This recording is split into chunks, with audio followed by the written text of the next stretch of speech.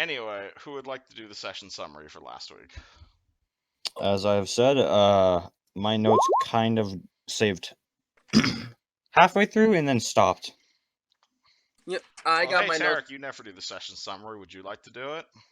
I was gonna say I got my notes right here. Let's see. This is section 18, right? I know, right? Wait a second. What is let's see, we didn't play last week. It was 2 weeks ago, last session. Okay, yeah, I must have just really summed up because I noticed that some of my notes are like really short for the last session. Anyways, the last time we met, we had been talking with Pepe L and learning more about these strange skeletons that attacked him. We went to go find Fred, his ally that he had a message coming from. Do you remember who these characters are?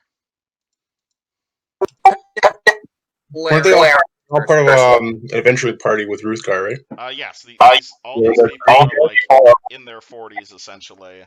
They're all former adventurers, and you are currently digging through their garbage, as it were.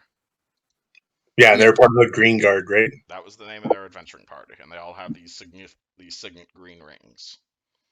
Mm-hmm. Yeah, we did manage to find some documents that after we managed to go find Fred outside of the manor that we are going to be going into later in this session, we went back to the manor of why is the character's name slipping for me now of all times? Stabby. Wasn't it Stabby's manor? Yes. His character, who has sadly left the party because scheduling issues. His name's Thaddeus, by the way. Thaddeus. Can we just assume that he let us use his house as a place to stay? Sure. Yeah. There you go. Yeah.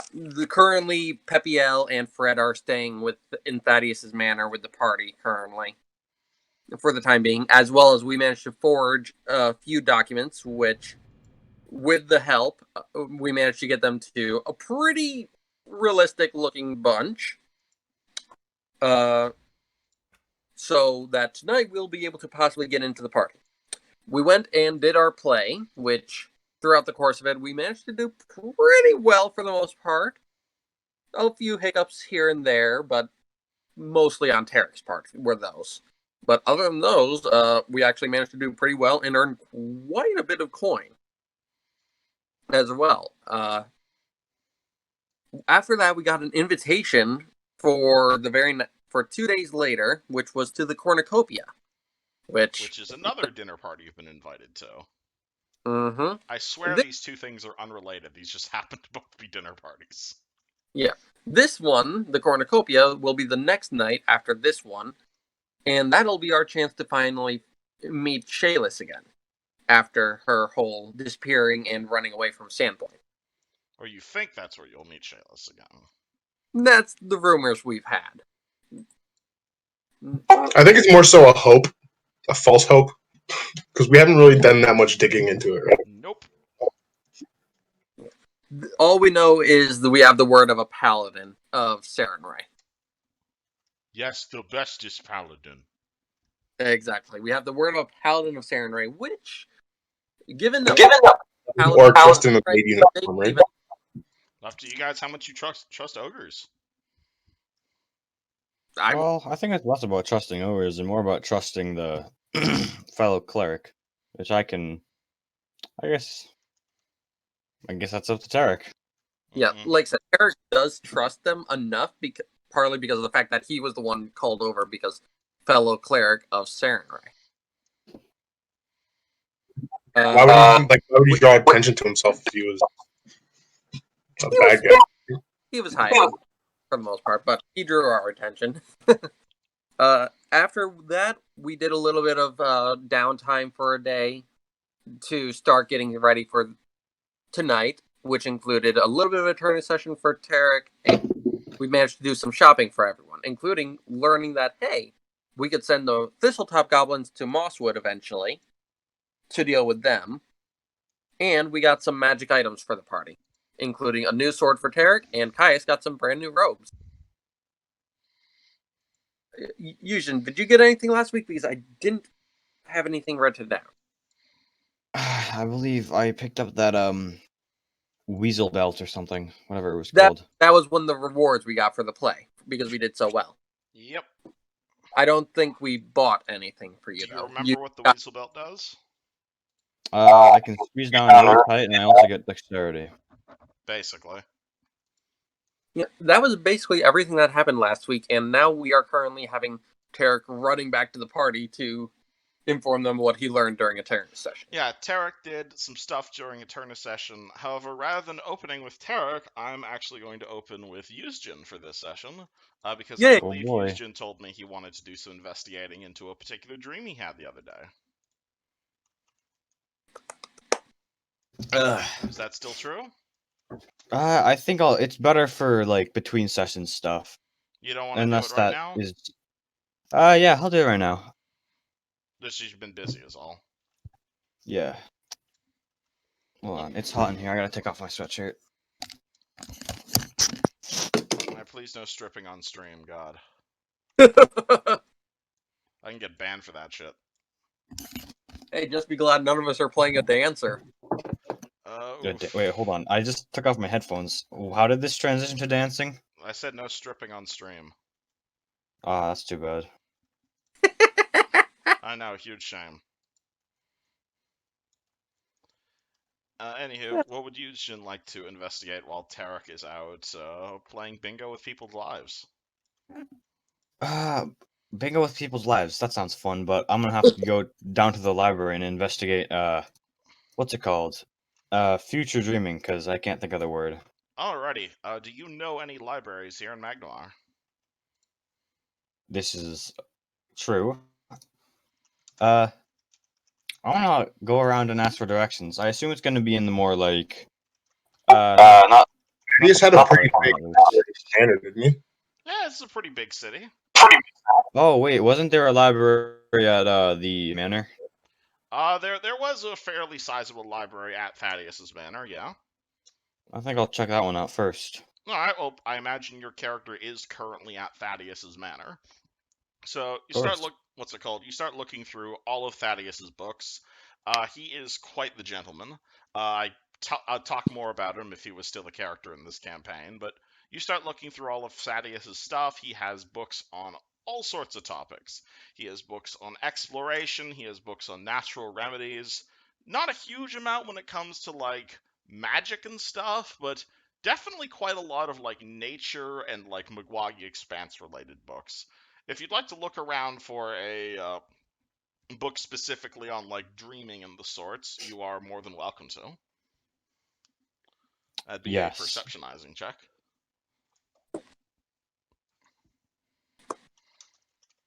That is this, I believe. Possibly. Dang. First roll of the night is a dirty one. That's pretty good.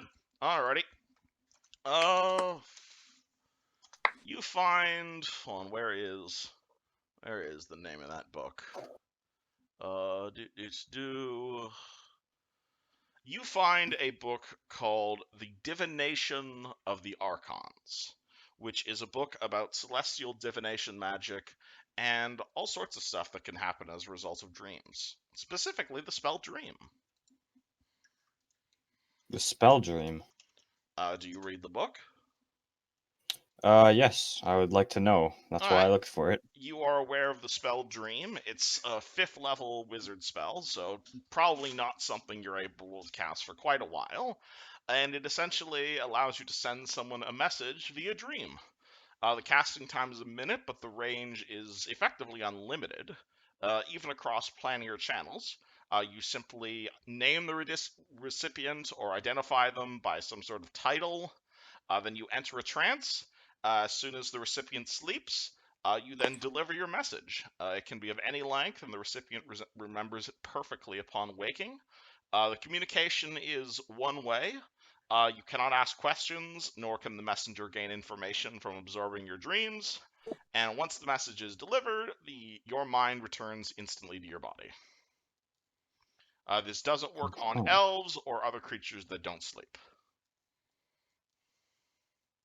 So is it always like, does it take place in someone else's dream, or is that like... Yeah, so when you cast the dream, you name someone. If they're awake when you're casting the spell, you essentially go into a trance. However, at which point, when the target goes to sleep, your dream ritual finishes, and the recipient receives your dream. Oh, Again, that's okay. only if you're dealing with specifically the spell called Dream. That seems Alright. pretty similar to what you experienced. Think so? Could it be like more than just a message and more like seeing? Or how do I put it? Like, if could they like transfer a memory with it? You are aware of a what's it called? Oh yeah, that spell doesn't exist in Pathfinder anymore. But it totally exists in my campaign. Yeah, you're aware of a spell called Modify Memory. It is a level 4 bard spell, though some clerics can also cast it. Essentially, you target a single living creature, and you can modify as much as 5 minutes of their memories, such as eliminating all memory of an event they experienced, allowing them to recall with perfect clarity something that happened, change the details of an event they remember, or implant a memory of an event that the subject never experienced. This doesn't Does that always have work. anything to do with magic? Dream? This is an enchantment spell. The duration is permanent when you're modifying someone's memory. However, you need to be fairly close and like in contact with them the whole time, so you can't like send someone a dream of like, man, poison tastes awesome. Well, unless you're sleeping with them at the time, of course. All right.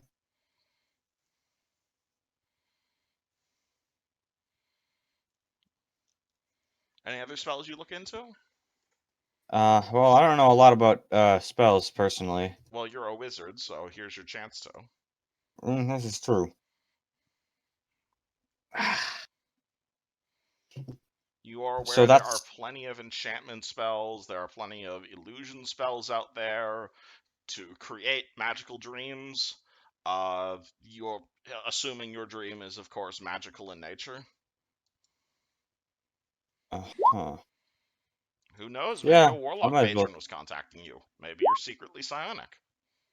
Who knows? I'm secretly silent. What? You could be secretly psionic. That would be so cool.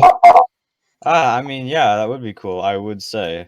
But, If you'd like to actually be secretly psionic, you're welcome to take the wild talent feat to get yourself some power points. Maybe when I level up. Alright. So, I think...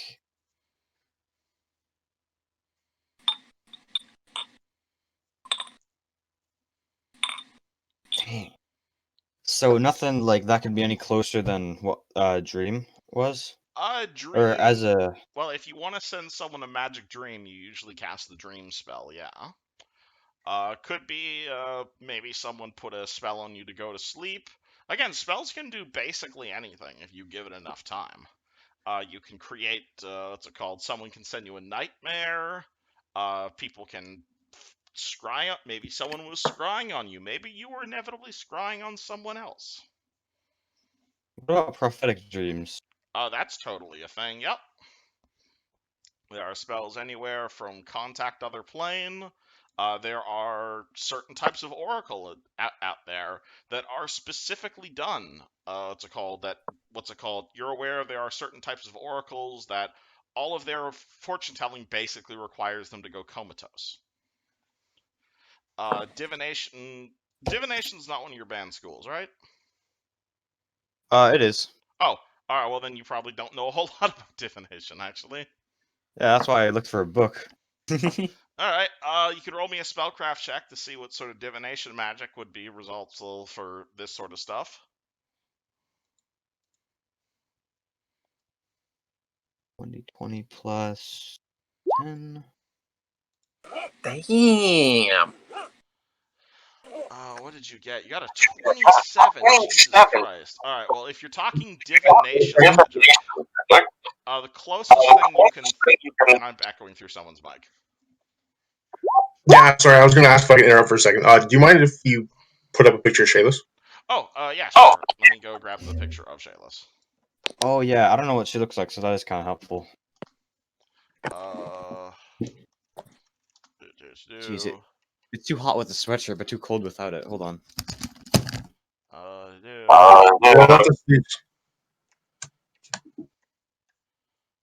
Where is... That's a picture of her. Oh yeah, she's like 17. She's got red hair. She is incredibly hot. Dupe. That's Shayla's.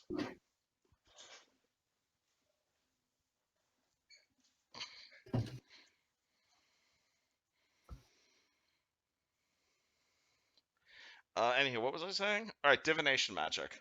The thing that makes you think if this was divination magic, your first guess would be probably a spell like Legend Lore. This is an incredibly powerful spell, on par with things like Finger of Death or teleportation. Legend Lore essentially lets you think of any sort of important person, place, or thing. The ritual tends to take anywhere from a few minutes to possibly even weeks, depending on what you're researching. If you know exactly what you're dealing with, it can be cast in like a few minutes. But if you're researching rumors, it can take literally months to cast this spell, and the resulting lore is vague and incomplete. What about like? Sorry. What about like involuntarily kind of stuff?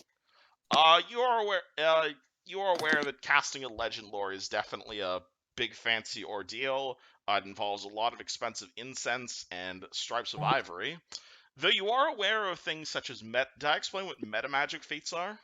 Yes. You are aware there are a ton of metamagic feats out there that can modify spells in different ways. Like you can cast a spell that is silence. You can cast a spell that is like if someone makes their save, you can have it bounce to a different target. You can cast a spell real quickly. So hypothetically, there's probably a metamagic feat that lets you cast a divination spell and throw it at somebody else.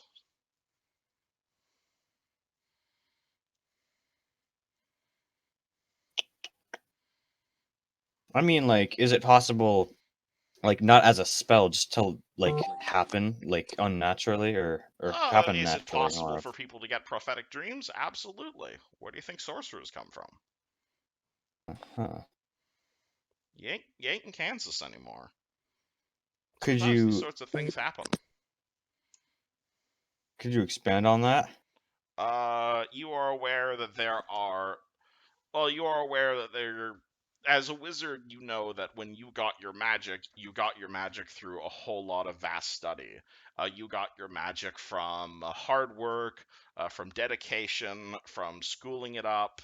Not everyone has that amount of skill, but some people, either through just complete dumb luck, perhaps they come from a family of wizards, perhaps they come from a family of diviners.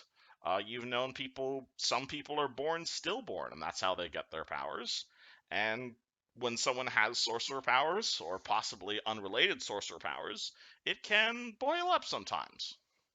And this can come in the place of accidentally setting your house on fire, or involuntary seeing the future.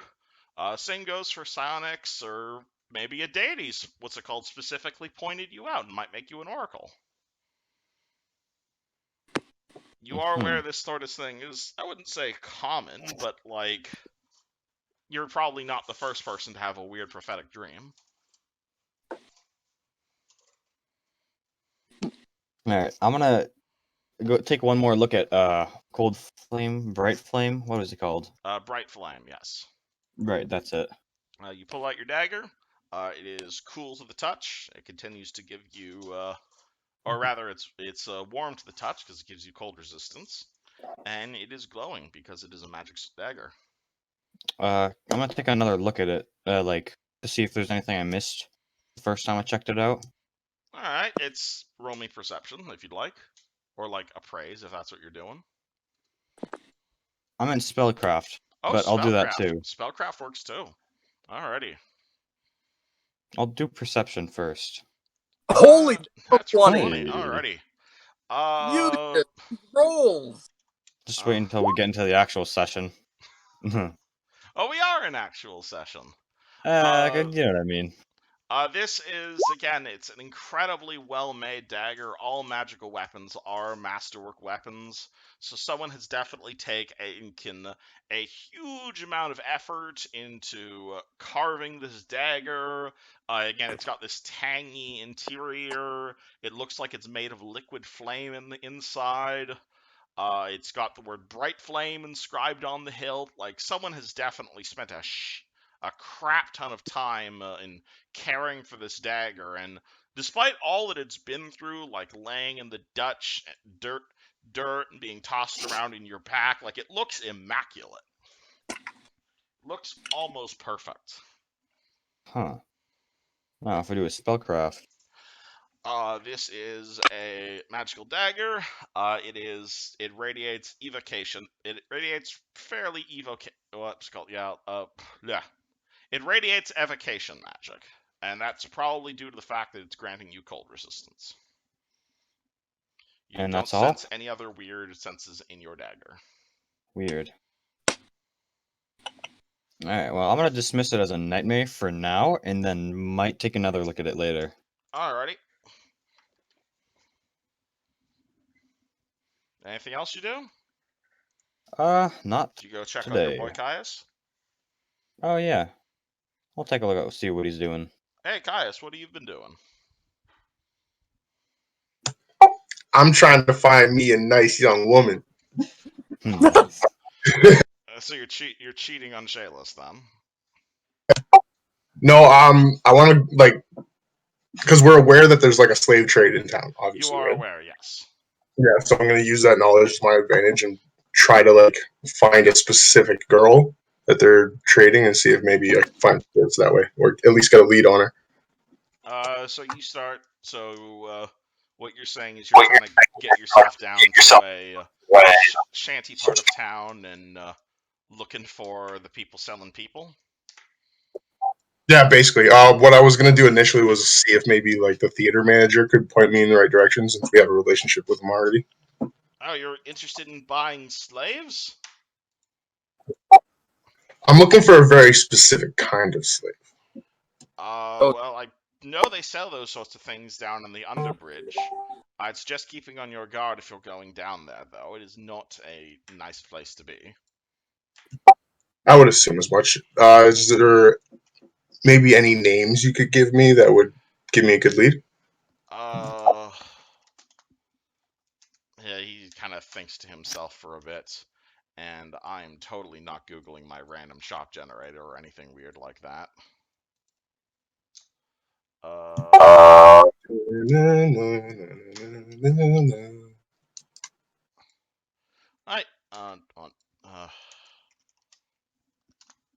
God damn it. There we go.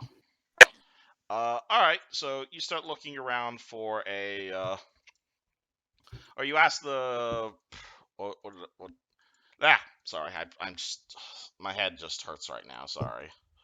You're good. So you start asking you ask the theater manager if he can recommend you a guy who sells slaves. He will say, Thorin is pretty good with that sort of thing. I've never really used her services myself, but she was instrumental in helping me find someone who was able to provide the festivities for last night. It's a bit. It's right at the corner of the Underbridge, right at the corner of Bay and B. Well, I appreciate the information. Thank you. And remember, if you ever need our specialties again, just you can probably find us in Sandpoint. Just well, look I for the imagine group I'm call. going to be seeing you tomorrow in a few days. Are you not? If you're not going to be joining me at the Cornucopia? Oh yeah, of course. I'm just restating that if you ever need a hand again, we're more than happy to help out. Absolutely. Though to be quite honest, after everything that's happened with the 6 trials, I'm not sure I want to perform something that dangerous ever again. It was fairly interesting, to say the least. Plus, the crowd wanted a lot of blood, and none of you ended up dying. No offense, of course. I'm rather happy you all survived, but you know how bloodthirsty these upper-class types can get. Yeah, well, knowing now what I didn't know before, it makes sense they would want that. Indeed. Well, good luck in your slave purchasing. Thank you very much, and good luck with your future endeavors. Indeed. I may head up to Sandpoint at some point. And Director Nonon walks away. Now I'm going to exit the theater and assume that maybe I bump into Yushin at that point. Oh, alright. Yusjin, Tarek, and Caius, you all just bump into each other cartoon style as Caius Well, this leaves is the theater. convenient. So I may have a potential lead on finding Shayless. I talked to the theater manager, and he gave me the name of a potential slave trader. Her name's Thorin. Alright, well, Yeah, and if we have time before this party that's coming up, I think it'd be a good idea to get a little bit more information on this. Speaking of the party, oh boy, that's going to be an interesting situation. It's not just one Why do you say that? We're not just dealing with one necromancer. We're dealing with an entire mansion worth.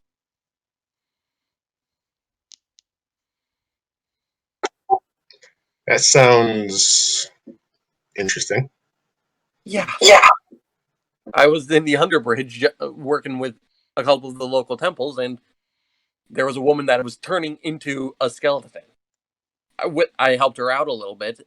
Had to abandon someone else, sadly. But with her help, I managed to learn a little bit about what's going on tonight. She is apparently one of the servant girls from the manor.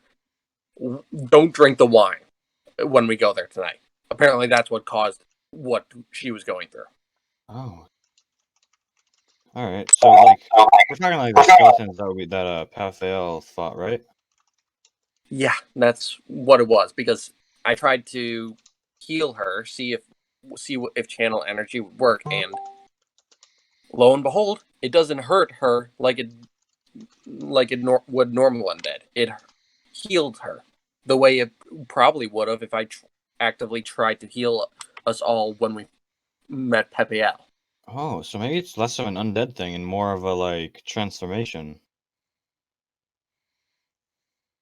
Yeah. That would make sense if they weren't responding to, like, the holy magic. I don't. It just happens to look like a skeleton. We might find out more when we get there tonight. We'll have to be careful and probably find some research if we can. And that's if they don't flat out tell us what's going on there. Because, hey, it's apparently a big party to find out what this new undead is. That's at least what I understood of the situation. What kind of party is it? Is it like a masquerade, or are we just going barefaced?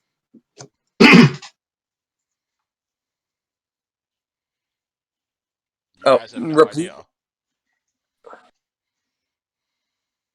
So all we know about this party is it's a bunch of undead worshippers. It's a bunch of necromancers, yeah. People who raise the dead and create undead. We could use our newly gained notoriety in town to our benefit.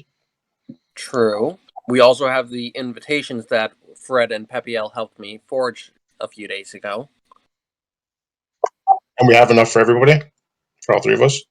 Yeah, I created like 5 or 6 of them, yeah. And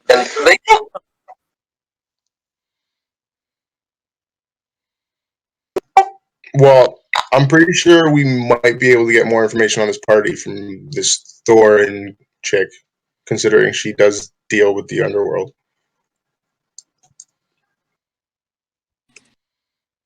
she might, yeah. It would actually make sense. Would Tarek have noticed what was her shop name? And after we find out the shop name, would Tarek have noticed it while he was running through to find the rest? Yeah, you can retroactively roll me a perception check. Okay, let me see. Perception is currently only +3 because of my wisdom damage. Well, you are taking a penalty due to this being a few hours ago. True. Yeah, he doesn't remember. You had bigger things on your mind. Yeah.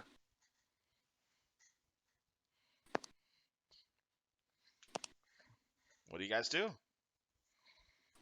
I think we are going to start making our way to Thorin unless someone else is otherwise. You have another thing. Yeah, she's just at the edge of the underbridge on a street called the Bee. Oh, there's something else you guys wanted to do, isn't there? Yeah, we were going to think about selling the spell page. That's right. Sure, we could do that on the way. Yeah. And if she doesn't, and that's if we don't sell it and get a little bit of coin out of her, because she might.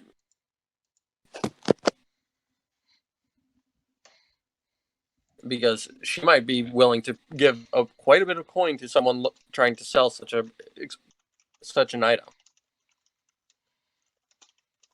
And since I'm not actually looking to buy a slave, but it would probably be good for a trade.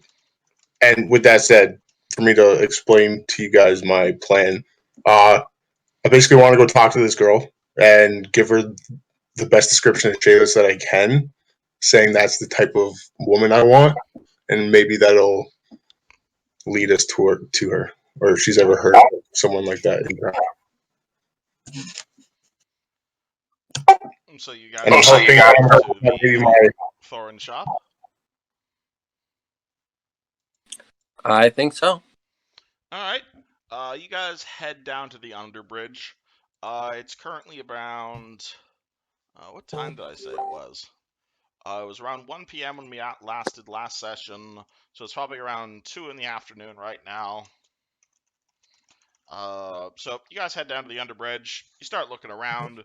It's surprisingly busy, given where you are. There's a few, like, seedy-looking taverns around here, but that's pretty normal for the underbridge. Until you get to a store. It's a 2-story building. It's made of timber and brick. And you see a sign outside that says Thorin's Oddities. And also a whole bunch of, like, skulls impaled on spears. Which definitely doesn't look normal.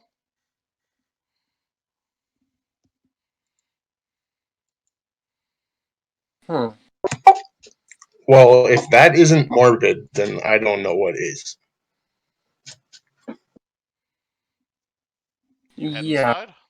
inside? Shall we make our way inside, guys? Yeah. What do you say, Yushin? Should we? It's a little.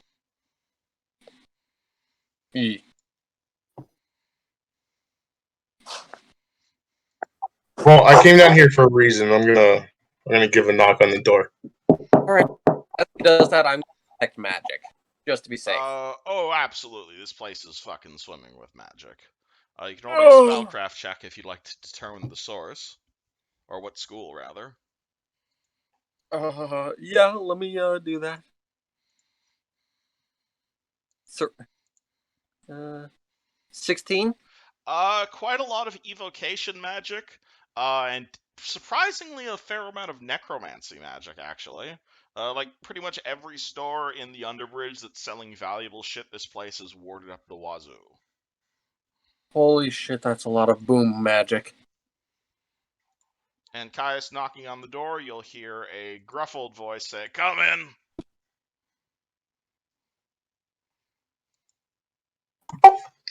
Well, good day there, sir. Alright, I don't open the door. Inside, you're going to see a smooth stone floor. On the other side, you look around, you see a surprising number of, like, accessories, chains, and... Oh, hey, that's a skeleton right next to you. What do you do?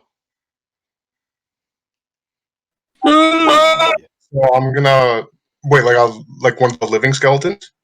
It looks to be a skeleton. It's animate.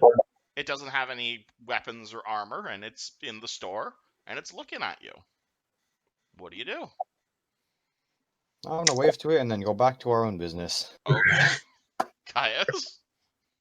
I'm gonna just look around and ask it if he knows where I can find Thorin.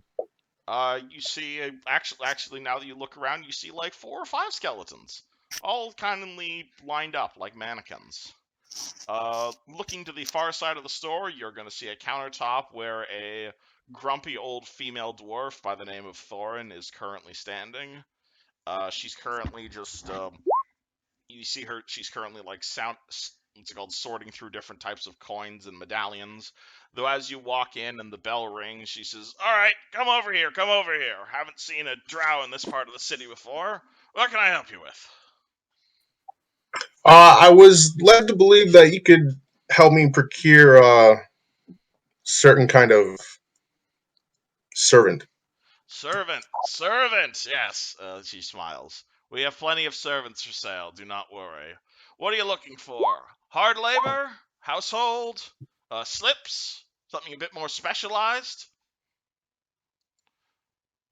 We have a deal on the skeletons right now. I'm looking for something a little personal and erotic, if you get my drift. You're looking for whores. We have plenty of whores for sale, my good sir. What's your fancy? You like something a bit more mature? I've got a deal on the grannies. My what's the word? Fuck. Oh yeah, Tarek, as you walk into this room, you will definitely see there are, like, you don't see any people around, but you definitely see, like, skeletons and zombies who are surprisingly clean. Like, despite their flesh being rotting, it looks like someone has, like, hosed these things down magically. And they're just kind of standing there like mannequins.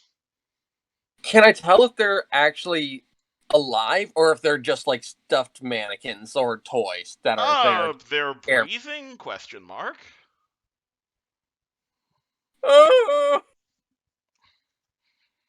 Don't worry, the merchandise won't attack you unless you're willing to purchase it. And I will say, if you're one of those damn paladins coming here to destroy all the skeletons, I don't care what you do with them after you purchase them. If you want to smash them, you're going to have to pay for them. Necromancy is legal in this city. Get over it. What do you say? Tarek is just very much panicking, just looking at them. He's not going aggressive against them, but he's more like looking scared that there's. I'd want to try to grab like Tarek's attention and just like tell him to breathe. All right, Caius grabs you. It's like, I'm trying. We won't be here for long, buddy. Hurry. I'll just wait at the door. Yeah, how about you keep guard? I'm pretty sure that agent can cover me if anything goes wrong. Yeah. Anywho, what's your fancy there, drow man? You looking for something a bit old? You looking for young?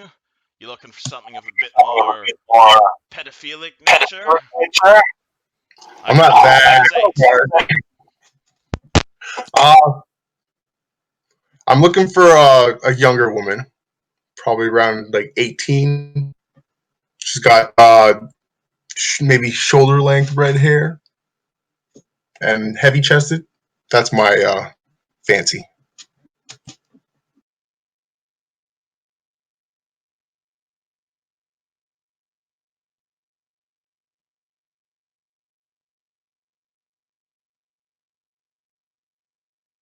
Are you guys still there?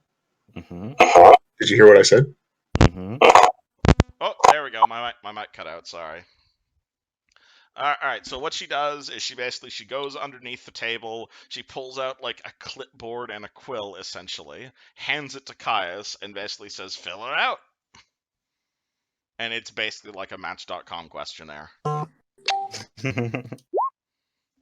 I'm assuming you fill it out to Shayla's specifications. T. Alrighty. She takes it. She looks at the questionnaire, shakes her head, And she says, "You're going to have to compromise in at least a few of these sessions. I had a girl just like this come in about a week ago, but I just sold her, I'm afraid." To whom? She kind of looks at you a bit weird. "Why do you care?" No specific reason other than Client confidentiality and all that. I have very specific tastes. Very specific tastes. Well, perhaps I might be willing to divulge that information for a suitable price. Which would be... How much do you want to give this woman?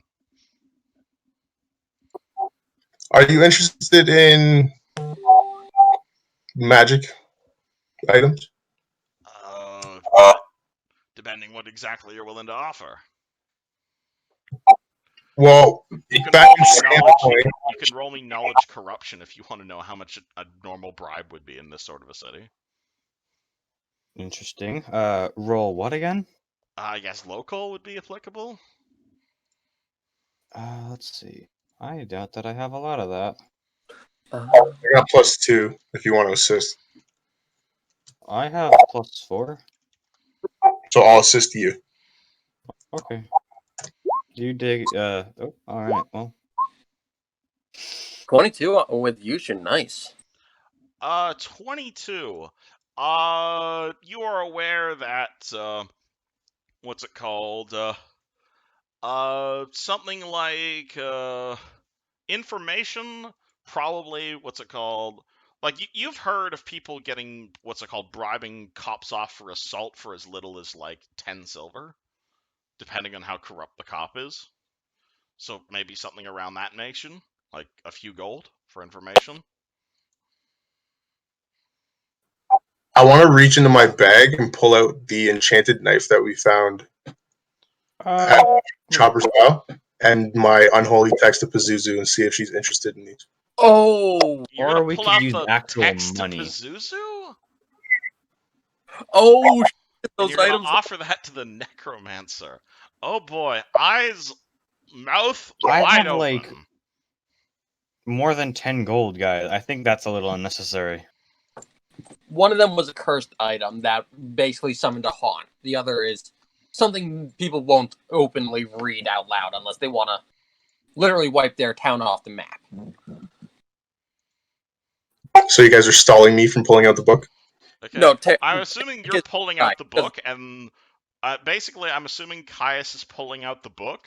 The necromancer does this, and the rest of the party realizes what's going on. Tarek is outside. He doesn't. Oh, Yusjin, you see this happening. Do you allow this, knowing you have this incredibly valuable and holy book in your hands? Are you kidding me, guys? Kid you not? We have, like, other things that we can use. Well, I didn't think it would elicit a reaction like that. Well, it's like showing kid candy and then taking it away before their eyes. Like... Well, I have no use for it. And then we could probably use this to our advantage if she's this interested in it. Probably take skeletons off her hands too. Why do we need to take the skeletons? Oh no, it was just an impulsive thought. Is that I a wasn't yes, really- you're offering the book for information? Because by all means, I'm willing to take that deal. And we could be all the information I need. What do you need to know? Where can I find this woman exactly? Hand the book over. Yushin? Yeah. I'm gonna try and figure out how much that's actually worth first. How much this book is worth? Roll me a praise. I have actually 1 or 2 points in that, maybe. Okay, I don't roll me know an how appraise many. check then. Oh, I have +8. Oh, damn. Okay, this is a holy text to Pazuzu. So printing wise, you could probably sell this for like just the book in and of itself. Obviously, would depend who you sold it for. Selling this to like a random merchant might net you like 10 gold. Though obviously, if you were able to find a collector, or in this case, a necromancer who is quite interested in that subject, you could get almost 10 times that. Interesting. So 100 gold. Again, this is the reason she's having the reaction. You're vastly overpaying a bribe. Well, to be completely honest, I'm just gonna like say this aside to Houston. We could probably use her in the future, so like this might be a good trade in the long run. Yeah, Certainly, you can get yourself a slave and the information. This get the slave. I think your morality is a problem. I mean, you can only do so much with it, right? That's fair. Getting a slave would probably be pushing it. I mean, unless it's like getting her and like, hey, saying, hey, be free. You guys interested in purchasing one of our skeletons? Now that I think about it, I don't think Tarek would be too happy about that decision. Eric would be avoiding it as much as possible if he doesn't flat out try to break it the first moment he has a chance to. And that is true, Tarek. I have an idea. Could you actually tell us more about these skeletons? By all means, what would you like to know? How are they made and where do they come from? I'm afraid to say that our... I will. If you're asking if these bodies were stolen, I assure you, all of the skeletons in my shop are either provided by deceased donors or former slaves. Absolutely, all of these cadavers were acquired completely legally, and we follow all relevant rules. I'm more interested in like the method of how they're like reanimated. Are you asking how to reanimate a corpse? That's basically necromancer, my friend.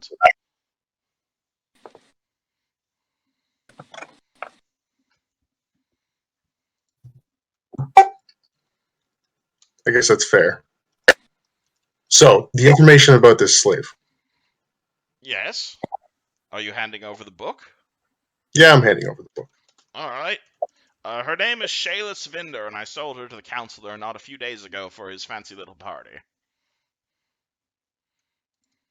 Oh. I think he said he wanted a bunch of kitchen slaves. The party that's going on tonight? Cornucopia, or whatever it's called. Cornucopia. I think I've heard of that one. You shouldn't. His second came by over a few days and purchased a bunch of serving girls for the kitchen.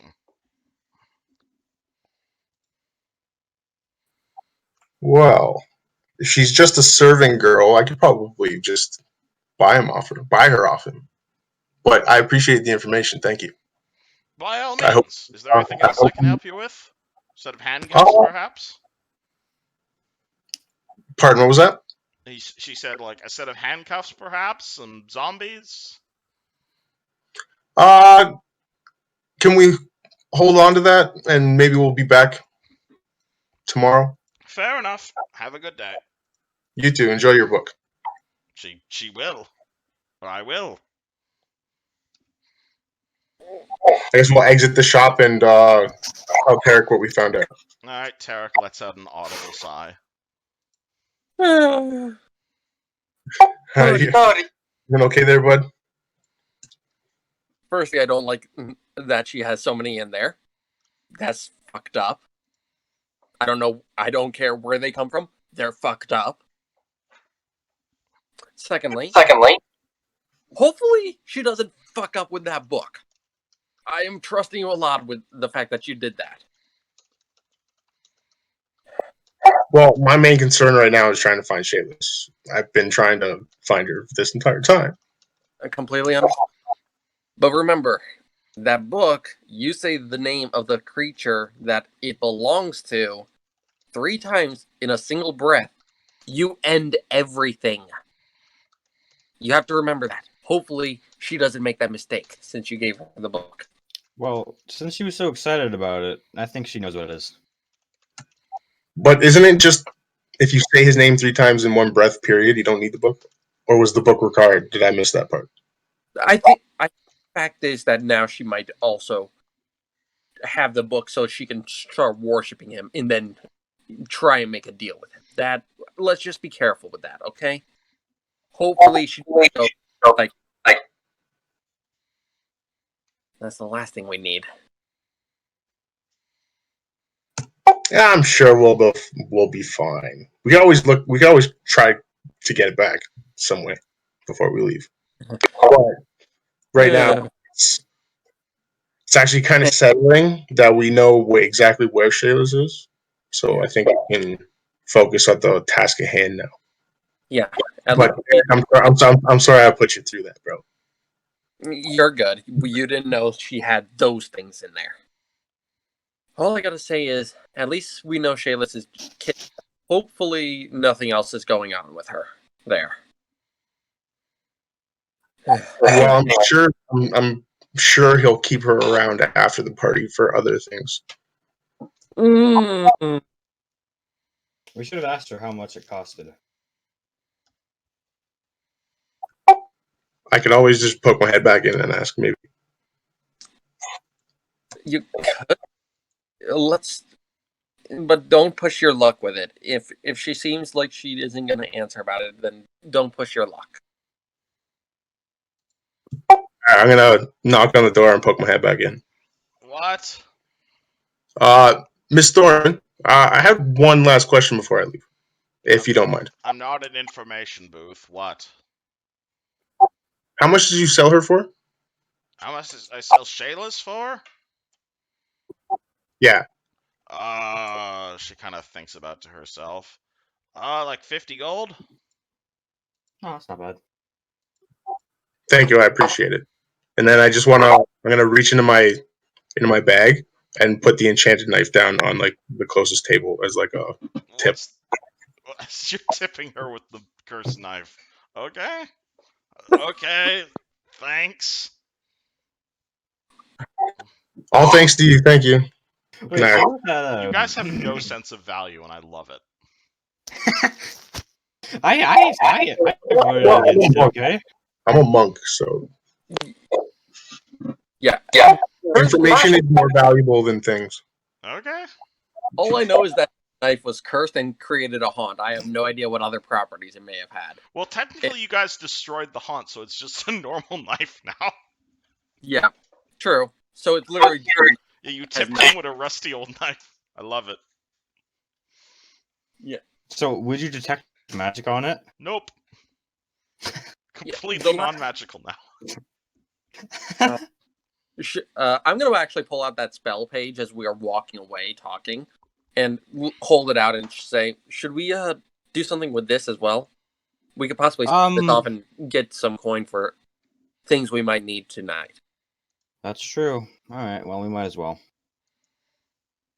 Alright. Do you guys remember the name of that shop that we went to where we got the stone salve you have? I think I don't remember where it was. Paulu's Quill, that's where it was. Yep. Should we stop by there? He might take it for he might get us a good deal. Yeah, especially since we're friends with Pepe and Fred. That is also true. Alright, I'll let you guys speed along for selling the page, because I was expecting you guys to do that last session. You guys can get 4,500 gold for it. 4,500, so split. Assuming you're happy with that price. I mean, it's not as much as it's actually worth, but it's still a pretty good price. Alright. Do you take that price if offered? What do you guys think? Good price? Or should I try and get a little bit more? Well, you could fuck up. Get a little bit more. Alright, roll it. I mean, there's a lot of merchants in the world. You can also find another merchant who might appreciate it a little bit more. Right, that's true. Yeah, but would another merchant be willing to give us that much for it, even as a friend of a friend? Yeah, that's true. That price is fine. Is there an auction house in town? Is more there an money. auction house? I have no idea. Hold on. That's actually not a bad idea. I've never thought about that. Huh. Is there an auction house in Magnemar? Zoo. There is a ship auction house in Magnemar, where impounded ships are auctioned off after 90 days. Because this is this naval town, but no item auction house now. So it's 4,500 or bargain for a little bit higher. Or roll me a diplomacy check and see what happens. You got the best diplo. I have a +7 to it. +8 if I guidance myself. Wait, that circle better? Yeah, can I give the circlet to Tarek? Absolutely. Because I don't need I don't do it anymore. Unless Tarek already has another headband. No, Tarek doesn't. He has nothing on his head. Alright, do you give him the Circlet of Persuasion? I think you might be able to use this, bud. And I guess you plop it onto his head. And then with a guide, it adds up to like plus 11. A lot. What exactly does the circlet do? The Circlet of Persuasion gives you +3 to all charisma-based checks. So diplomacy, intimidate, perform, all that jazz. And you can mark this down as a misc bonus. Okay, so under all my charisma-based skills? Well, are you giving to Tarek or Caius, are you giving it to him permanently or just for this one check? You know what? I'm only going to give it to him for this one check. Okay. I figured that's how we were doing it, yeah. Okay, yeah. If you plop it on his head before I go in, then yeah, I'll roll that Diplo. Hopefully I don't roll a natural 1. Aren't you guys happy attunement is the thing? Yep. But yeah, that's when you that just bind yourself to a magical thing, right? Yeah, it's a 5th edition mechanic. I think it's dumb. Wow, that Yeah. sounds really boring and annoying. Yeah, roll me Diplos. But this will mean that I get a +11 if I guidance myself as well. Sounds about right. Roll me diplomacy at +11. Natural 1. Oh boy. How? Alrighty. So Tarek walks in there, and like 10 seconds later, he walks out, and then someone throws the crown. Then what's it called? The wizard throws your crown of persuasion at Tarek, and it hits him in the back of the head, and the door slams shut. I do not have good luck. A for effort. A for effort. One of you two want to bring this in there and do that? Don't try and persuade. Sure. You might need to find a different store. Yeah, I literally. I'll give it a shot. I think I can. I can't believe I rolled a natural 1 of all things on that. I have a hero point. I could re-roll it, but I don't think it's worth re-rolling a hero point. No. This. I don't think it's going to give it that much more gold. To go sell? Yeah, sure. I'll give him Age because Tarek is just of course, I probably rolled that natural 1 because Tarek's still technically high as all balls right now. Oh yeah, on that note, Yusjin, can you roll me a perception check? Oh boy. And or Caius, if you're around. Awesome. Never mind. Caius, you back? Never mind then. Ain't that a shame? Yeah. But yeah, that's why Tarek has 1 point of wisdom damage. Yeah, well, still. I'm saying they don't realize that in character. True. Alright, so are you giving the Hat of Selling to Yusjin? I'm giving the spell page, and if Caius says I can, I'll loan the crown to Yusjin. Nah, I'm not gonna try and raise the price. Alright, actually, yeah, I'll take it just in case he's still mad. Okay, do you go back to the same mage, or are you trying to sell it to a different mage? Well, it's worth a shot. Is that a yes? Only Tarek. You have 1 on it? Oh my god. Alright, Caius, roll me a perception check.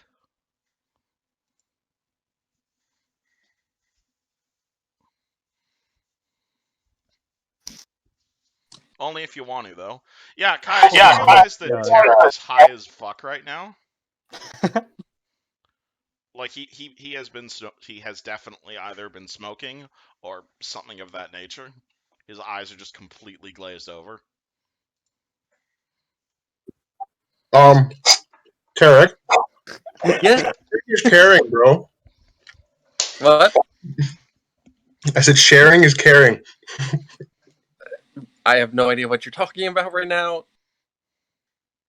Why do you look high as a kite? Ask the Temple of Shaylin about that. I've heard they're a fun bunch. Wait, what? Did I miss something in the 1 minute that I was gone? No, this was a thing that happened in the Turda session. Oh. Yeah, Tarek's been high as balls ever since he ran back to you guys.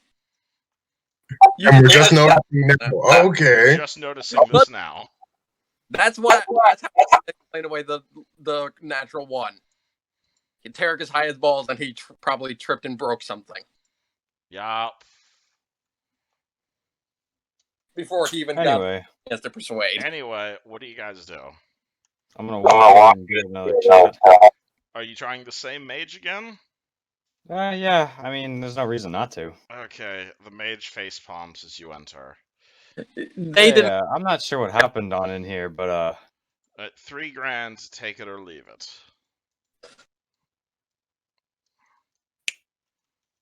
I'll think Wasn't about it just 42? I think we should come back later. Yeah. All right. Maybe we'll get a. And try to figure out what the hell's going on with Tarek. What do you mean? Can't you tell? He looks a little out of it. Should I take another perception check just to take a look? No, I think Caius pointing it out is enough for you to realize that, yeah, Tarek looks high as balls. Man, what? When did you take some you know?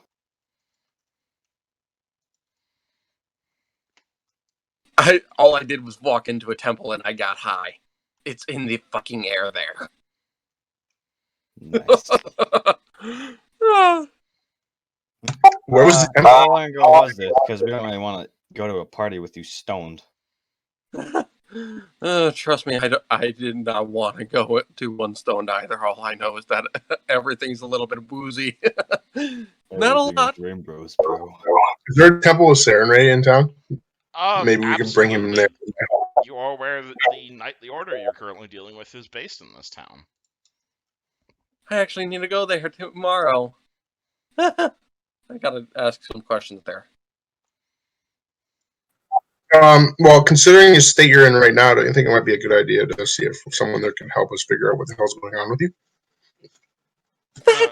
He knows what's going on with him. Oh, I'm fully aware. Oh boy, that might help, at least help it wear off, because I kind of rushed out before the clerics of Shaylin or Pharasma could help me out. Long story there. So, if you know how to fix it, we should probably go that way. How much time do we have before the party? It's currently 3, and the party's at 5. That's enough time, right? No, maybe. Depends on where the temple is. Also, so that's a no. You guys did not sell the page, did you?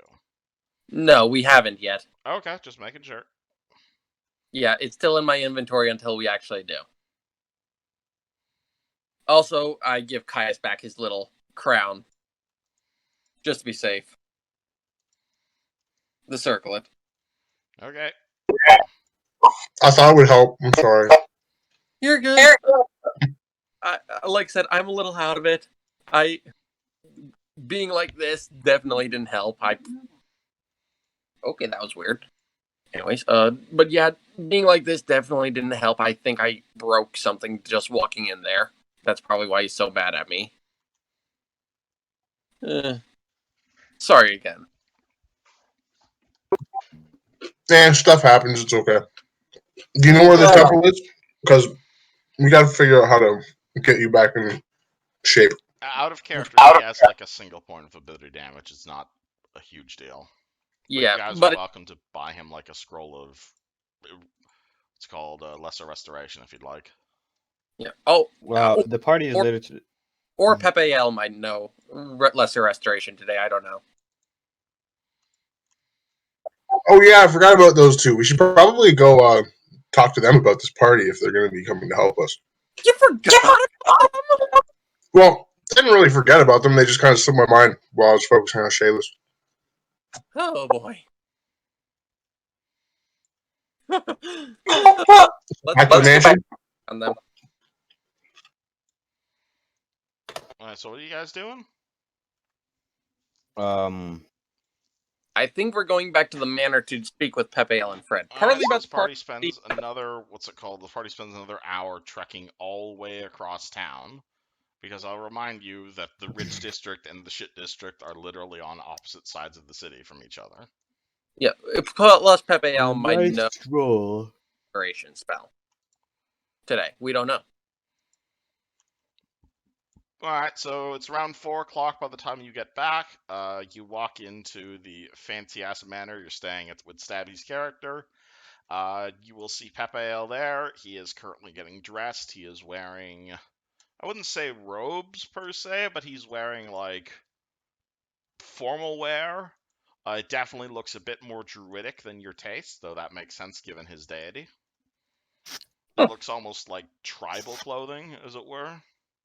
And Fred's just there in leathers because Fred does not give a fuck.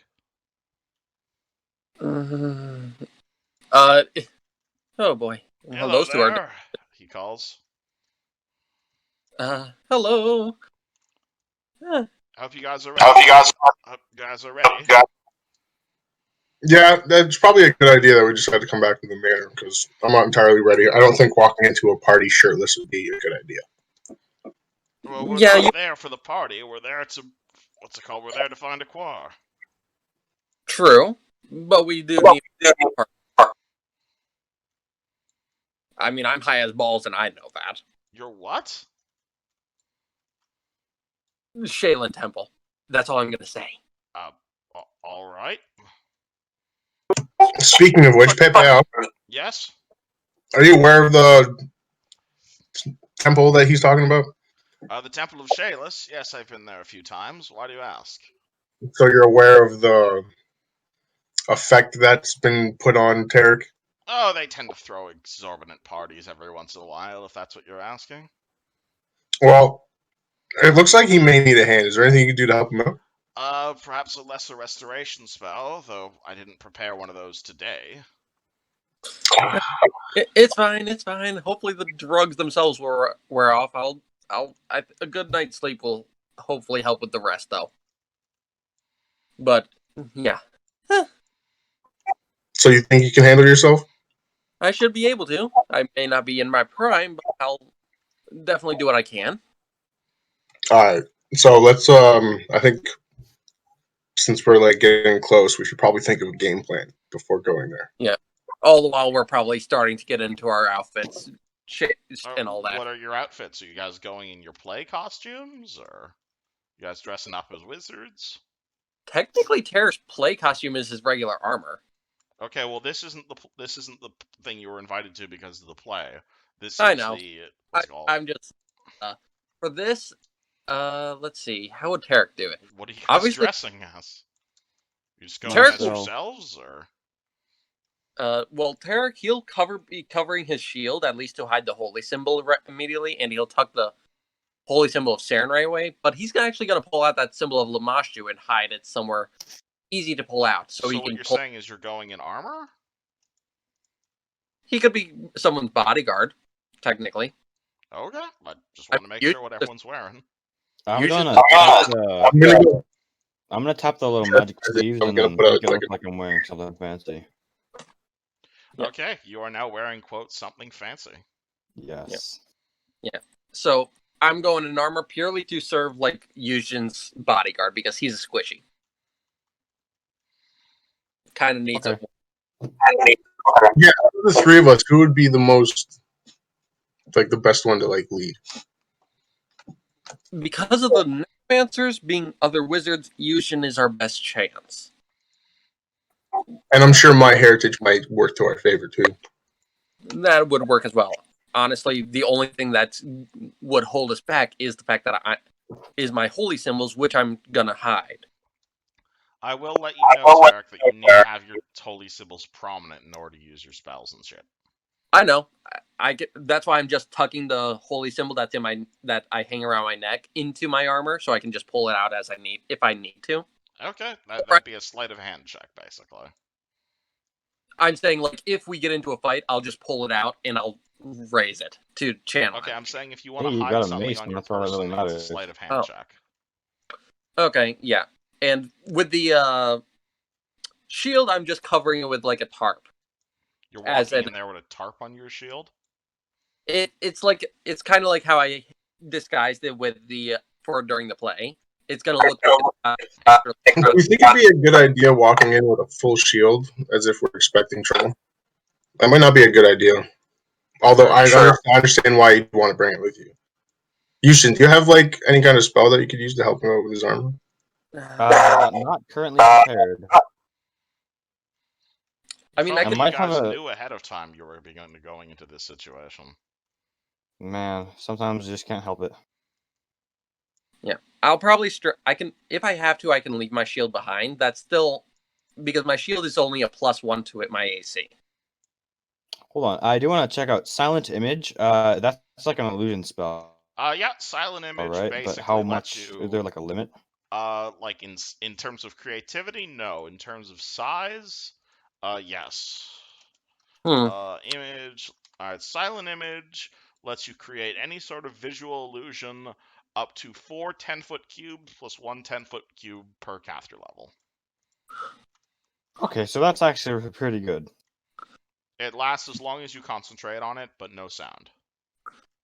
Could I maybe use minor magic to like disguise my to like hide the holy symbol on the shield and just have it strapped to my back underneath my cape? Or you can have the other side strapped to your back. Rub soot on your shield. Yeah, I could do that. Though that means you'd need to spend time clearing it if you wanted to use it. True. Just attach it to your back with the symbol facing your back. Yeah, I can do that for now. I got my cloak on as well, and that works too. I'll just tuck it around my neck, into my armor. Which that's a sleight of hand check to do. It'd be a sleight of hand check, posed by the perception check of the guy frisking you. You don't need to roll now, but you'd roll if someone was opposing your check, basically. Okay. Yeah, but I will actually have the holy symbol of Lamashtu more prominent. Like, okay, you wear your holy symbol of Lamashtu. Not mine, the one from the closet. The holy symbol of Lamashtu that you own. Yeah, that's the one that I have from the closet. I'm making a joke. Yeah, sure. But yeah, I think that's about it. But what is our game plan? Obviously, Yushin taking the lead. I'm sorry, I zoned out for a minute. You're good, but yeah. Okay, what's our main objective of this party? Necromancy. Simple as that. That's the big focus. Like finding the source? We need to find this augur guy, and we need to make sure we aren't slaughtered by undead in the necromancers. You can roll me a knowledge remembering shit check if you don't know why you're doing all this. Like I said, I should post my spell slots real quick. Bonk. Thank you. Oh, we're re-preparing spells? I know he's just sending me the spells he has prepared. Oh. Yeah, just so I don't have to like dig through my DMs to find them. But yeah. Thank you. I may as well roll as well just to be safe. Hey, Tarek remembers, even though he's high. Okay, Tarek, you remember... So what got you all mixed up in this is you will recall that originally you guys needed a bunch of paladins to clarify the rune well. You asked the sheriff to go find a bunch of people, and he essentially found you guys paladin mercenaries. In payment for all of this, they asked you to murder a lawful good cleric by the name of Pepeal. You thought this was a bit suspicious, and so you then decided to go speak to Pepeal, at which point he told you he was good friends with a necromancer, who has now been dead for 15 years, and Ruthgar before their group broke up. You guys decided not to kill Pepeal, at which point he was almost assassinated by a bunch of random skeletons. You thought this was a bit suspicious, and so Pepeal told you of a friend he had by the name of Fred, who turned out to be who was currently scouting out a party of necromancers that is hosted by one of the dead necromancer's former students. And so you believe confronting said dead necromancer's former student, whose name you haven't actually gotten yet, hilariously enough, will lead you to what the hell's going on here. His name was mentioned to be augur by Pepeal. Oh no, Pepeal's friend was named Aquar. He has been dead for 15 years. That was the other guy. That's the party guy is being hosted by one of Akor's students whose name you don't know. All right. Does Fred know? Because he was already scouting the party, right? Do you ask Fred this? Frederick, my kind sir. Yeah? Do you know the name of the host? Well, the estate's called the Fleming Estate, so perhaps something Fleming? Well, that's something. You could make a check on that name. Look, I don't want to play the game for you guys, but... Knowledge local? Knowledge local. Would knowledge nobility also work? Nobility would also work here, yeah. Very nice. I love that I put a rank into that, apparently. I have a +2 to local. Tarek got a 10 on nobility. Never heard of anyone by the name of You guys have no idea who you're going after. I love it. Oh boy. Do we have we don't have any possible description of him before we go in there? No, he was the guy who owns this manor, was a former student. I was asking like Fred and Pepe for a description. I haven't gone inside, but from what we've encountered, he's probably a skeleton. So that's gonna be a little tricky. Fun. And we have like 45 minutes until the party. Yeah, so we're going in only knowing that this is a necromancy party, and we don't have anything else really to go off. I do have zone if we need it for when we get to questioning people, but that'll be a little bit. That is going to be something that I resort to only if I'm not able to be seen. But so Fred, you don't have any other leads on this party? You guys haven't found any?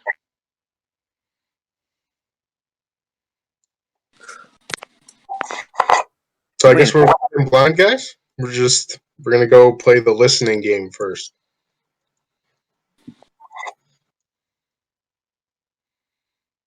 Actually, Ted does have the name. Oh, you did get the name of the guy. Ululumar, yeah, from the serving girl. Yeah, I just remembered that. Yep, Ululumar. I don't know what he looks like, but his name is Ululumar. Yep. Let me try and type that as best as I can. Ulu. Spell it phonetically. It's a very weirdly spelled name. Ululumar. And this girl, Tarvi, she was working under one of Ululumar's servants named Gabe. That is another of the people who works there. Yep, you have names. I don't know looks, though, sadly.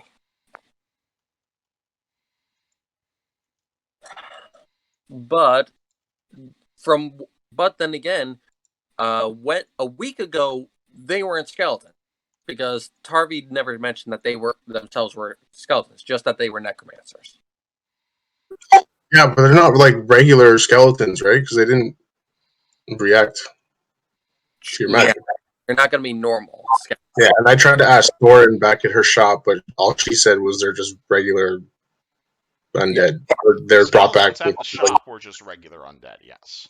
This will be what Harvey was turning into. Most likely, they will be undead skeletons by now that are like what we fought before. Because if I had left her she's been in that state for a few days. She was brought there a week ago with her entire arm of skeleton. But if they are in any condition that she was, they may very well be mostly skeletonized, if not completely, by now. But the process was extremely painful, so it's possible that they actually may have waited. We won't find out until we get there. Great. But so we know there's a problem. We just don't know exactly where the problem's coming from. So we gotta be very careful with this one, guys. Exactly. I think my headphone wire is stuck on something, so if I disconnect, that's why. You're good. All right. Let's go. Or at least let's make sure we're ready for these last few minutes before we walk down the street, basically, to go for this. All right, so you guys are heading to the party? Yes, we are. Alrighty. Alrighty, let me go grab descriptions of the party. This is Alrighty. going to be And again, sadly, I do not have a map for this, unless you guys break out into combat. At which point, I will have to ask myself out a map, so apologies if my descriptions are all you're going to have to go on right now. But, right, that's what I was asking. So, Tarek is dressing in armor, Yuzjin Caius, or Yuzjin's magicking himself clothing. Caius, what are you doing to look presentable? Well, considering my robe's already fancy as crap, I'm basically just going to put like a long sleeve shirt underneath my vest so I'm not topless.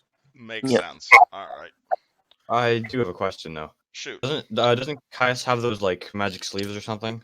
You have the magic sleeves. Oh, I thought someone else did. Or maybe I was thinking of something else. Are you Oh, thinking about the magic hat that it acts as disguise? Oh, yeah. That's another Yeah, thing. that's another. Well, yeah, I don't think I need to disguise myself. I'm pretty sure. It's not like you guys are famous or anything. Peric, like I said, he's basically just if he anything, he's gonna act like a dumb old brute of a orc that's acting as your guard. If your shield does Speaking get of you which- can just be like, oh, I peeked yourself, cleric, or whatever. The only, unless his holy symbol of Sarenrae is exposed, right now he is the only holy symbol he has showing visibly is the Lamashta one. Cool. Yeah. Alrighty, so you guys start making your way towards the Fleming estate. Before you stood a odd-looking building. It appeared to be a recently constructed manor house. However, it was surrounded on all sides by a high fence, and flanked on both sides by shadowy alleyways, both created by much larger buildings. Perhaps as a way of compensating for its size, however, the estate had a white brick exterior and few windows, save for the main entrance, where a minotaur, dressed in a suit and tie, though still with a great axe laying against the fence nearby, took tickets. What do you do? All right, guys, when we go in there, our backstory is we were invited here because we did so well in the play. Mm-hmm. And then we can work off that. It sounds good. And I got the tickets here. I can hand them in as like the bodyguard situation, or do we want to hand them one at a time? I think, Tarek, you take the lead and you give all the tickets, and then I'll take up your rear. And then Yushin can go in behind me, and then Pebale and Fred can come in last. All right.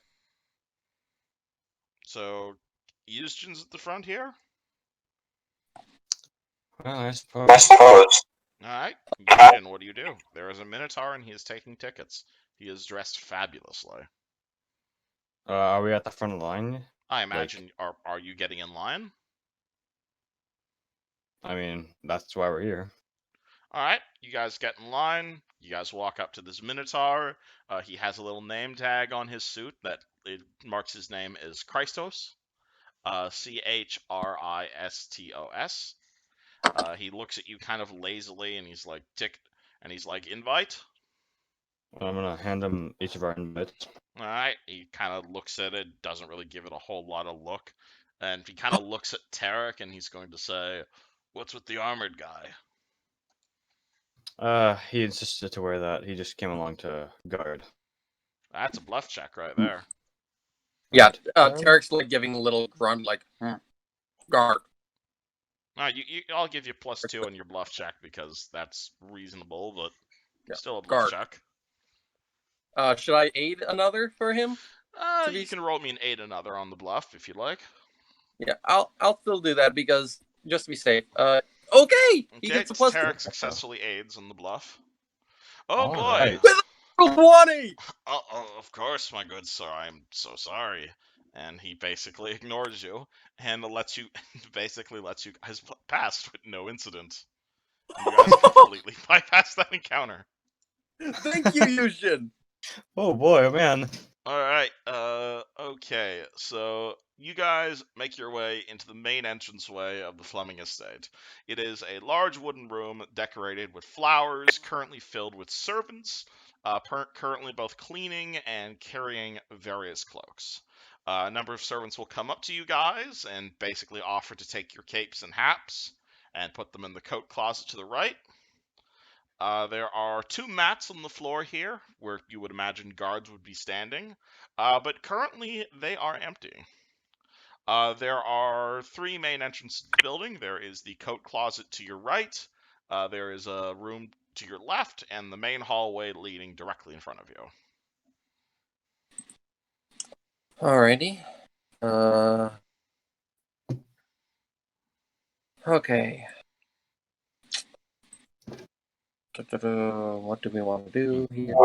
I think we should enter like the main area of the party and just start like listening to like what's going on. Alright, so you guys go down the main hallway? Yeah, we're like try to, because like big wigs at parties usually stand out, right? Probably. Yeah. So that's what I'm hoping for.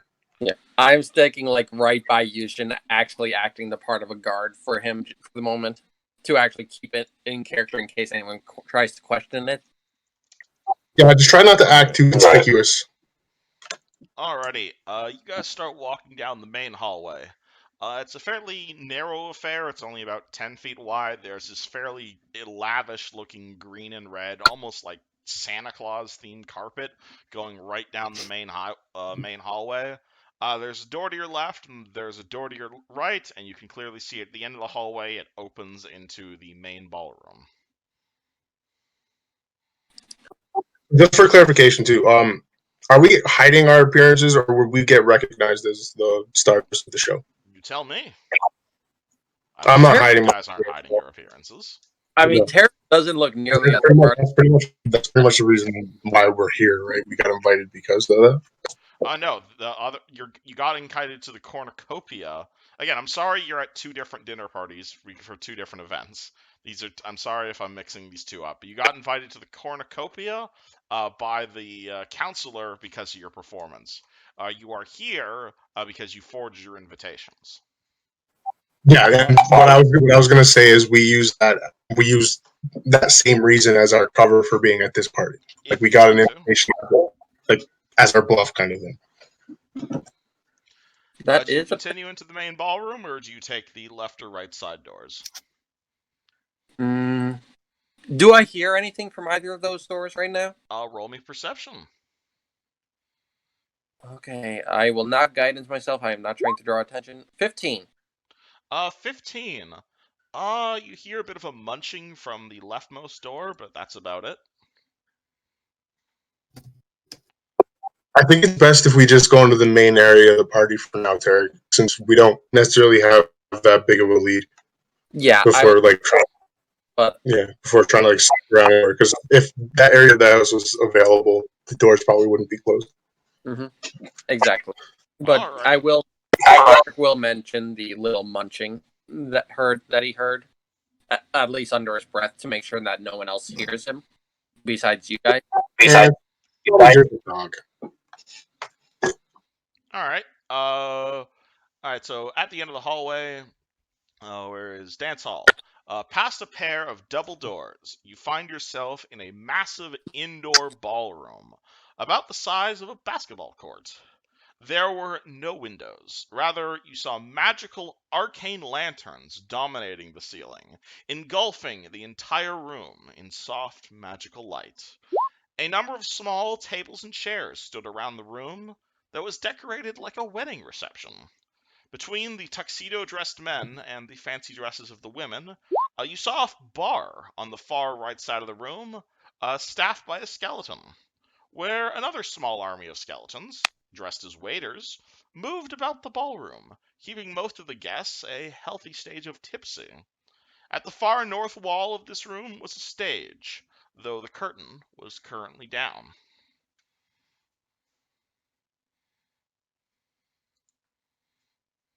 I turned to Tarek and I kind of just put my hand on his shoulder and just like look him in the eyes and just give him like a reassuring look. It's gonna be okay, bro. I'm good. I'm staying good right now. Don't worry. I know that right now we're trying to be safe and quiet, so... And I don't think I could do anything against those skeletons if they're like what we dealt with before. And I'll give Caius a little pat on the back as well, just to, like, reassure him about that. And at the same time as I'm giving him a guidance. Just to be safe. You try to stealthily give Caius a guidance. You can roll me a stealth check on that if you'd like. Yeah. I'm gonna assist on that. Okay. Yeah, like I said, I'm doing it as I pat his back. Okay. Like you can totally do it. I'm just saying some of the guests see you casting a spell. Okay, you said it's a stealth check to do that? Yeah, with your incredibly creaky armor. Funny enough, that's only a -3 right now. Only your stealth. Make that a -2. You get +2 because Caius is helping. Okay, you give him fairly certain, like, only 3 or 4 people nearby saw you casting a spell, but most of those people don't care. I mean, they're all magic users as well. Yeah, guy casts a spell at magical ball. Shock horror. For all they know, it might be just to make sure he doesn't get drunk off his ass. Yeah, oh, there's a lot of drunk people off their ass here. There's a whole bunch of skeletons running around. A few of them might come up to you and offer you a drink. There's definitely a lot of guests here to mingle with. Again, there's a large stage. You'll see a bar to your right. There's 2 doors next to the stage, each with skeleton guards next to them. What do you guys do? So skeletons are just basically making up the serving. Essentially, yeah, you do not see any human servants here. They are all undead. Or undead, air quotes. Okay. One in particular directing them? No one in particular. Most of them appear to be going, well, other than the bartender, maybe. You see pretty much all of them are orbiting around the bar. And that bar skeleton as well? Pardon? The bartender's a skeleton as well? Hold on. Let me give you a description of the bar. I think that... You spy a wooden bar which looks like it was magically conjured directly out of a Wild West tavern. A number of bar stools flank the countertop, which was currently being cleaned by a skeleton, dressed in fancy leathers, who appear to be coordinating the half-dozen or so other skeleton raiders, who are refilling glasses, washing dishes, and other tasks behind the counter. The only other notable patron at the bar was a woman who looked to be in her 20s, dressed in red, and passed out on the far right side. So everyone's pretty much going about their business? Oh yeah, it's a party. People are partying. There's people talking, there's people dancing, there's music playing. It's a ball. I think we should go talk to the drunk lady at the end of the bar. She might give us some information.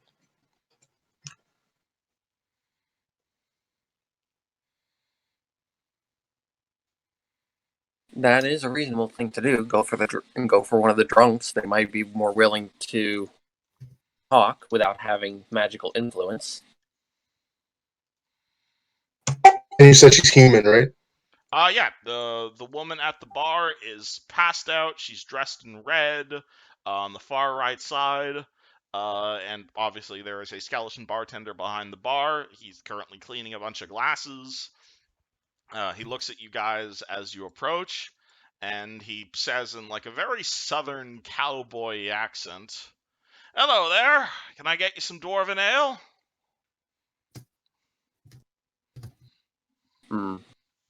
No. Have to pass the offer for now, kind sir. Some stout or cider, perhaps? The host has gotten quite the taps open, my good sir. Not just yet. I'd like to be sober a little longer. Yeah, we just well, you're gonna be the only sober person at this party by the end of this, my friend. No, we'll see. Just seeing how the skeleton acts and looks. Can I tell if it's a regular one or if it's like what we fought? This skeleton appears to be acting like a human. So it's possibly like the one we encountered the other day. You can roll me I guess, a religion check? Okay. I will not guide it myself. I am not going to risk that magic. 13 to compare. This doesn't look like... Well, regular skeletons are mindless. This is definitely the first skeleton you've seen offer you a drink and joke. Okay. Definitely not a skeleton I want to mess with. Anyway, what could old Gabe get ya? Well, there's our answer. I don't want to spell it out for you guys, but... I wasn't sure if this was actually him or not.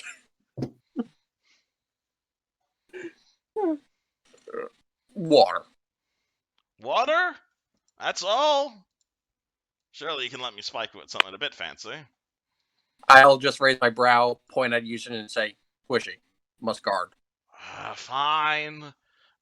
He kind of pulls out a glass of water and reluctantly hands it to you. Mm. Yeah, I think about it actually. Wow, with this water. You're gonna what the water? I'm gonna just double check it. Okay, you can roll perception on the water. Does it look like there's a pill in it, or it's cloudy? I'm gonna ask for a mug of ale, dwarven ale. Dwarven ale, coming right up, my Make it friend. Make it an extra large. Alrighty, he hands you one of those like giant what's it called, like Oktoberfest style kegs and pours it all in. I was looking for, and I'm just gonna start drinking it. Alright, it tastes like hearty ale. It doesn't taste poisoned in any way. It tastes... Probably might get you a bit drunk, but I imagine Caius is a pretty good constitution, so... It definitely tastes like real alcohol. Stuff doesn't taste like it's spiked or anything. I can spice it if you want me to. No. That's not what I meant. I was just telling my guys here who are a little skeptical about getting drinks from randoms. Randoms? You're all here on behalf of... What's it called? You're all here for the celebration, are you not? Do you not trust your host? Those two are just paranoid. I apologize for them. Well, I assure you, once tonight's festivities are over, none of you will be feeling paranoia much ever again. He kind of taps his own ribs. Speaking of festivities, when do they start? Whenever Lunar finishes his preparations in the back. I'd give him a few hours at the very least. Let the party get warmed up a bit. Ulumar, he's a fine man for setting this up for us all. Indeed. He's quite the generous host. Anything else I can get you? Come on, guys! At least have one more. At least have one drink, and I'm gonna grab them each an ale, just a regular size one. Some of this, and he's gonna pull out something that definitely looks like grog, and he's gonna say, "Would you like a glass?" Yeah, Tarek. Kai's eyes light up. Kai's eyes just light up.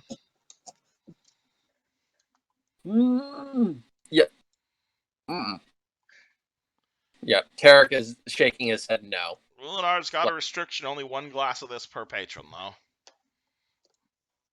This can do wild stuff.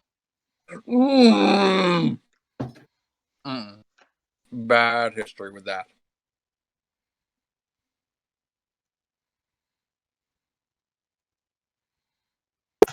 No, Caius. I promised myself I wouldn't do it again. I'm just like speaking to myself in like mantra-like tone.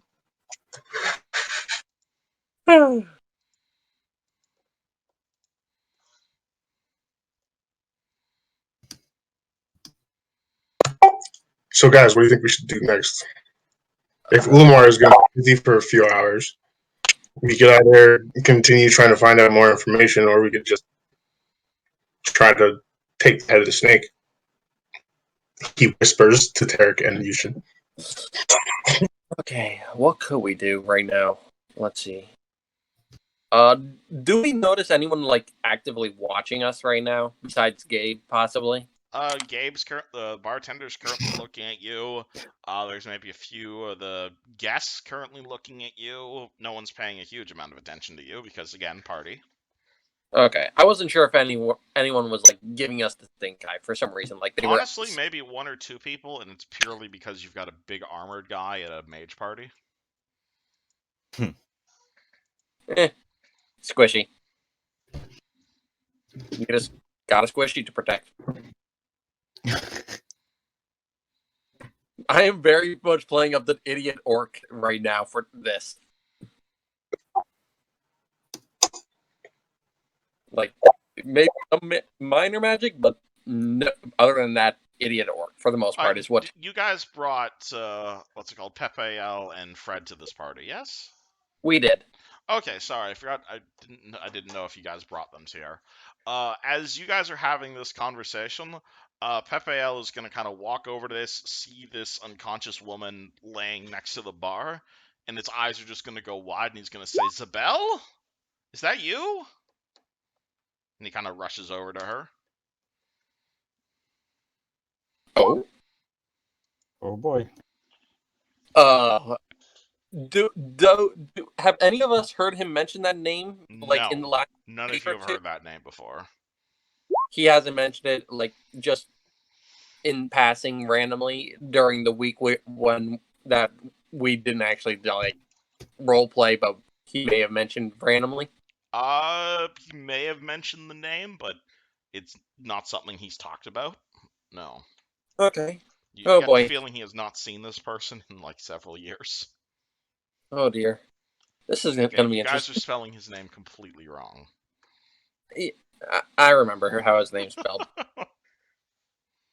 But oh boy. Should we deal with that? Oh, that woman! She came in here a few hours ago and been drinking nothing but vodka until she passed out. If you wake her up, there's a round of drinks on you. She's taking up space. Did she happen to mention anything to you while she was drinking? So why she was there? I think she might have been one of Ulanar's friends or something. She wasn't particularly happy to see him. Okay. Can Tarek, knowing, like, keeping an active eye on Caius and Eugen, obviously playing a guard role, go over and help wake her up, like, give her a few small pats on the cheek, try and wake her, all that stuff. Alright, you, what's it called? You kind of start waking her up along with Pepe L. She's a bit groggy or so. And as she wakes up, she is groggy, and her first words are, "Oh, what happened? What?" Vodka. Lots of it. Oh, she immediately looks embarrassed. "I'm sorry, I just couldn't see Master looking like that." I'm gonna slide her my water that I actually haven't drank yet, just to help her out and be like what? She takes the water, she drinks it a bit, but also immediately kind of starts vomiting a little bit. Hey, yo, ho, you okay? Okay, rub her back. I'm sorry, I couldn't see him like that. I'm sorry. Hey, Phil, do you know this woman? It's okay. Yes, I know her. Her name is Zabel. She was one of the other students of my friend before he passed. Haven't seen you, Zabel, in over 15 years now. What happened to you? And it's clear she's just wasted. Yeah, I don't think we're gonna get much. I don't think we're gonna get much out of her, guys. I'm gonna like. Obviously, people have noticed that Tarek might have a little bit of magic, so I'm just gonna minor magic a napkin for her. She takes the napkin, she cleans herself up a bit, and she says, "Oh, thanks. At which point Gabe says, "Oi, don't think you're thinking about walking away before paying your tab, lady. Ulinar's been pretty generous, but you've gone way over budget." How much could she possibly owe? Gabe then promptly produces an itemized list, showing that Zabel has been drinking somewhere in the realm of like a dozen or so shots of vodka and Keltherian wine at like 20 gold a pop. And her tab is like 50 gold. Oh boy. Okay. Good idea. That's not the worst. Could Tarek give the guy a stink eye? Like, roll intimidate. Oh boy, this is gonna be interesting. Tarek actually naturally gets a +2 to that. I'll give you a +2 because of your current disguise. Okay, no, you're paying your tab, or I'm telling Ulinar there's freeloaders here. Alright. Greg, could you whip us up something to eat for her? We'll make sure that the tab is paid before the end of the night. You guys want something to eat? Yeah, it might help settle the stomach a little bit. Alright, hold on. It's mostly liquor back here, but I could probably grab something. Give me a second. And he just kind of, he starts bending down and grabbing various things. Alright, guys, I think we should try to find Ulinar. Right. So what I think our best bet might be is like mingling with the party, you know, like just kind of going with the flow and just asking questions here and there, see if we can find out exactly where he is. Because waiting till he shows up, I don't think that's a good idea. Well, you could. That'd be funny. Let's mingle a little. Who knows? Maybe we might get a few drunk dance partners who will expose what's going on. And that's if the skeletons don't talk to us. As much as I'd hate to do that. Oh my god, that totally looks like this character. Alright. Gabe will come back with this. Because that's totally the sort of party food he would serve at this place. That actually looks good. I would eat that. That makes me hungry. Yeah, that was bomb. I think I'm going to make that tomorrow. You can make yourself some bacon fries. I need to get the fucking recipe for that. That's amazing looking. Google is the best recipe book ever invented. Yeah. I feel full just looking at it. But yeah, so I imagine she's gonna start eating that once she settles down. PayPal, you stay here and make sure that he's okay and see if you can get some. All right. About where Ulinar is. Alright. She's not leaving. Gabe will say, that woman ain't leaving this bar until she pays her tab. And Pepe says, well, then I'll stay here with her. And rest of the party goes off? Yeah. Alright. How are we gonna try and dance with people and talk to them? We do. Because, oh boy, that's gonna be interesting. What do you guys do? You see, again, you're currently in a party. It's a fairly large room. Main entrances are, of course, the stage directly in front of you. There's a hallway to the left of the stage and a hallway to the right. Both hallways are currently guarded by a single skeleton. Is there music play?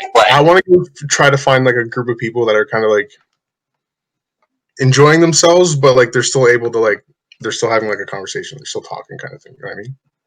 Okay. You grab a random mage. He is a human. He looks towards you and he says, "Hello." What's going there, buddy? Enjoying the party? Absolutely. I cannot wait to see what exactly Ulinar's got planned for tonight. He promises a big surprise. Oh, I know. That's why I'm here and excited. Did you hear anything about what the surprise may be? Oh, well, I imagine it's got something to do with that necromancy thing he's been working on.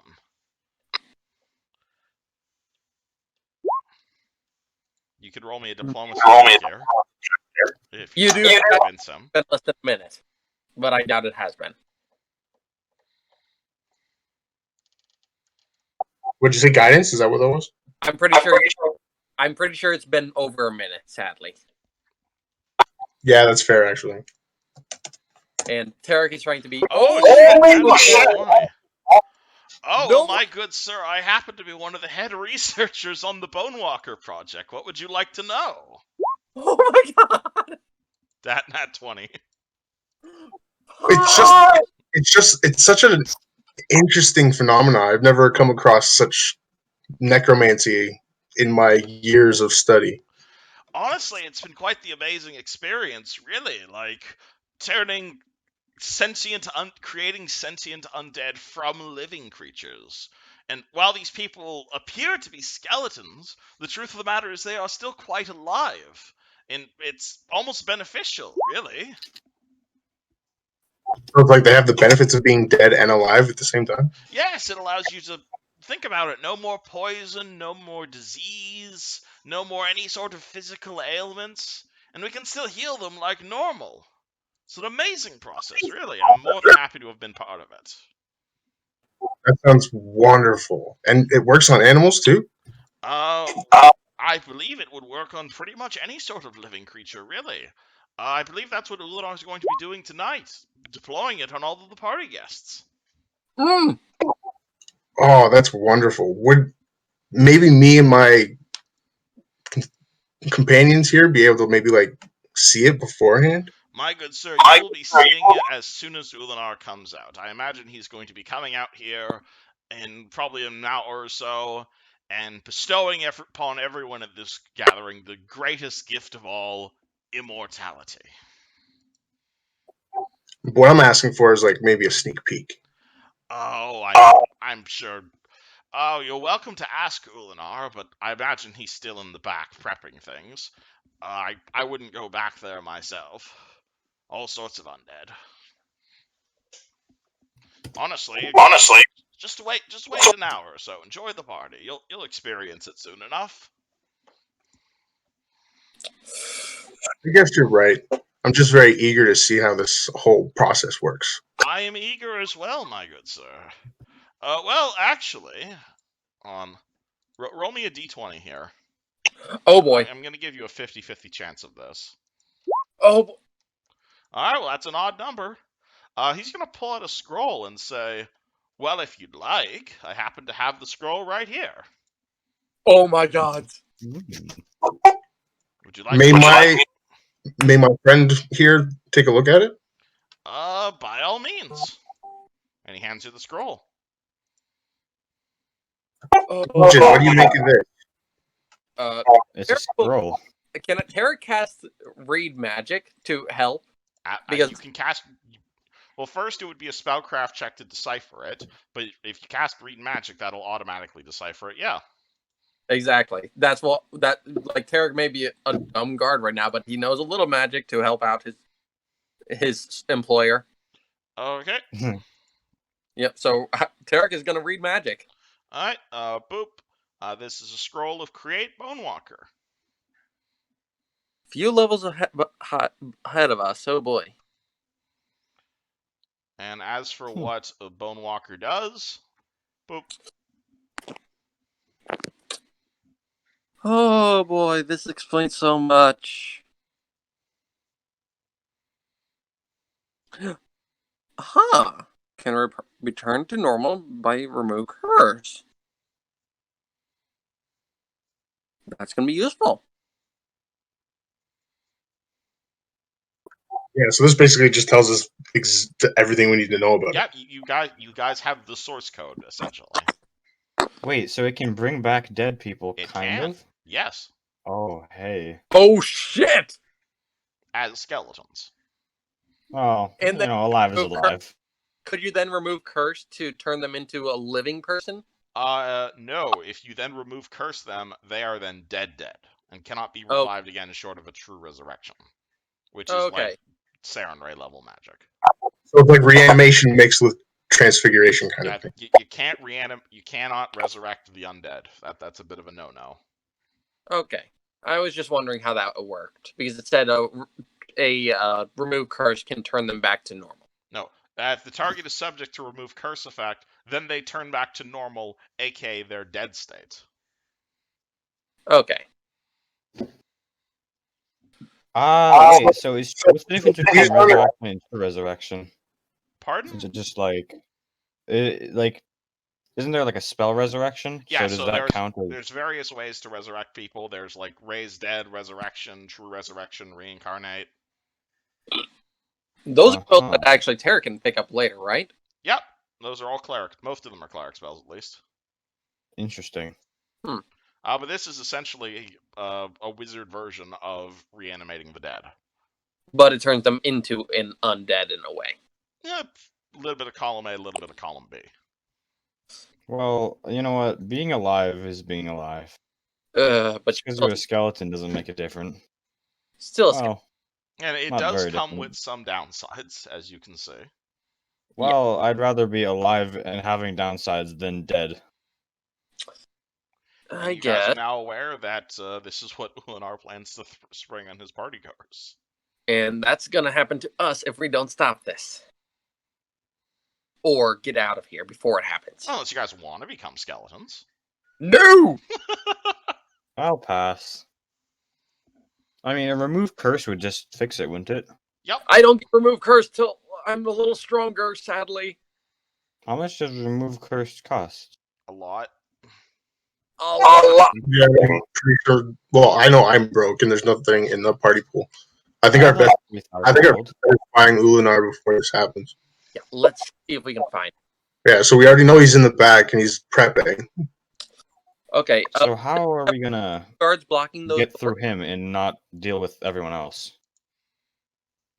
You said we have skeleton guards blocking those doors, yeah, right? So looking to the northern part of the dinner party, you're going to see two hallways, one of which leads to the left of the stage, and one of which leads to the right of the stage. They are both wooden doors with no windows, and they are both guarded by a single skeleton, which would easily be a pushover to you guys, but also you're at a party. Okay. Oh, do I see Fred anywhere? Yeah, Fred's currently talking to Zabel. Though, as you're doing this, the mage who lent you the scroll, Caius, is going to walk over to you and say, "Pretty cool, isn't it? Crazy magic." I wish I was powerful enough to pull this off.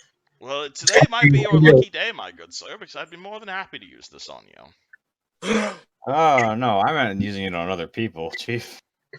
You do not want the gift of the Bone Walker upon you? I want the gift. I want the gift from Ulinar, but I appreciate your offer. That makes sense, my good sir. And he's going to take back the scroll unless any of you fight him. Not start that just yet. Is that a yes? We'll not start that. Okay, he takes the scroll back, but you guys now know what it is. There's absolutely no way you could take us to the back to Ulinar. You're going to have to wait till he comes out, I'm afraid. It should be in about 30 minutes or so. You won't have long to wait. I'm going to tap Yujin and Caius on the shoulders after that guy walks off and just be like, I might have an idea. Yeah, tell me, brother. We should probably go back to PayPal and Fred to let them in on what we just found. Yeah.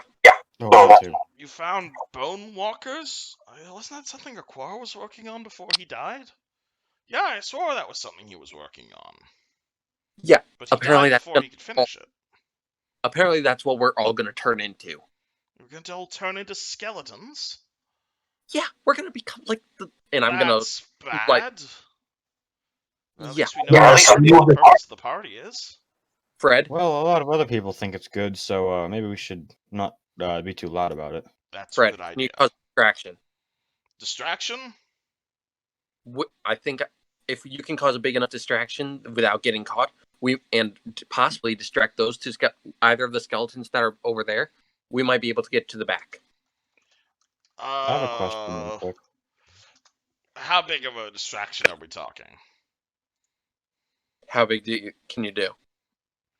He smirks. Do I want to know? Something to distract the guards enough so that we can get past the doors. Okay. I'm sorry to interrupt, but if someone summoned a monster, would they be able to tie it back to whoever did? With a spellcraft check, yeah. Interesting. Okay, so no. My idea was to just summon it and kind of like get the guards' attention while we sneak around. That might But work. maybe not the best idea to risk it. Yeah, I was gonna say, can I tell what from that smirk? Can I tell how big of a distraction he's gonna try and pull off if we let him do one? Well, you can roll me sense motive on the halfling. Yeah, I'm gonna do that. I may get -1 compared to normal, but I'm doing that. Guys, I have an idea. 15. Well, they don't call him One Punch Fred for nothing. Oh boy. Can you get out of here fast if you cause something big? I have a wand of vanish in my back pocket. It usually works. Ooh, Wand of Vanish, and he'll probably be able to join us in the back room. What does Wand of Vanish do, by the way? Gets me the fuck out of situations. Does it turn you invisible or something? Short term. That might work, guys. That.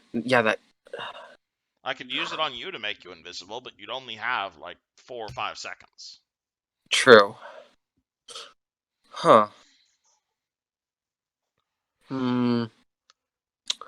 Let's see. Huh. This entire manor belongs to Ulamar, right? I believe it's his family's manor. Huh. Caius, I think we do have something. His house. His very house. It belongs Would that work?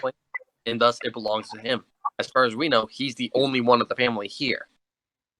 All we need to do is distract someone long enough for your snake to get into that back room. You can always just go like hide out in the bathroom. That's true. If there's any bathrooms in the back room, you could also do that. I'm gonna look over to Gabe and be like, any bathrooms in the back? Are there any like pictures around? Pardon? Or like a statue of Ulamar or something like that? Something that would like obviously be his? There's a statue of the master out in the front where the Minotaur is, yeah. If you're looking for the bathroom, head down the main hallway, and it's one of the doors next to the conservatory. They're all occupied. Any other? Well, you're kind of out of luck then, unless you want to go shit in a bucket. That's part of the reason for tonight's festivities. You won't need to anymore. Once Ulanar's done with you. Would the statue of Ulamar count? For it looks the like purpose of your snake? Yeah. Oh, hold on. Let me go check your Iron Cobra. For find target, it says once per day, an Iron Cobra's creator can order it to find and kill a specific creature within 1 mile, which it does as if guided by discern location.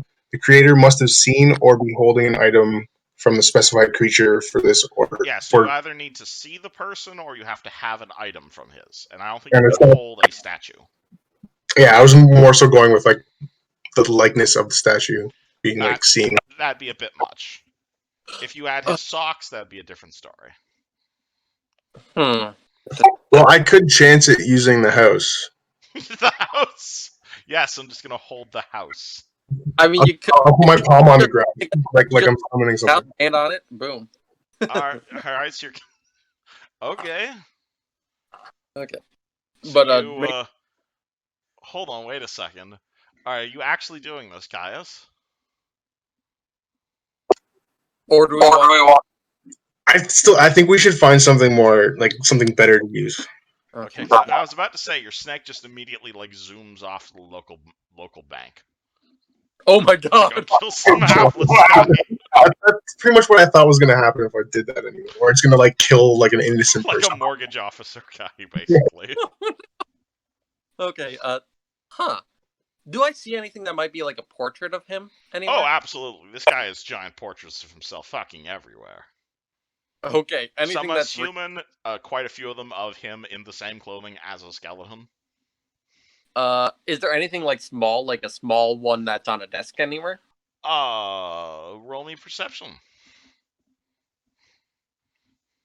Assist me because I'm pretty sure I have the highest perception. I will help. Then I'm just rolling to help. Which I've natural one again. Oh my god. Oh my god, you see all of these things and you don't see, Yeah. The drugs do a little spike in Tarek's mind and blind him a little to all the light. Alright, Caius, you see a bust of Ulinar.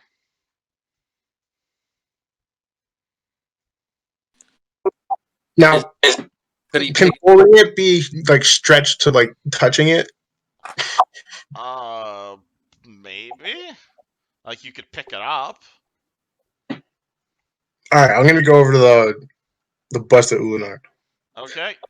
I'm gonna Ulinar's bust.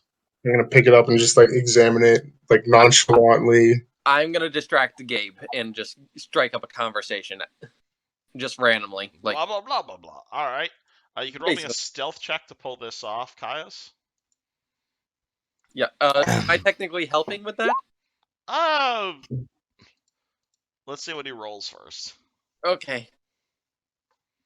26, that'll do it. Alright, so you nonchalantly walk over to the bust of Ulinar, you put a hand on it, and you kind of pull out your Iron Cobra gauntlet and place your Iron Cobra gauntlet on it, at which point your gauntlet turns into a snick and starts slithering over to the stage.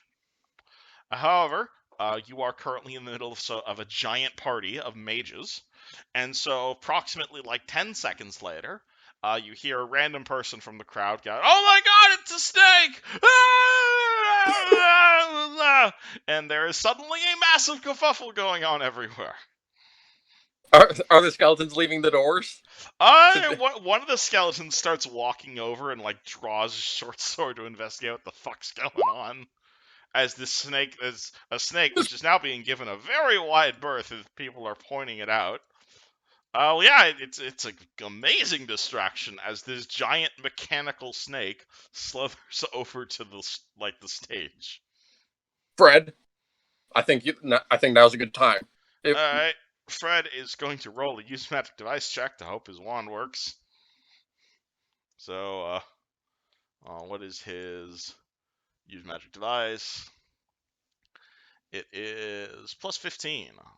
Oh boy! Good at this. Alright, so Fred rolls use magic device on his wand. He gets more than a 20, which works. He casts Vanish on Tarek. Tarek, you are invisible for 2 rounds. What do? I am booking it for the door that the guy just abandoned. Alright, Yusjin and Tarek. Or not Yusjin and Tarek. Yusjin and Caius, what are you guys doing?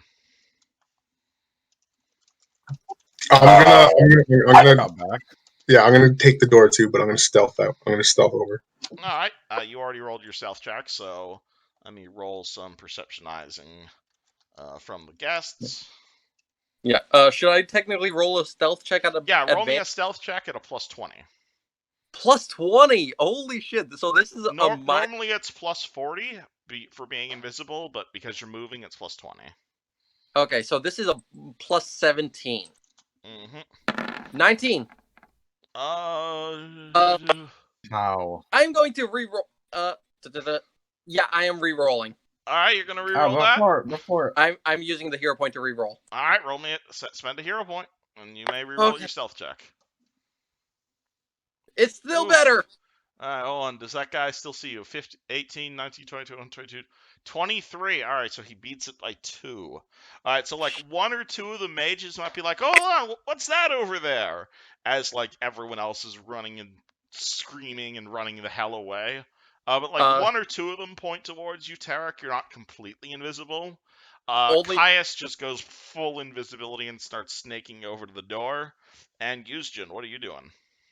I'm gonna bump into the guy that noticed and be like, "Oh, there's nothing." Roll bluff. Oh boy, come on. Really more to just distract his attention. Let's see. Oh, all right. Then what's it called? Then I'll let you reroll your stealth check with the distraction then, instead of a bluff check. Oh my gosh. Thank you, Yujin. 35! Oh, what? I didn't see anything. Ah, snake! Oh, thank you, Yujin. You already have been sent angel right now. Alright. At this Because point, one of the skeletons walks over to your snake. And hold on, what's your snake's AC? In the momento, it is 20. It is 20, alright. And they have +0 to hit. So I don't think they can actually hurt it. Oh my gosh, this thing's just zipping around them then. Yeah, so basically the snake, what's it called? The skeletons pull out like their broken ass swords, or broken ass short swords, start whacking at the snake, but because it's so nimble, they're just kind of making dents in the ground. And the party sneaks over to the right side door. Oh boy, alright. Let me my god. let me go remember what's in that room. Alright. It's Bell, backstage hallway, main stage. Did you stay in the main area, or did you follow us? What's up? Did you stay in the main area of the party, or did you follow us through the door? I assumed I followed. Yeah, I Okay. imagine you guys got followed. Room 14. Alright, where is room 14? I imagine he used the distraction that he caused when he bumped into the other guy to help Tarek get hidden better as he was running was Yes. probably enough for him to also get past. Alright, this long hallway is painted a boring beige and is the main hallway behind the scenes staging area. Current security is being provided by a pair of ghouls that are currently just kind of chilling in this hallway, kind of looking towards you guys, and directly in the path of so basically you're in a very narrow hallway right now. It goes straight forward before ending in a T-junction, and in this hallway are a pair of ghouls at the tip of said T-junction. Do I know what ghouls are? Like, roll me religion. Okay, religion is a +5.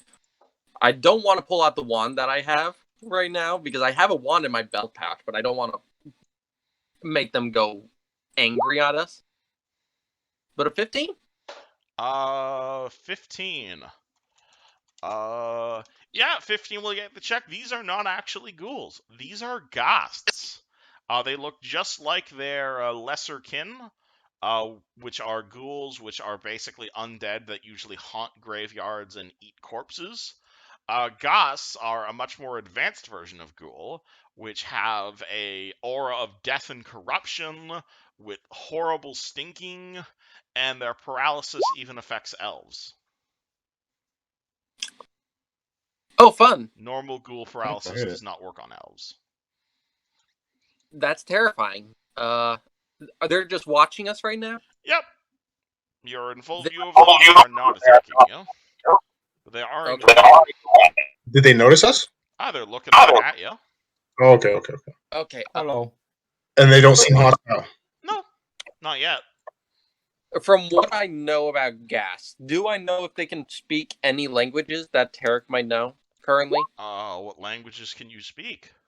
I currently know Common, Orcish, Celestial, Abyssal, and Goblin, as well as I can read and write in Thessalonian. Let me go find out what languages Goss can speak. Oh shit, they speak Common. Okay, I didn't expect that. Huh. What about other languages? Is that it? No, just Common.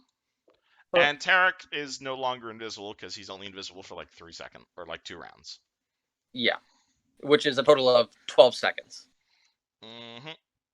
Just enough time for us to get through the door, basically. And the chat. I'm gonna look over to them and be like, "Big snake, protecting squishies."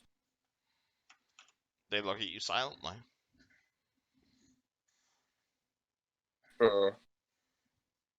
Okay. Should I? Okay, out of character. Should I try asking them where Ulamar is so we can warn him about the snakes? I mean, the snake. Since hey, big-ass snake, maybe it's not a good idea to go out there yet until someone handles it. I don't think it would be a good idea to bring his attention to the snake if the snake can be tracked back to us, or me at least. True. We can always I say we just ask them if, just like try to bluff our way through like we've been doing, and see if we can get them to bring us to Ulamar because we're like special guests. Who says we have to bluff? Yushin showed actual interest. All we have to do is ask if we can go see him, and so Yushin can have a talk with him. Wait, what? Why am I talking with him? You showed the interest in the scroll the most. Well, you and Kai. But we're here to stop him, not to get more magic. We can do that later. True. Yeah, but that's just gonna be what we say to get to Ulamar. Once we get to Ulamar, then we can technically it would be a check, possibly, because it's not exactly bluffing. You were curious about their magic. You could possibly talk them up just before someone stabs them through the back. I like this. October is still active. All we have to do is be honest about why we want to talk to them, which is we want to learn a little bit more about the Bone Walker situation. We want to learn more. They're going to let us through, though? Maybe if we're bluffing. Yeah, we can use our words first, and worst case scenario, it's only 2 of them from what we can see right now. And if worst comes to worst, I can burn them alive if I have to. Because I have burned. Eric, know if they're vulnerable to fire? I prefer if you were talking in character. I know. Tarek, do you know if these guys are vulnerable to fire at all? Would my 15 let me know if they are or not? They're about as vulnerable to fire as regular undead are. And how vulnerable are regular undead? Flesh burns. Does it burn easier when they're undead, or just the same as when they're living? Well, it tends to smell pretty bad. From my knowledge of zombies and stuff, they're usually susceptible to fire. Okay. And if that's the case, I have my new robes I just got and my crossbow. We have quite a bit of fire available if we have to. But that's worst case scenario. Right now, I think we should just go see if they'll bring us to Ulamar. Mm-hmm. All right. Okay. Going back into character, what do? We could just ask them, can we speak to Ulamar? Friend Squishy wants to learn more about Bone Walker. Should we ask? Respond.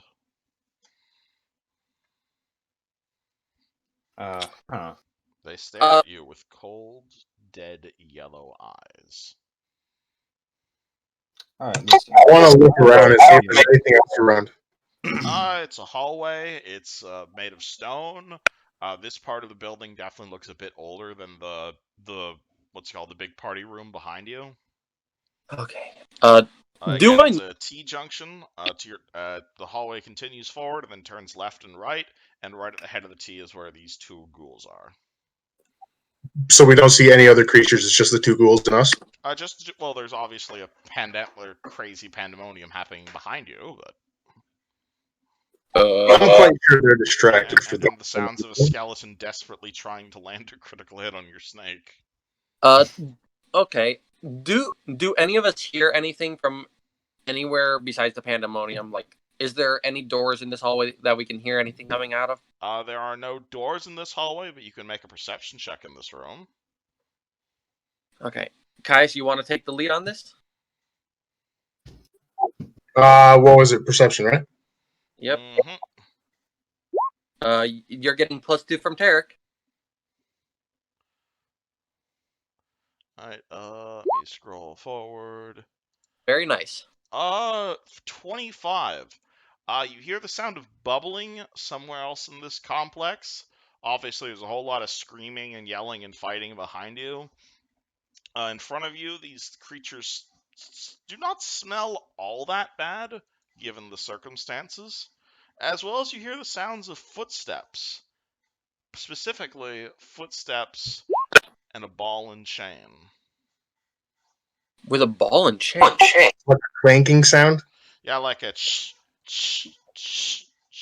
sort of sound. I can totally hear it, and it's creepy. Which way is it coming? The left hallway? End of the hallway to the left. So we're at the T-junction, right? Oh, no, the ghouls are at the T-junction. Okay, so we're still looking down the hallway? Got it, Yes. got it. Again, sorry I don't have a full map for you guys right You're now.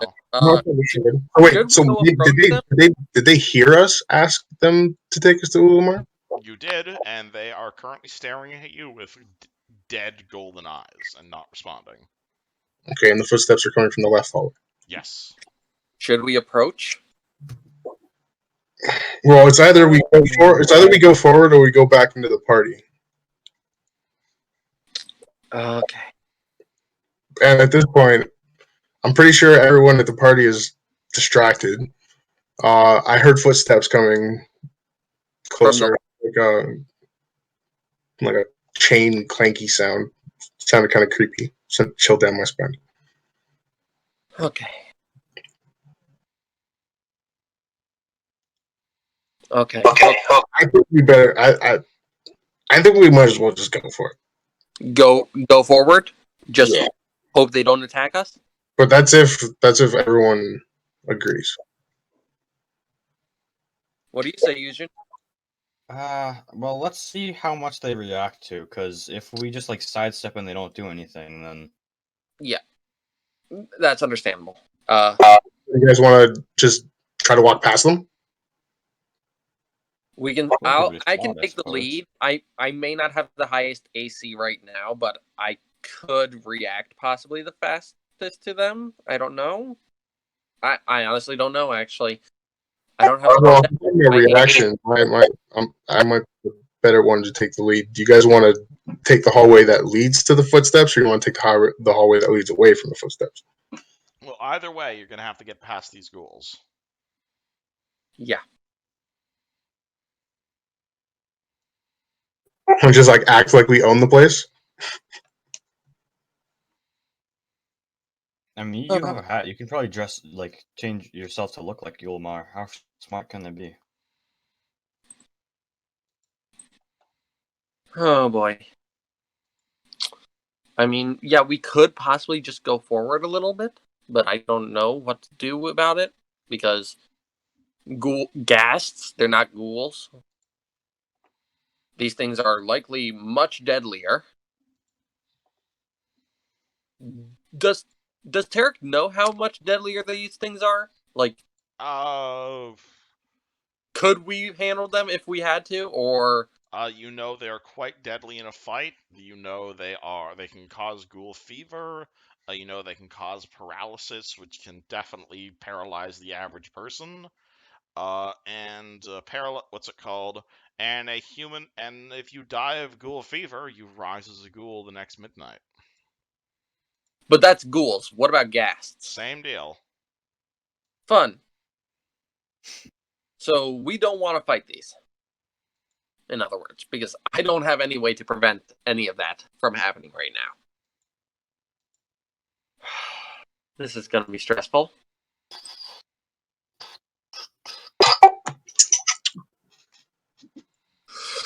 So we're going for we're stuck at a crossroads before a crossroads. Yep. Yeah, basically. Do we want to go forward or do we want to try the other doors if we can get past that all the distraction? Well, I'm pretty sure if there's these things on this side, there's probably the same thing, if not worse, on the other side. Possibly. There might even be more on the other side. What about the door where you heard the growling? You mean earlier? Yeah, when we first.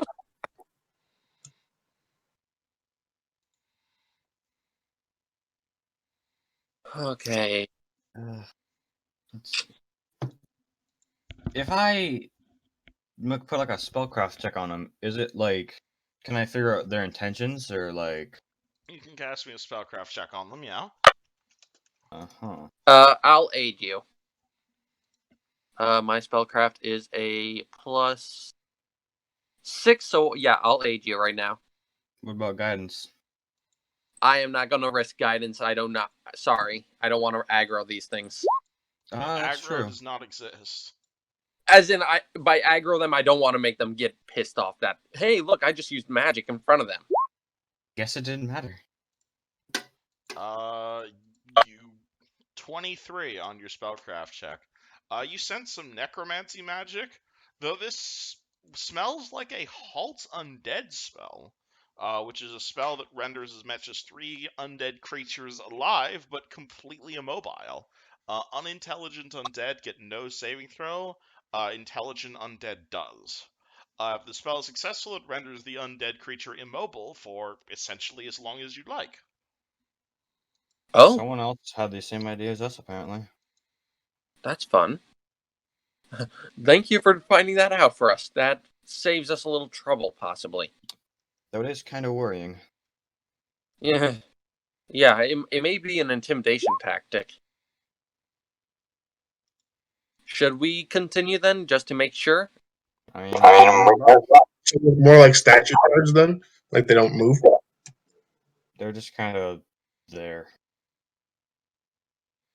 Yeah, I say we just make our way forward. Just like try not to show our intention. Just like walk nonchalantly. Say that we're here to see Ulamar. I should have gotten the name of that mage that we talked to. We could have used it. You mean the girl? Oh, fudge! I didn't write that down. What was that? No, not the girl at the bar. The mage I was talking to that showed us the scroll. I should have asked him. I should have asked him. I invented. I'm sorry. What was that? Random person I invented. Sorry. Yeah, because you did give us the name, but I forgot to remember it. Yeah, I didn't even catch it myself. It was so fast that it got mentioned. We could probably... We'll just mention that, hey, one of the researchers showed us the scroll. We wanted to ask Ulamar a little bit more about it. Like, how did he finish it? Yeah, we could do that. Say that he told us this is where we could find him. Yeah, that works. Yushin, I hope you don't mind. I'm going to make you in the sandwich. Tarek is going to stand behind you in case someone charges from behind. I'm sorry. Can you elaborate on that? Like... So I'm going to take the lead. Yushin, you're going to be in the middle, and then Tarek's going to be in the back. Yeah, so basically okay. left to right of this little area where we are. I think we should take the left hallway. Sorry, not the left hallway, the right hallway, away from the footsteps. Yeah, that might work. So we're gonna approach the guests and just like tell them that we're here to see Ulamar to help him with the thing. Do they like move or anything, or they do not? They continue staring at you, but as you approach them, they just stare at you and do not move. So they stare at us like a creepy painting. Yep. All right, so right in the doorway. Can Tarek tell if they're aggressive towards us, even though they're frozen, or no? You want to roll sense motive on the ghouls? Yeah. I'd like to at least know if they're gonna attack us the moment they unfreeze. If someone does unfreeze them. So this will be. I think that'll be a fair assumption to make. I still be cautious about it. 17. Oh, they are gonna fucking murder you the second they move. Let's be careful. Well, it's a good thing they're not moving. Yeah. Let's hope that we can get out of here fast. Yeah, so let's sneak down this right hallway and see if we can find something before we're noticed by anything that can actually do anything about it. Because I'm pretty sure those footsteps are getting closer. Yeah, let's go. Alright, you just walk past them. Yeah, we're like making our way like stealthily down the hallways, like I guess trying to. The two ghouls are in the doorway. Are you like trying to like squeeze past them, or is that possible? You're welcome to try. Oh boy. Yushin, you have your belt. That might work. Yeah. I mean, like. Oh.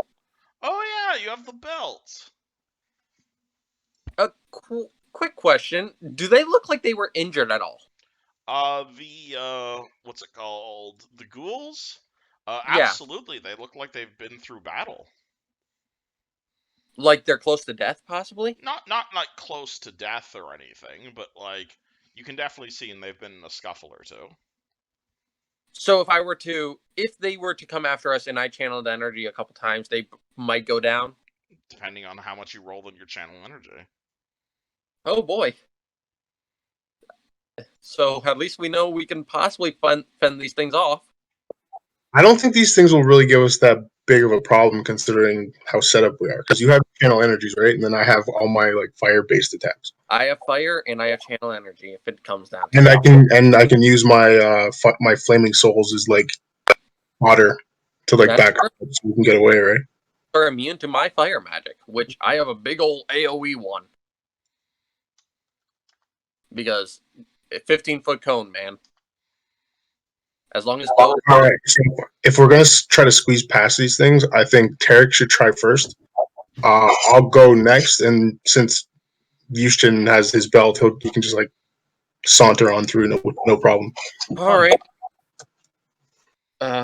If you want me to go first, then guidance myself, I guess, and then my justification for that is since you'll probably have like the hardest time trying to squeeze through. You're right about that. I'm also the strongest of us, though, so I could just force my way through if I had to.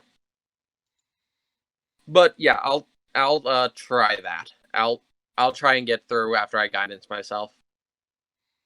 So you guidance yourself in what? I'm gonna try and squeeze between these things. Okay, you try and squeeze through them. Roll me a reflex save. Oh Oh. boy, this is gonna be at +3 because of the guidance. I really hope. Oh, thank you. First good roll of the night.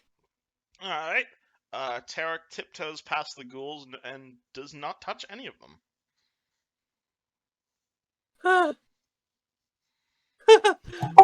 I'm next. I'm following behind Tarek. All right. How are you getting past these guys? Yeah, I'm gonna look for like the biggest opening and just try to like squeeze through like he did. Roll me a reflex save. Come on, Caius. Fingers crossed. You're the reflex one. That's the DC on the dot. All right. Oh my! Caius barely avoids touching these things, but he squeezes past. You should now it's your turn. Don't forget about your belt. Yeah, I'm just gonna use the belt to squeeze through. Oh yeah, with the belt you can get through no problem. How dare you guys bypass my combat encounters without rolling initiative? God. Easy. Alright, you guys find yourself in the back hallway.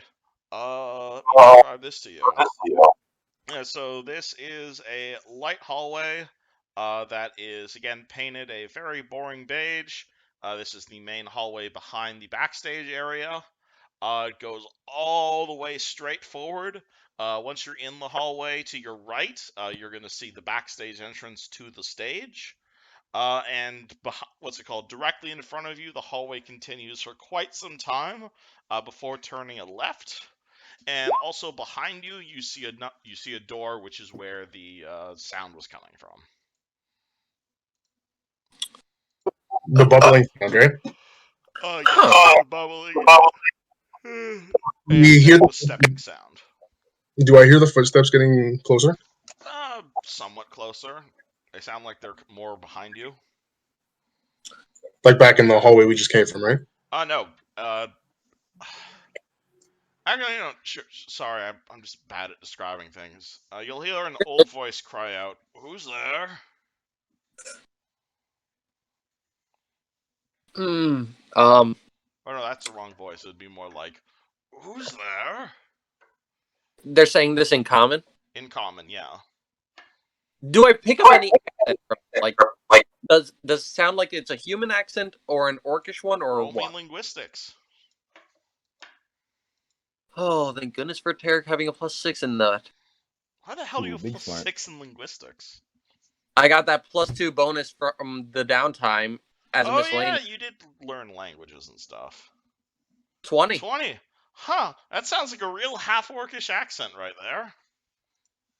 Oh my. Yo. Oh shit. Out of character, I have an idea, but I don't want to say it out loud. I'm gonna say in Orcish, because Tarek just has this gut feeling, and I do too. In Orcish, I will say friend of Pepeel and Fred. Can anyone else in the party speak Orcish? Honestly, maybe. Can't. So I That is a no. Orcish? I can speak Orcish. Yeah, I can speak Orcish. Oh shit! All right, you can understand what's going on. Caius, can Oh. you speak Orcish? Unfortunately, I'm the odd man out. All right. Well, what's called Yuzjin, you can understand this. At which point, responding in Orcish, the same voice is gonna say, "The hell? You know the fucker?" Holy shit! It's that! Oh my god! I think I'm right. You hear the sound of footsteps and the ball and chain getting closer to you. I'm gonna. Someone can fill me in on what's going on. Yeah. Let's go to them. Let's go. Let's go. All right, Tarek immediately starts rushing forward. Not Caius, what do you wait do? for me, brother. Well, considering they're the ones taking the lead and I can't understand a word that's going on, I'm just gonna follow Tarek, I guess. Yuzjin, do you also just follow Tarek? Right away. Okay, you guys go that way. You arrive at a door. You open the door. I'm assuming. Yep. You find yourself in a room. It is piled high with crates. There's just a whole bunch of crates. There's a table nearby with a purple liquid. All the crates are currently closed, so you could open them if you wished. And standing inside this room is a single half-orc skeleton bound with a ball and chain. His hands are currently handcuffed, but his feet appear to be free to move. And he's going to kind of look up at you guys, or the skeleton will look at you and look very confused. Who the hell are you? I could say the same to you. Well, you're not destroying me. That means you're not Ruthgar's bandits. Hey, wait a minute. You're Akor, aren't you? How the hell do you know my name? Oh my god, I knew it! Is that an in-character celebration? A little bit, but not loud. The skeleton raises a skeletonized eyebrow. Are you here to kill me? Sorry, little moment. Are you here to kill me? Not exactly. How do you know my name? What are you doing backstage here? Are you more Runelords? No. As I said a bit ago, we're friends of Pepeel and Fred. Though we do know Ruthgar. Oh, wonderful. So, but you're not here to kill me. I mean, sadly, from what we saw of a scroll earlier, I think trying to fix this would kill you, sadly. Oh, you saw my research, didn't you? I told Eleanor not to finish with the scroll until we worked out all of the kinks, but no! Fucker wanted to take all the credit for my work. So look at me now. I'm alive! Yeah, he's about to do Wizard, all alive again. Isn't it great? Isn't it wonderful? Doesn't our spell have no flaws whatsoever?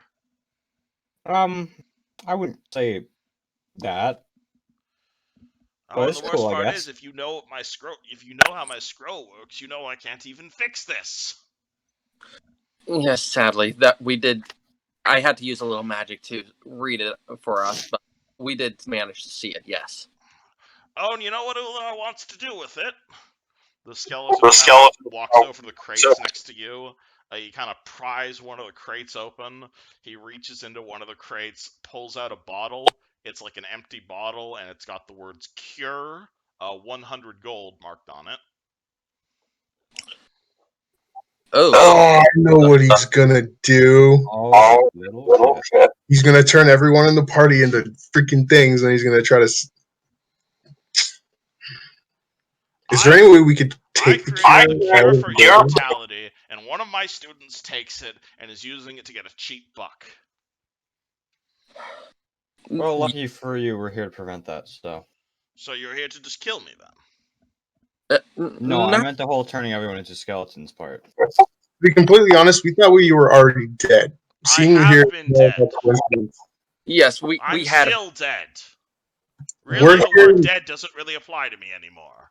Or we're here for that matter. We're here to stop Ulinar. You're here to stop Ulinar?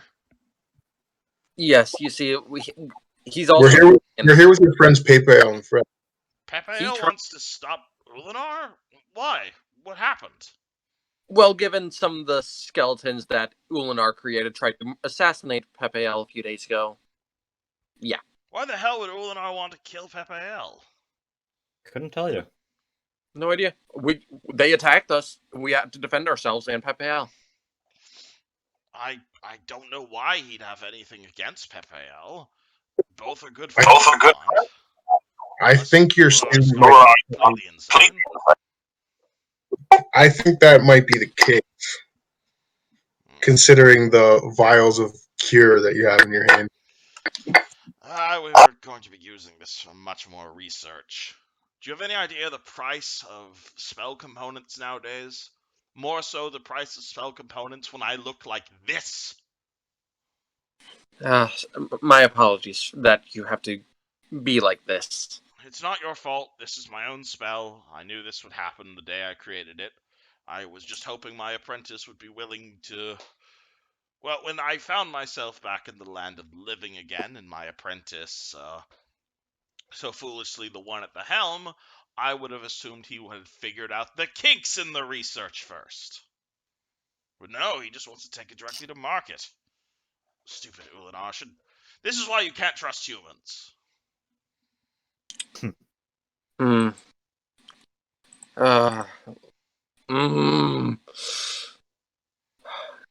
Well, I suppose we should probably get you out of those chains, huh? That would be nice. Hold on, I got that. I am gonna pull out the cold iron mace and the morning star, and I'm gonna go over and I'm gonna start breaking the chain. You just start smashing the chains. Alright. Caius, you've been pretty quiet. Do you say anything as Tarek starts freeing a skeleton?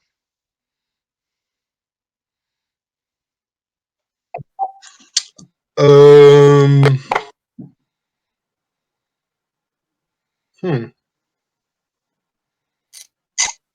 not really. Kind of like sense motive on him. On who? The skeleton? Yeah. Alright. Okay.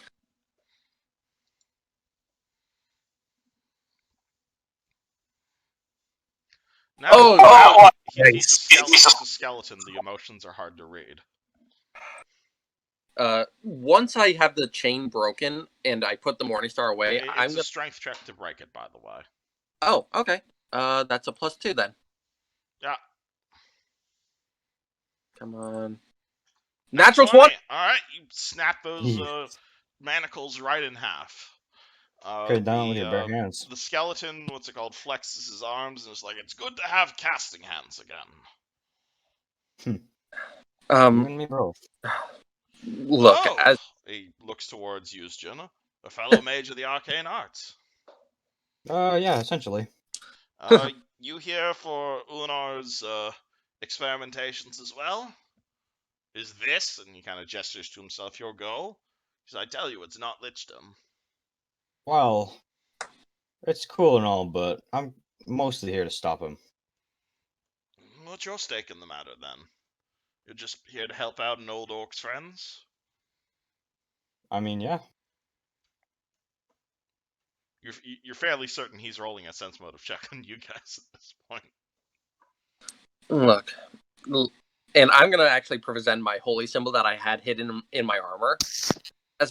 Look, everything that he's gonna frown when he sees the symbol of Sarenrae for reference. I know.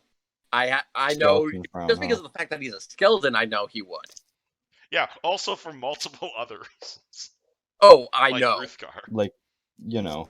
And probably the thing that killed him as well. You're not giving me a reason for you to not want me dead. Look. Well, Trust me, I know I should put you down. But I know that there are people that do still have that they're sorry. I haven't talked to another orc in forever. We can swap to common if you'd prefer. Oh, I am speaking in the common right now. Oh, and he starts speaking common as well. I was saying I haven't talked to another orc, like someone of orcish blood, in forever, because the last person I knew was Baldur and Nephthys. They were the last orcs I met. Yep. Which was over a month ago at this point. I mean, he already had a chance to kill you, so why do it now that you're out of your chains? Yeah, it would have been far easier to take care of you now, but there are people that are out there that need to help you, and Plus, if there's anyone who can find Tarek, a cure, you it can would roll me a wisdom probably check, be you. by the way. Oh, As a you're wisdom freeing check? this guy. Wisdom check, not like a will save or anything? Wisdom check, yeah. 1d20 plus wisdom bonus. 20? Okay. You'll recall Ruthgar originally told you about a skeleton that was stolen by said, it was stolen from the, temple. He gave you a description of the skeleton, and you suddenly realize that the skeleton that Ruthgar wanted back is the skeleton whose chains you're currently freeing. Yeah, I know. Okay, just making sure you already knew that. It's the only thing that would have brought brought this guy back. Mm-hmm. So why the animosity between Ruthgar and PayPal? Why would he want him dead? I don't want Ruthgar dead. Ruthgar wants me dead. And he actually wants Pepeal dead as well. He sent us to kill Pepeal, but we knew something was off. Ruthgar wants Pepeal dead. That worm. I swear, I wonder why the man's still a paladin. You and me both, honestly. Especially one of... So no idea why he'd want you guys dead? He was always an asshole, but he was a bit of a lawful asshole. Honestly, the last thing I did that pissed him off was a fear spell. But that was like 30 years ago. Yeah. I think he just didn't like orcs, to be honest. You and me both. Can confirm. Could he possibly be working with Ulamar? Ruthgar working with Ulanar? The two are opposites in every way. Honestly, if you put the two of them in the same room, I'm surprised they wouldn't start immediately trying to kill each other. But considering what we know about what Ruthgar's been doing, he's not really acting the same. So would it be I haven't seen him for over 30 years, my friend. He wasn't the one who landed the final blow on me, and Ulanar reincarnated, as it were, me here about a month or two ago. I've kind of been confined to the back here as his little trophy. It's possible Ulamar is trying to frame Pepeal, and that's why Ruthgar wants him dead. Well, honestly, I'm pretty sure Ruthgar would try to kill Pepeal simply because he was my friend. True, but there was a symbol of air. There was a holy symbol of air still left at your grave. There was a holy symbol of air still left at my grave? Yep, Pepeal's god. Well, excuse me if I don't know a whole lot about my grave. I died in my house. I don't really know much about the circumstances of me being buried. True, Pepeal did mention what happened a little bit to me. Well, I'd very much like to meet Pepeal again if he's out there somewhere. Haven't seen he came with us, trust me. Well, ever. I think the best way of you meeting him again is maybe, could you help us stop Ulamar from turning everyone in the party to skeletons? And on that note, party can roll me a perception check. Oh boy! I have a +3 to that right now. Gotta love you, Caius, right now.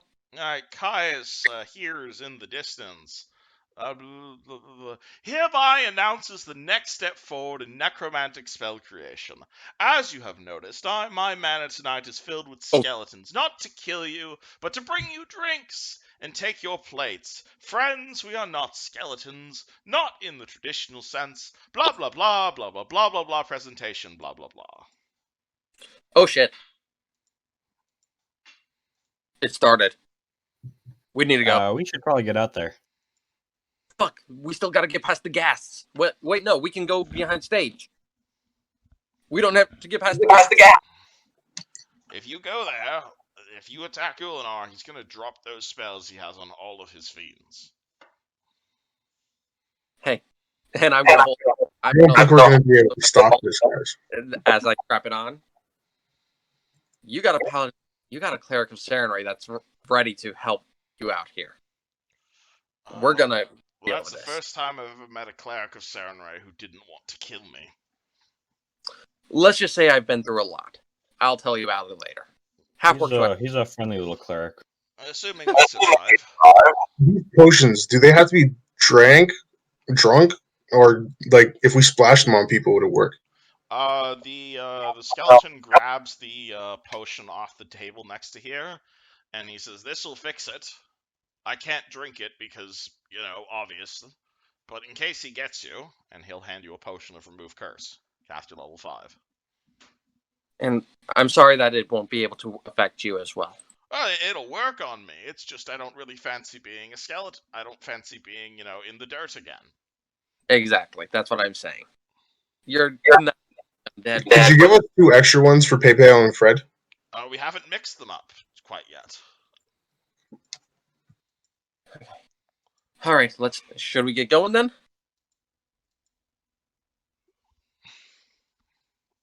So because the this party might just run out onto the backstage in the middle of the presentation.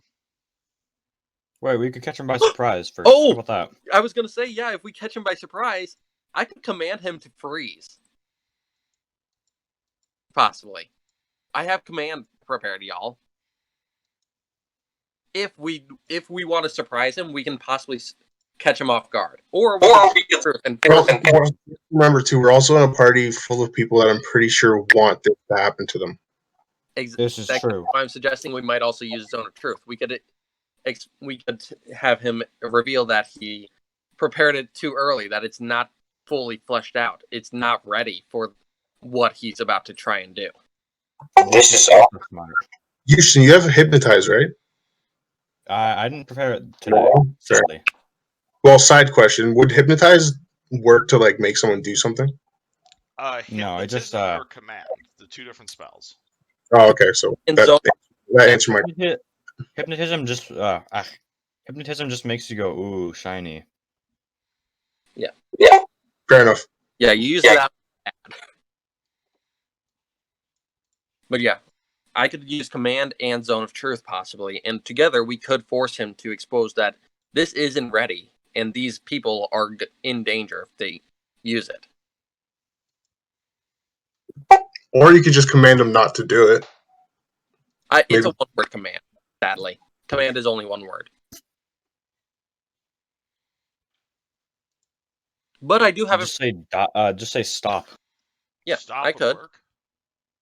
All right. Are we ready and behind the stage? I imagine at this point. What if he said suicide? I've done not how command works. Goblins, sadly. Goblins aren't very smart though. Okay, so you guys are going to the backstage with the skeleton behind you? Yep. Yeah. Let me describe the backstage. What's it called? Is there a description for the backstage? It is room 16. Which one is room 16? Yeah, okay. So, you open the door leading to the back of the stage. You're currently in a bit of darkness. Directly in front of you is a big old stage. Standing on it is a fancy pants looking elf, whom you can only assume to be Ulinar. You are going to...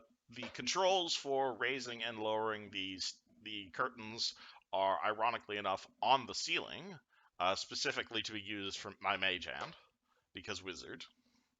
I have mage hand. I mess around with it. Oh, what do you do? Perfect. Or as you go out, wait, hold on. Can I just mess around and like flicker with it? Yeah, Like, tries to present it's it. the controls for like the lights and the curtains. What do you want to do? Oh wait, hold on. If I turn it off, he'll probably come back to check, where we can catch him by surprise. Should you just turn off all the lights? Hold on. I want to confirm this with the party first. Oh, okay. I mean, okay. This is my suggestion. I don't really hear any objections. I mean, I don't. If you want to like cause like a power outage. Okay, And then electricity doesn't exist, but you can blow out the candles. Or alternatively, you could like lower the curtain. Yeah, we could lower the curtain, drop it on him so he gets separated, and then I could command him to freeze. That would give us some good cover. yeah. Before you do the noise, let me sneak over to the other side of the stage so we can like kind of pincer him if we have to fight. All right, and I'm gonna draw my sword, my brand new sword that I have named Rovalid. Okay. Just so I'm ready, in case bloody. I give Yushin a nod when I get into position on the other side of the stage. Oh boy, oh boy. Alright, I'm gonna reach my mage hand up and then just fiddle with everything. Okay, can you give me a specific thing of what you're fiddling with? So it's like the lights on the curtain, yeah? Yeah. I'm gonna turn off most of the lights, and then have the curtain lower. Okay, say that again? Or did that echo? Yeah, you A little. echoed there. Oh yeah. Anyway, I'm gonna turn off the lights of the stage and then lower the curtain. Is there a way for me to lower it so it lower it specifically so it just looks like it's like gotten loose and it fell? Okay. All right. So you immediately you turn off all of the candles, and you press the button that causes the curtain to fall, cutting Ulinar off mid-speech. Roll me a stealth check. All of us? Everybody here. Oh boy, Tarek gets a -3 to that. And what is Ulinar's perception? It is 0. high. All right. Well, that's not what I meant to do. Tarek Oh, isn't very. Tarek rolled a natural 0. Yeah, a dirty 0. Oh boy. That's a first. But All right. But the moment he comes back, I'm casting command on him. Anyways. Okay. I think what you're casting, my good sir, is roll initiative. Oh boy. Well, dual function. And I now have a really big map to make with a lot of combatants. Hold on. You can't just do it with Ulamar? Oh no, you guys. Oh, it's going to be Ulinar plus those ghouls plus literally everybody else. Oh boy. Dirty 20. Come on. Oh look, actually, no. This is currently the Nightshade Theater map. I can probably just use this because it's also like a That's theater. True. Sure. Okay, I'm just going to use this then. All right, okay. So. And I got a 15. Wow. Hold on. I can't believe I 15 for what? My initiative. I never. So, right, initiative. I forgot. I never roll high on initiative. I typed that in wrong. Not on this character. Ah, well, mine is not bad. Alright. But maybe Ulinal will get worse. Let me find. Let me just grab some random tokens for you guys. Yeah. Sounds good. Skeleton. I spelled skeleton wrong. Yeah, I actually have my holy symbol presented on my chest right now as well. Alright, hold on. This is a bit of a complicated fight. We got a lot of people involved. You're good. I need to bring up summon monster tables. Yeah. Yeah. Alright, and then you guys have... What's a good thing for... Cleric... Is my Cobra still active? Yeah, your Cobra is like... Oh yeah, your Cobra would probably be... let me go get a token for your Cobra. Shit. Oh my gosh, that's right. That's also involved. Because none of the skeletons rolled a natural 20 yet, technically. Yeah, hold on. We got a lot of people involved in this combat. 1 second. I love this. Oh man, if only I could say the same. I'm a bit nervous. And I really feel bad that a core is going to be dragged into this, but... Oh, what? A core, the skeletal half-orc. Oh, that's true. He's being dragged into this because he's with us as well, but... I mean, he kind of signed up for it. Yeah. I imagine... being a skeleton and all. Well, he was resurrected against his will. Yeah. Well. He also came with us. Alright, and then... you have that many. You have... Yeah, it was the 2 skeletons in front. They're dealing with that right now. Hold on. Let me go grab... Oh, shoot. Oh, I can summon dinosaurs later on? Absolutely you can summon dinosaurs. Tyrannosaurus Rex. Absolutely you can. You should go with something that flies. Oh! Hold on, let me move a bunch of tokens around. Wait, what is an elemental elder? Really, really big elemental. Whack. Oh shit. This is gonna be fun because Caius, you're still within range for me to cast Blessed right now.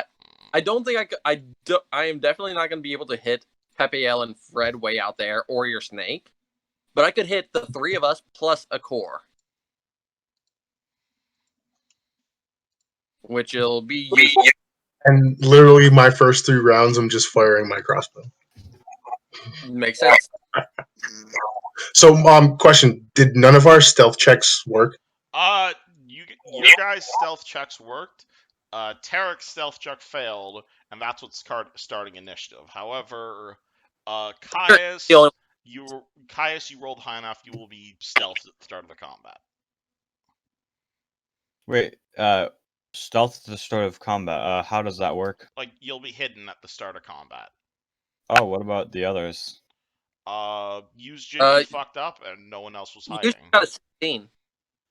16 does not beat his perception, sadly. Perception of +7. Well, so can I get a free action technically? Well, basically, you'll count as stealth, so you could like sneak attack him, or you'll be firing against his flat-footed.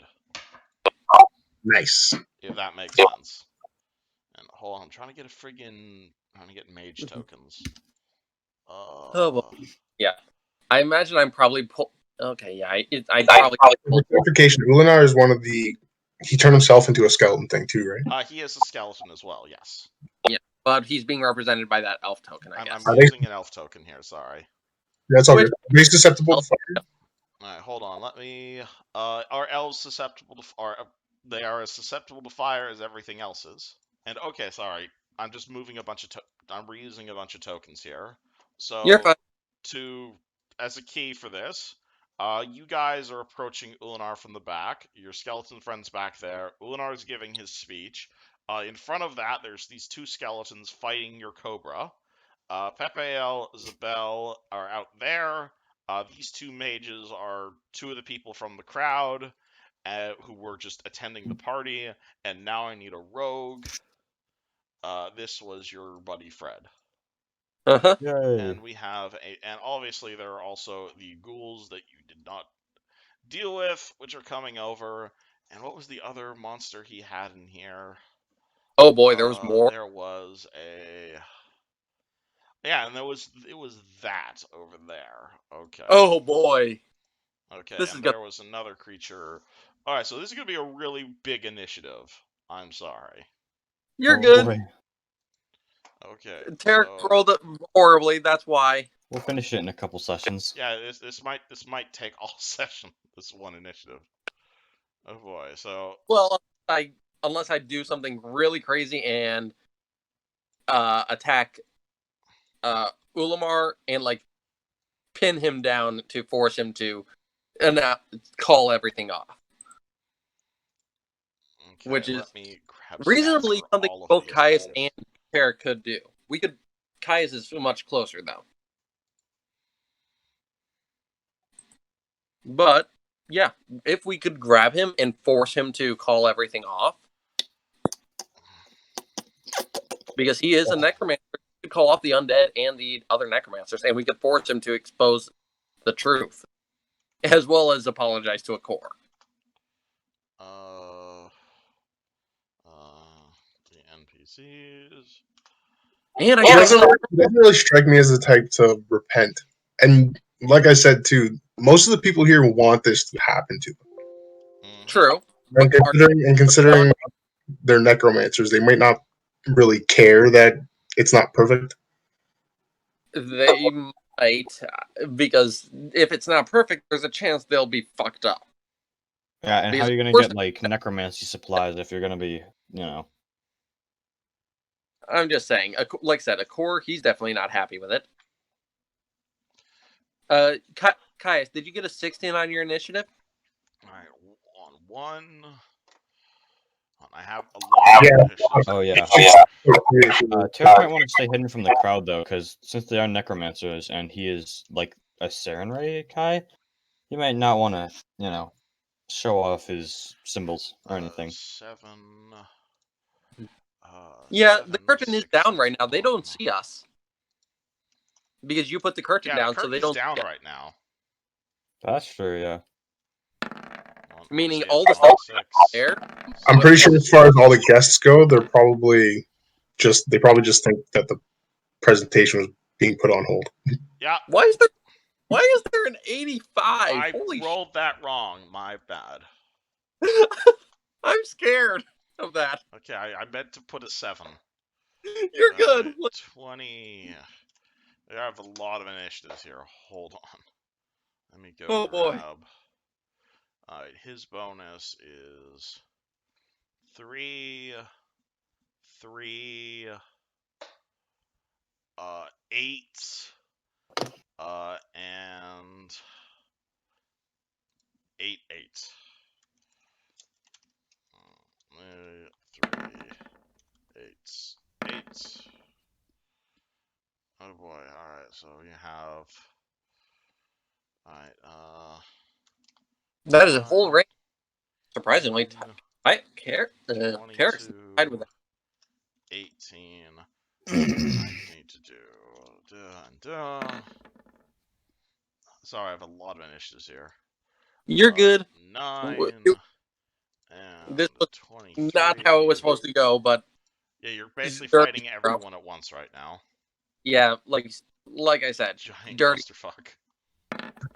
Honestly, if this goes in our favor, we could get away with this. Possibly. Yeah. Based on how well we do. Because if we disable Ulinar, wouldn't that technically stop the ghasts too? You can roll me a spellcraft check on that.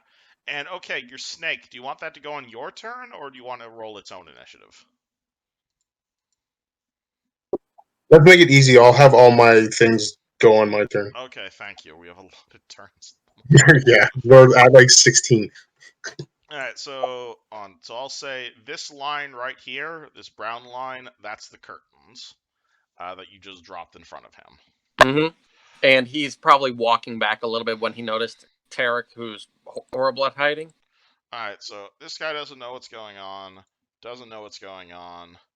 This thing's the first to act, so it senses its master is in danger, and so he's going to go 1, 2, 3, 4, 5, 6. 1, 2, 3, 4, 5, 6. Quar is going to see you guys, and is like, oh, fighting? And he's going to, what spells do he have prepared? He is going to cast haste on you guys. Oh? Which will only hit Tarek and Yuzjin, sadly. What does that do? Actually, hold on. Let me see if I can aim that better. What does this do? Oh no, that does hit the whole party. All right, so immediately, all of you guys immediately feel a lot faster. You feel like you're acting a lot more quicker than normal. This has several effects. Basically, when you full attack or flurry, you get an extra attack. You get a bonus in attack rolls, AC, and reflex saves, and your speed is doubled.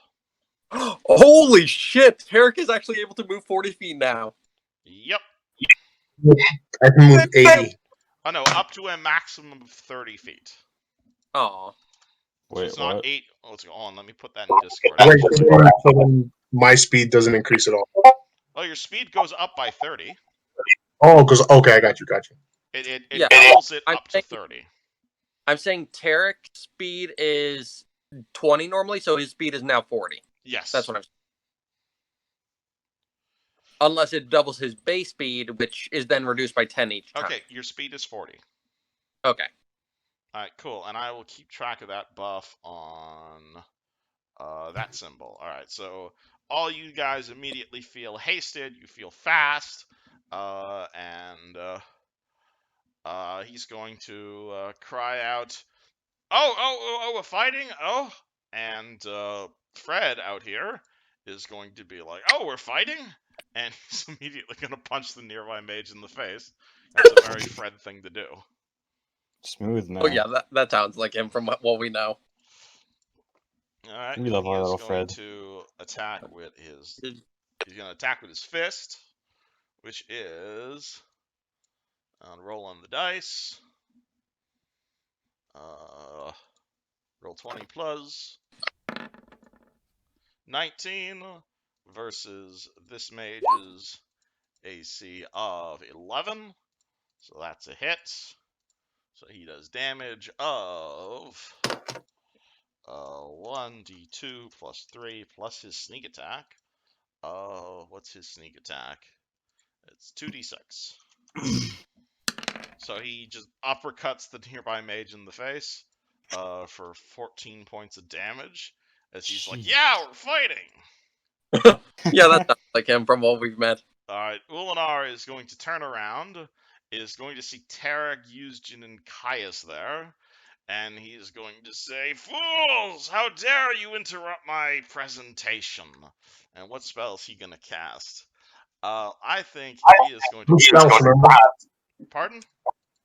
I'm still stealth, aren't I? Yeah, you're still stealth, so he can't see you. But he sees you two over there, and so he's going to cast Black Tentacles. I don't like the sound of that. And how Oh, it big does is sound this familiar. AoE? This is a 20-foot radius, so let me draw this. Oh boy. This is going to be interesting.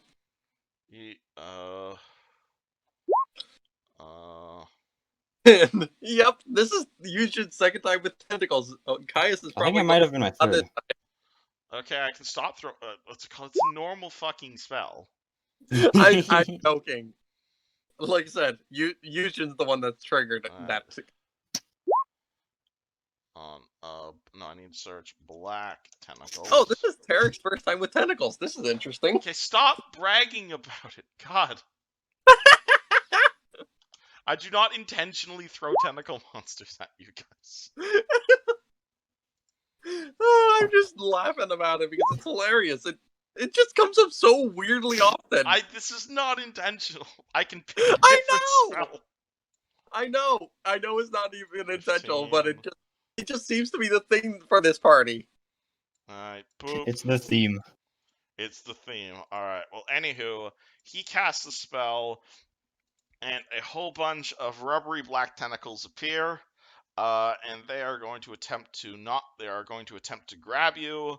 Of 7, 8, they have plus 10 to grabbings. Oh, joy. Alright, so... a 23 and 18 versus your CMD. Does the... 23 versus Tarek, 18 versus Yuzjin. My CMD... I can't tell you, man. I don't think that is...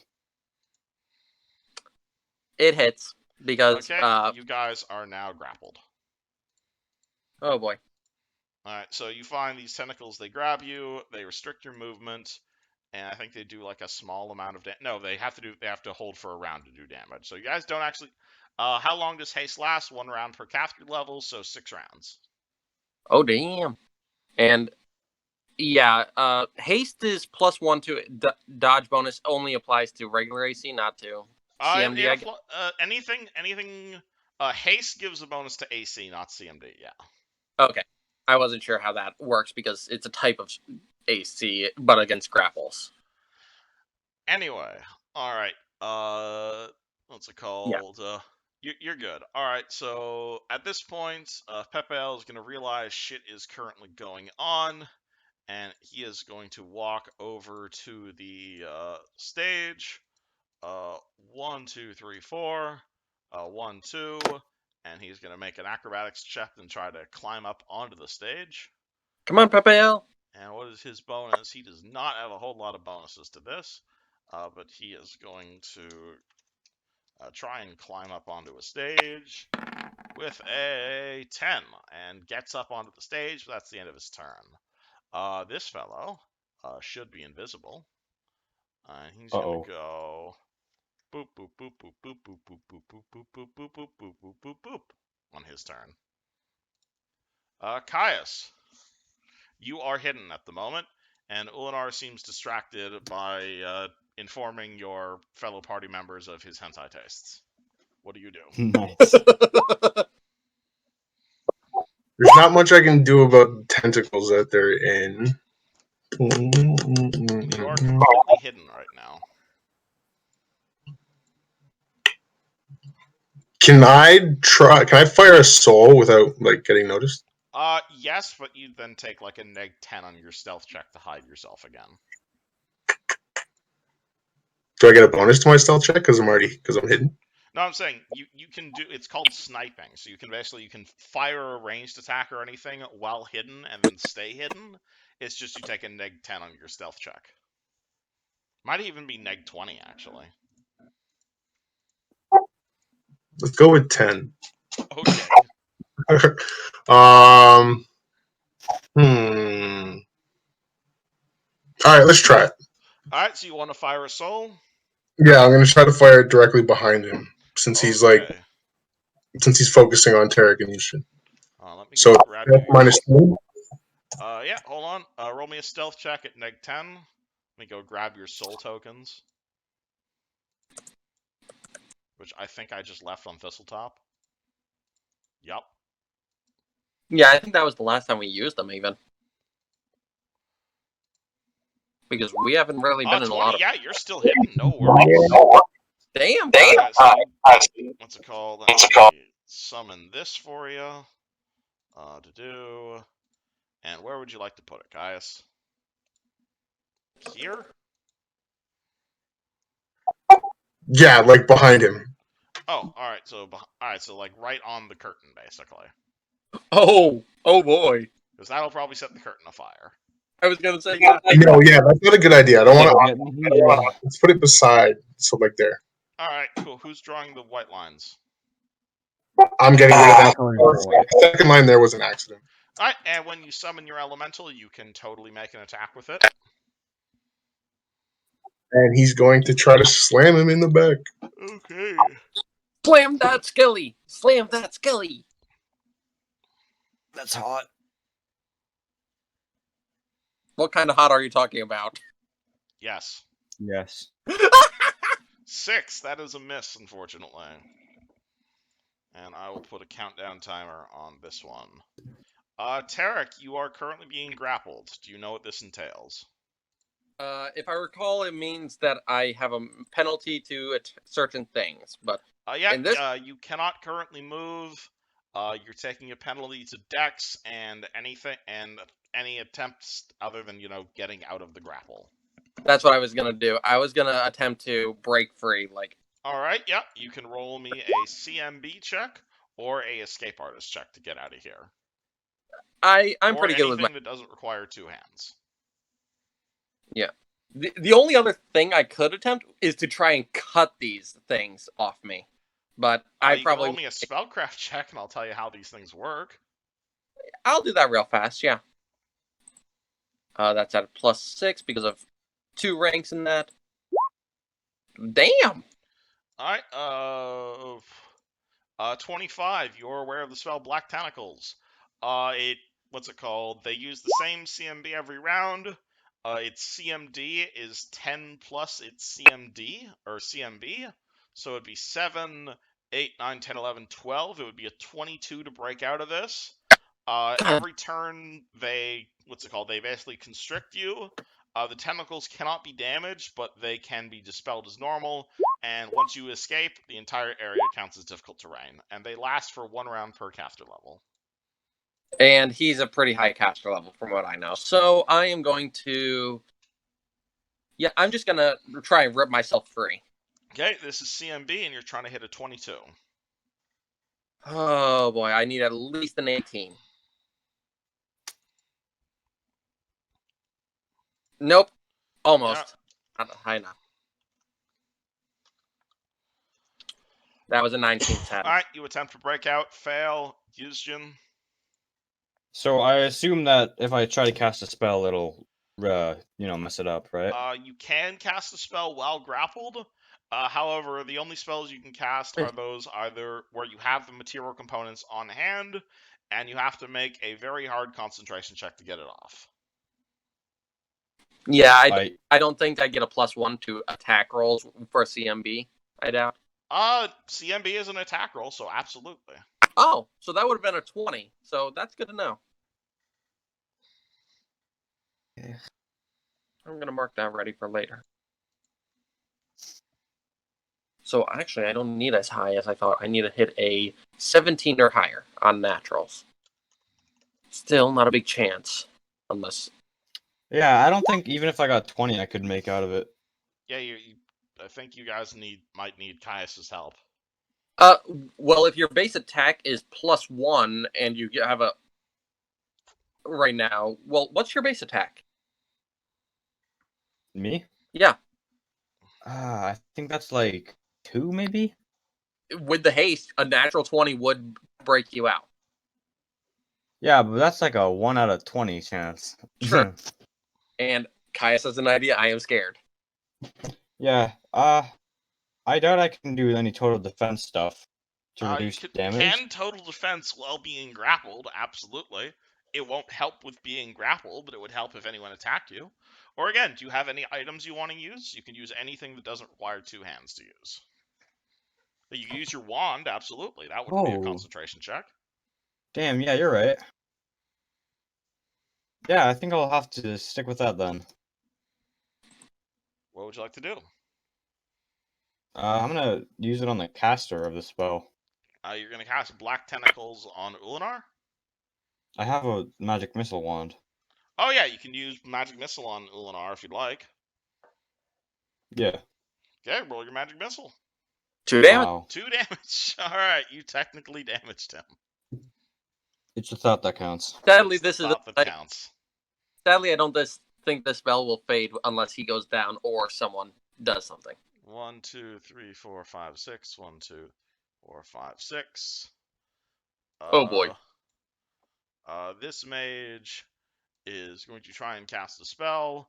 Oh wait, no, this is the mage that's next to Fred, so that means Fred gets an attack of opportunity. That's a hit. Very nice. And that mage is dead. Rip. Oh, damn. Because I wasn't looking. Skeleton continues to try and smack your snake.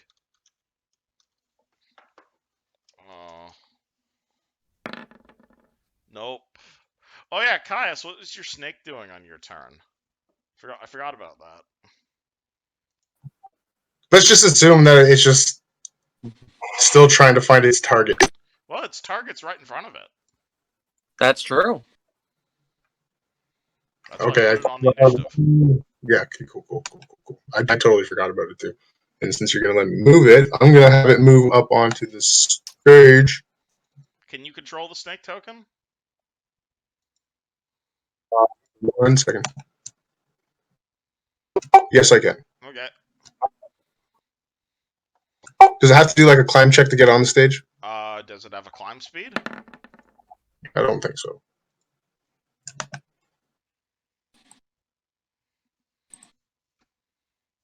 That would be besides speed, right? So no. No, it can climb, absolutely. So nice. No problem at all. All right, so yeah, I'm just gonna have it move 40 feet closer to its target. Okay, I would end up here because it has to climb up 10 feet. And these things again keep trying to hit it, but they fail because they are skeletons. This wizard over here is gonna cast Blur on himself as a defensive spell. So nice. So he looks kind of blurry. As well here is going to see. What can she do? And the curtain is. She's gonna start running over. 1, 2, 3, 4, 5, 6. 1, 2, 3, 4, 5. Disc school over here is gonna go 1, 2, 3, 4, 5, 6, 7, and just kind of stare at you guys. It's probably waiting for us to break free. Aquar is going to pull out a scroll of Dispel Magic and try and fix this problem you guys have. Oh. And it's 11 plus cast rolls, so the DC is 18.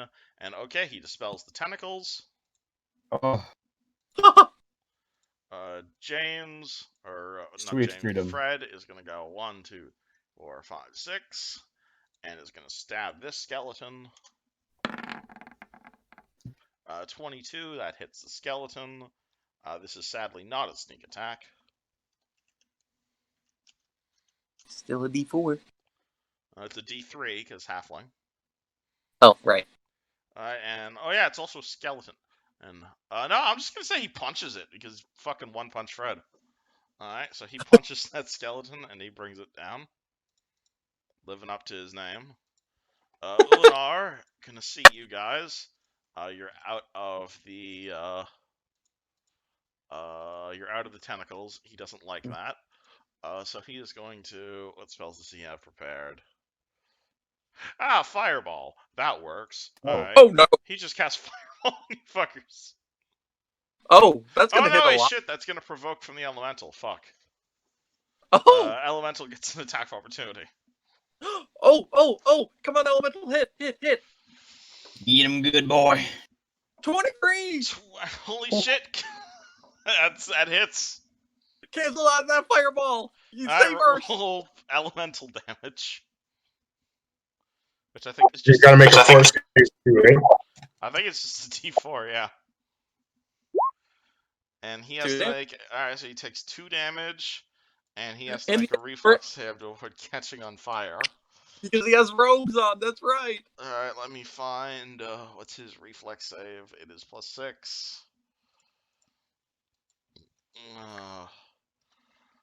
Come on, natural 1. Natural 1. 8, so I think he's on. Yes! My god, this is ridiculous. I love this. Thank you guys for having that. Alright. So he's on fire, meaning he takes an additional d6 damage for being on fire. He takes 1 damage, so he has taken 3 damage this round, meaning he needs to make a 13, 14, 15. He needs to make a DC 16 concentration check. And alright, so 7, 8, 9, 10. He needs a 16. And he rolls a 13. Meaning he flubs up the fireball. God damn it. Thank you. Nice. The dice gods are loving us right now because of the fact that they kept giving Tarek awful rolls. You lucky motherfuckers. Like I said, Tarek absorbed all the bad rolls tonight. Alright, well, him being on fire, he's not going to be a huge fan of, and so he's going to move 1, 2, 3 away from the elemental. Pepeel on stage is going to run over here, see the curtain, just kind of pull on the curtain. Curtain starts falling, revealing what's going on to everybody. 1, 2, 3, 4, 5, 6, 7, 8, 9, 10 is going to end up there. Caius, your go. Or rather, the 3 of you can go. My squad, yo. Okay, so first things first, I'm going to have the snake go in for an attack. Alright, the curtain is now down thanks to Pepeel. So move your snake. Alright. He's going to go in for a bite. Alright, you know what your bonuses to bite is? +3, and it's a D6 1. I don't think you've loaded that thing up with poison since you got it, though. Oh, you have to actually load it. That makes sense. Actually, makes sense. Didn't it No, come I have with no, I have. poison? Can we just assume that it did? I don't think you've bought poison at any point, so no. Well, we had poison. The only poison I had, I put it on my Oh shirt. wait, no. He did fill it up. I remember. When?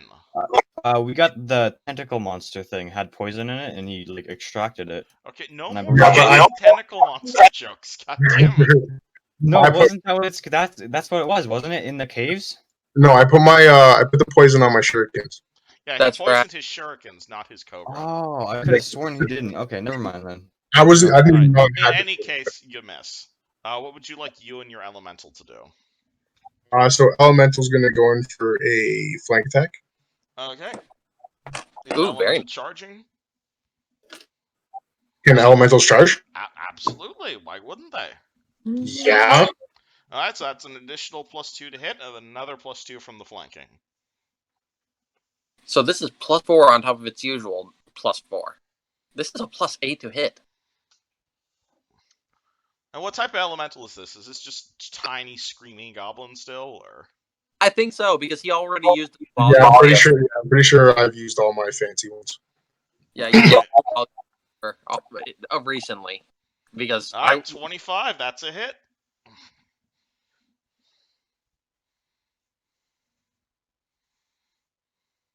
another 2 damage. Alright, he will take 2 damage.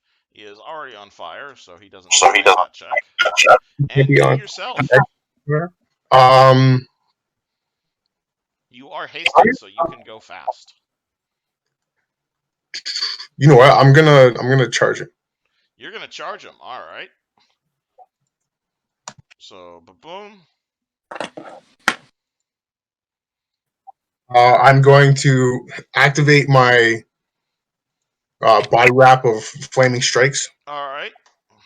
Now, just for verification on this, it says I can add an enhancement bonus of +1, 2, +5. Does that mean I can choose? No. I'm saying when you make this, when you craft this, you can choose to have it be a +1 or a +5. This one's particular, like you can make it in different ways. This one specifically adds flaming. If you want a +5 wrap, that would be way more expensive. Oh, okay, I got what you're saying. So it just adds fire bonus to my Yeah, hit. this specific one just adds fire bonus, but you could get it made so it added a bonus to hit, basically. Oh, okay, that's cool. So I just got the 1d6 fire damage added to my. Is this a stunning strike as well, or just a flaming kick? Let's go stunning strike as well. Alright. And I'm going to flurry of blows. Flurry of blows, you have to stand still for that, remember. Oh yeah, that's fair because it's but you are charging, so it's +2 to hit for a -2 armor class. Come on, Caius.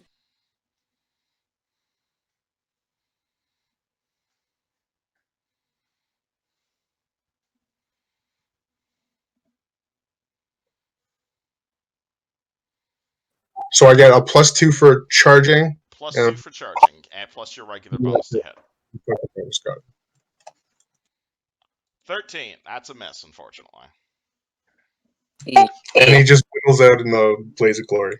Oh, you falcon kick. You just miss. Tarek, what would you like? Okay. I see these ghouls coming after me and Yushin, which is gonna be an issue soon, possibly. You are hasted. Definitely. Yeah, but I'm trying to decide what I want to do because I can either move a little bit away and then hold my action until the further ghoul is within 30 feet of me to channel energy, or I can charge and help Caius take out that guy. Yeah, please ignore the giant purple couch. It's not actually there. I know. Oh, yeah, that's a couch. Can't you jump over it? No, I'm saying don't ignore it. It's not there on the... Because this is the map from the Nightshade. Oh, that's true. Yeah, I could either channel energy as soon as this guy is within 30 feet of Tarek. Okay, well, you have 6 seconds to do. So what is Tarek doing in 6 seconds? Okay. Honestly, the biggest threat right now is definitely that wizard. So... And Tarek could breach him now, thanks to haste.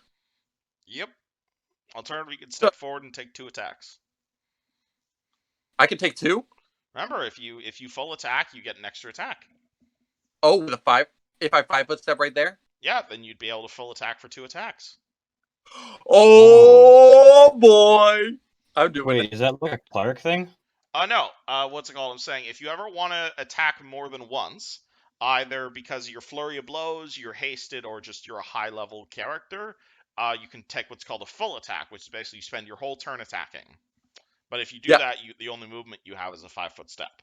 Yeah, I am 5-foot this is stepping fantastic. to get between Yuzhin and this thing, and I'm going with my magic silver scimitar at this thing. Yeah, as a standard action, you can only make 1 attack, but if you spend your whole turn attacking, you can make like all your dually attacks and stuff. Which is exactly what I'm doing. I'm going to to make your 2 get me attacks. some haste. Yep, 2 attacks with Drovalid. Alrighty. Haste is an awesome spell. And this is a +1 to hit, so this is a +8 to hit. Yeah. 25 to hit. 25 hits. Drovalid's damage is 7 damage. Anything special about it? It's a +1 weapon, and it's silver. Does that matter when it comes to these things? Silver does not matter. Okay. And he takes 7 damage, and second attack. 14 is a miss. Shit. And I'm gonna look to Yuzhin and be like, get back and help them out. Yuzhin. I'm going to overrule that decision. What? Wait, he can't have that much health. There's kind of like 3 of them. What? What do you mean? You said overrule the decision. I'm joking. I can get over there, but I could also help you out with these guys, because I think they're a pretty big threat as well. Okay, then. Because we've got Pethael and Caius, and his 2 summons. So that's already like 4 attacks. True. You sure you and plus flurry of blows. fast, though? Okay, And he's burned. You have 6 seconds, Yuzhin. What do? Oop, Oh shit, me, PayPal, my guys got it over here. Just make sure those ghouls don't get any closer. Is Scorching Breeze 30 feet or 40? I can't remember. It is 100 feet. Okay, well that solves that problem. I'm going to step over here and cast Scorching Ray. I can do that twice because full round. No. The what's it called? The haste thing doesn't apply to spell casting.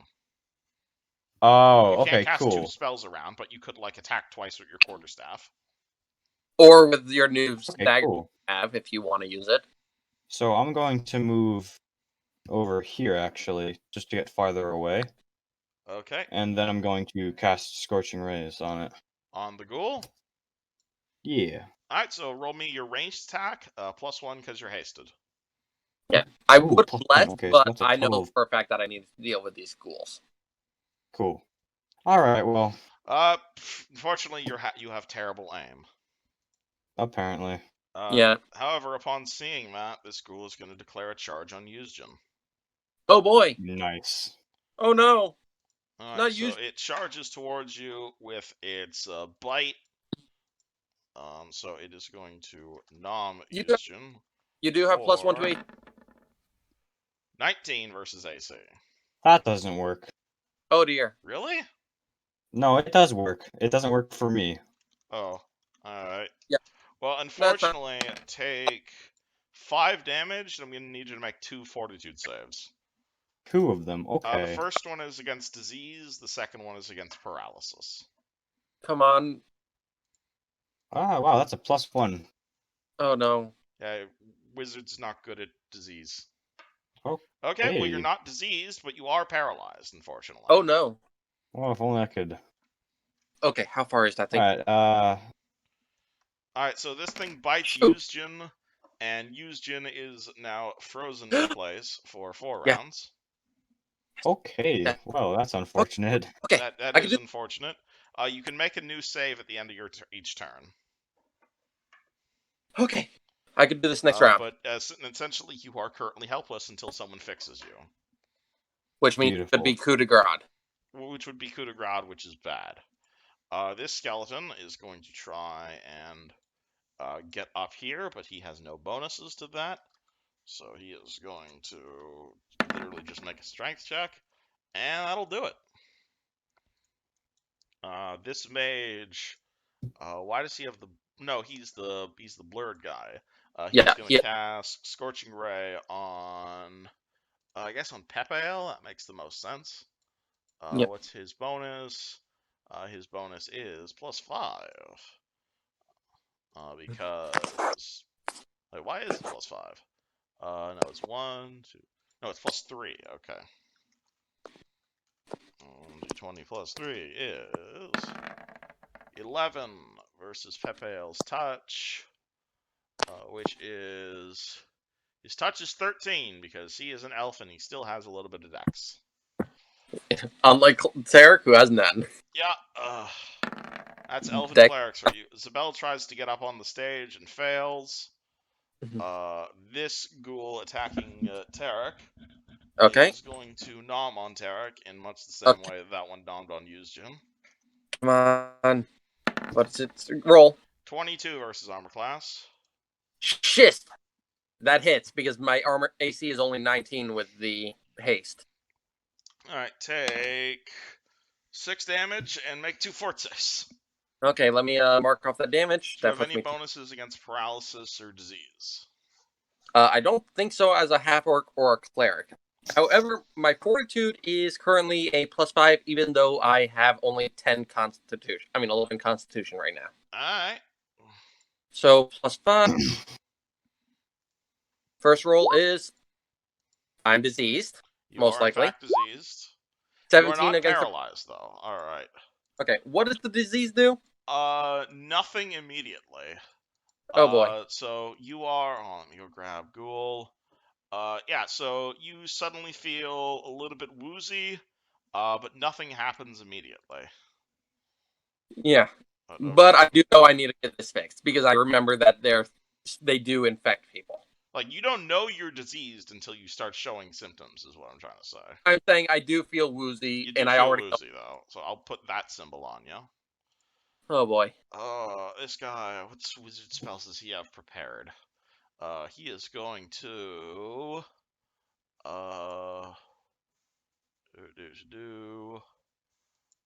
he is going to... hold on, sorry, I'm looking up what a spell does.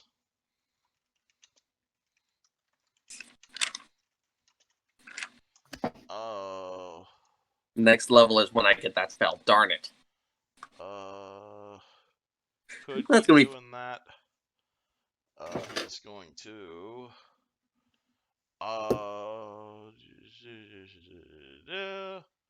that doesn't work, that doesn't work, that doesn't work. He's going to cast... that doesn't work on that. Sure, let's just keep buffing Tarek. Alright. Quara is going to cast Bull's Strength on Tarek.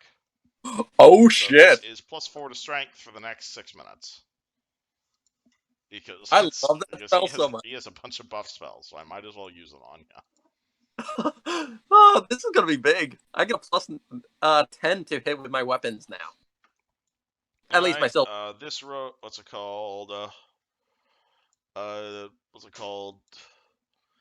One Punch Fred is gonna walk over there, and he's actually gonna start a bardic performance because he has 2 levels in bard. Oh, nice. So as a standard action, he begins playing. What's his performance? Perform Sing. So for some reason, you just hear the halfling immediately break out into song, possibly narrating the battle happening in front of him, and all of the combat happening. What kind of music does he sing? Like Metallica death metal? He's on all the fucking way. He's got the beard to boot. And yeah, this will give everybody +1 to hit and +1 to damage as long as he is singing. Everyone? Including Tarek? All allies within who can hear him. +11 now. This is +1 to hit. I missed that bonus again. Pardon? Man, if only I wasn't paralyzed. What was the bonus again from the bardic? +1 to hit and +1 to damage from the bard. There's no singing icon, but sure, let's use that one. Ular is on fire, so he takes 6 damage. or d6 damage. 4. Okay, he continues to burn. He does not like the fact that he is burning. This is a bad thing. But he also has other priorities, given you all are beating on his ass.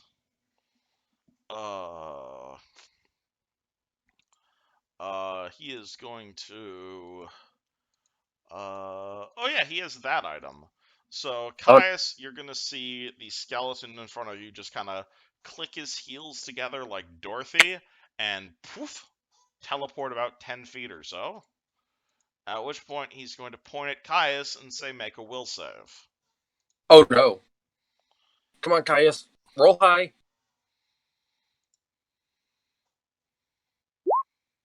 Ooh. That's probably a fail. 10. Oh boy. Alright. It's alright. Caius, you suddenly realize, why are you fighting this Ulinar guy? You've known him for ages. He's an old buddy of yours. Yo, bro, what's up? It's like, oh my It's god, you a suddenly recognize him. He's an old guy. You and him are the best of friends. You go way back. Like, you out of game, you are now charmed. But I'm assuming you know what that means. Bro, I haven't seen you in years, man. Like, my bad. I didn't notice it was you. Raphael is going to see all of this going on, and it's going to go 1, 2, 3, 4, 5, 6. No, he can only move 4, right? So 1, 2, 3, 4. He is going to see Ulinar, and he is going to. Does he have weapons? Oh yeah, he has his long. Oh yeah, he has a longbow. I forgot he had that. All right, you see the elf pull out a longbow, and he fires an arrow at Ulinar for 15, which is a miss. Ooh. At which point, this thing appears behind him. Oh. Which appears to be like this weird, I don't want to say shadow, but like, it's got like this weirdly ghostly image that has like 2 flickering pinpoints of light, where its eyes would normally be. What? Do we know what that is? That'd be a religion check on your turn. Okay. I'll roll that later. And Ghosty Man is going to poke the cleric for 9 versus his touch, which he's going to dodge hilariously enough. Caius, yeah, you are now charmed. You believe he is a, what's it called? I can read you the description of Charm Monster if you'd like. Nah, I'm pretty sure I get it. Yeah, you won't do anything you won't normally do, but like you view Ulinar the same way you'd view someone like Tarek at the moment. So what I'm gonna do is when I realize that I somehow remember him, I'm gonna dispel the Iron Cobra. Alright, so the Iron Cobra immediately turns back into a gauntlet. And then I'm just gonna like move up to him and be like, "Yo, what up?" Is that all? And like tell everyone else, be like, "Yo, this guy's cool, yo." Tarek is very visibly confused. I am going to 5-foot step right there, but I am going to now make an attack at that guy. All right, you have a lot of bonuses on you right now. I know, but before I do that, I'm also going to make that religion check real fast because I'm still concerned about that thing. Okay, this is a +5. Nope. It looks like a ghost. Okay, so I'm doing my math right now. Let's see. Bull's strength makes my normal +7 into a +9. Then I have 2 +1s from the haste and then the song. So this is a +11. That sounds like a lot. 14, AC 18, my friend. Still rolled a 3. Full round attack, though. Yeah, you can get a second attack. Bang! Second attack definitely hits. And let's see, this is 1d6 +4 because of bull strength. +1 from the Bard Song. And there's another +1 somewhere, if I recall. You're getting +2 from the strength, and then +1 from the Bard Song on top of your regular bonus. Haste does not give a bonus to damage. No, because It's a +1 scimitar. That's right. Yeah, it's a +1 scimitar. There you go. So +6, 8 damage. Okay, 8 damage. You stab that guy. How much health do they have? I remember it was damaged before a little bit. Yeah, it was damaged a little bit. Hold on, I think I accidentally closed the gas page. Hold on. You're good.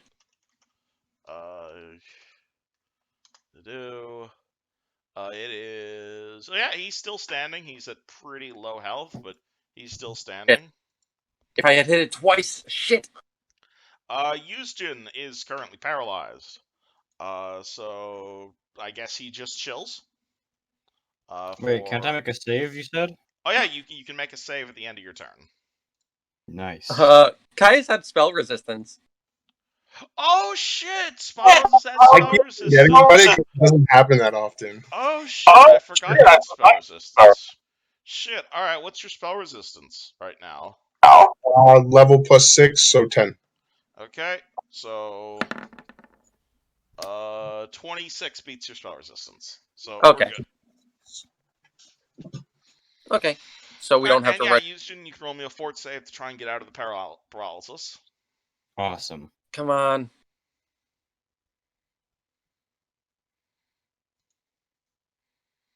Yay. 19. 19. You're no longer paralyzed. Thank you. It can't be coup de grace. Yeah. What does that mean exactly? It means you cannot be insta-killed, basically. Oh, wow, that's horrible, and I hate everything about it. Why is that allowed? Because if you're helpless, you can get insta-killed. I mean, I guess. Scoop's going to attempt to paralyze you again. Because he's just still here. Alright, Alright, 22 versus... I like how you rolled the save before I even announced what the dice was. Yeah, a 10 and 11, though. Oh, that's a thing that he does. Yeah, I forgot. Alright, so take 9 damage, and are those your 2 fort saves? Which, 10 and 11. Do I get to do I get to choose? If you like. I mean, they kind of both failed, so I'm obviously gonna choose no. Okay. Oh, fine, I'm feeling nice. I'll let you re-roll those. Oh, Alright, come on, Yushin. It's worse. And it's worse. Paralyzed. Right, he's paralyzed again. And I have AIDS. Yeah. You just do not have the best luck right now. Alright, very far from it. 5. You are now paralyzed for 5 rounds, and you are also sick. Come on, Pepe, we really need your help. Alright, and also let me put the disease token on you. Boop. Alright, this skeleton is going to... I guess he's gonna run over to Pepe'el and attack Pepe'el. I'm glad you're having fun, Yuzjin.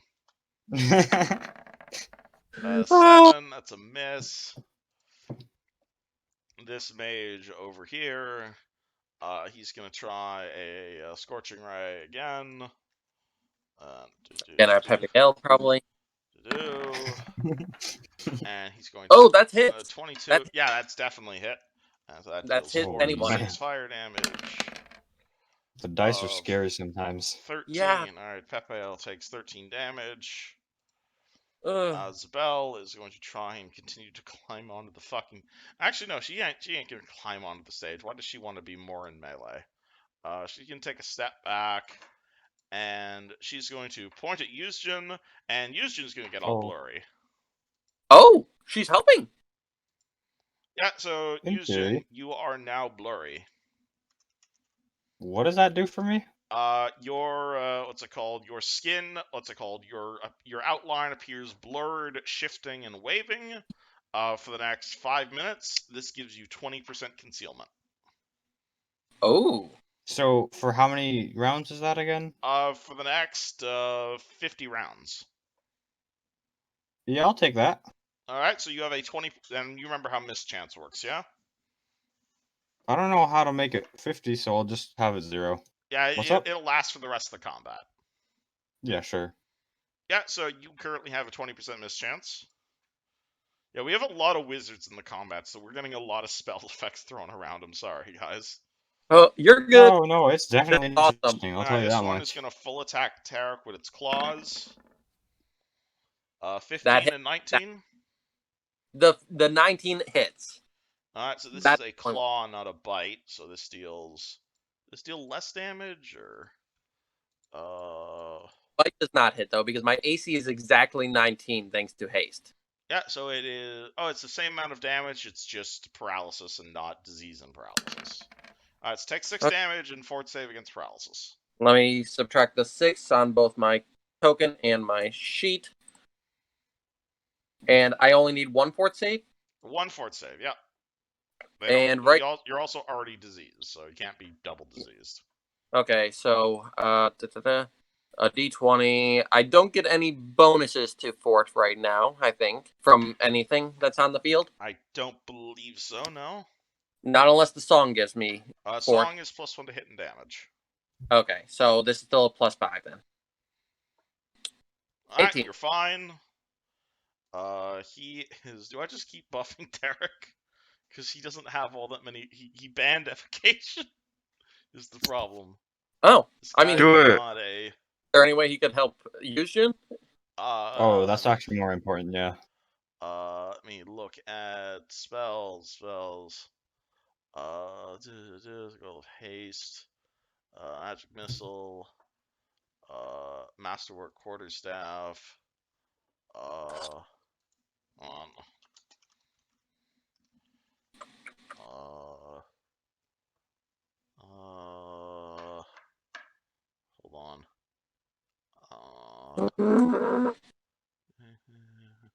This is gonna be tense.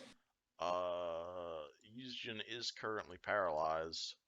Actually, hold on. Oh. How does that?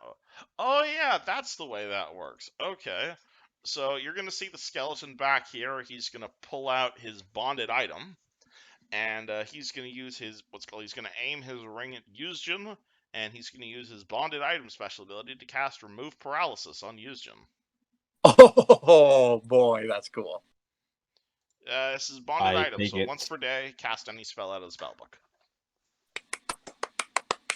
So Yusjin is no longer paralyzed. It's hilarious that it keeps getting unparalyzed as soon as his turn comes around, basically. It's because it's an monster's infinite cycle of pain. Him. No, I'm seeing he gets unparalyzed. Yeah. He unparalyzed during his previous turn, and then this turn he got unparalyzed before his turn even started. So. Alright, what's it called? One Punch Fred! Fred is going to look towards Caius a bit confused, and he's going to be like, what the hell are you doing? Why are you defending him? And Ulinar is going to say, why is he defending him? Because he is a great friend. And your cool friend is going to put a hand on your shoulder and cast a spell on you, Caius. Oh no. Do you resist this?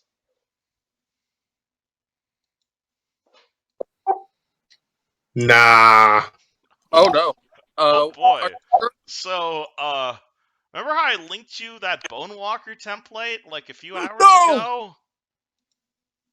All of Caius' flesh falls off. Oh god! As he casts Create Bonewalker on Caius. Oh my god, what the hell did you just do to me? I have perfected you, my friend. Now you will live forever. Alright, I guess that doesn't sound too bad if you put it that way. Alright, so Caius, so mechanically, this is +2 dex, -2 charisma. You're at -4 on all will saves. And you will have partial undead traits. So you get +2 on poison and anything that has exhaustion or fatigue, and you are also immune to diseases now. The downside is, of course, skeleton. Yeah, he's gonna create Bonewalker on Caius. I still have full control of myself, though. Yeah, right? you still have full control. Well, you're still charmed, but you are now the sort of skeleton that you have been investigating this whole time. Good thing we can fix that. I can investigate it just that much closer. Alright, Raphael is going to see these things and take a step back, and he's going to shout, "By Erastil!" And he shall channel energy to harm undead, which will just hit these two things. And so they are going to make will saves. The skeleton's going to probably insta-fail. But this thing has channel resistance, I'm fairly certain. Yes, it does have channel resistance. Alright, so it's going to attempt to resist the Erastiling.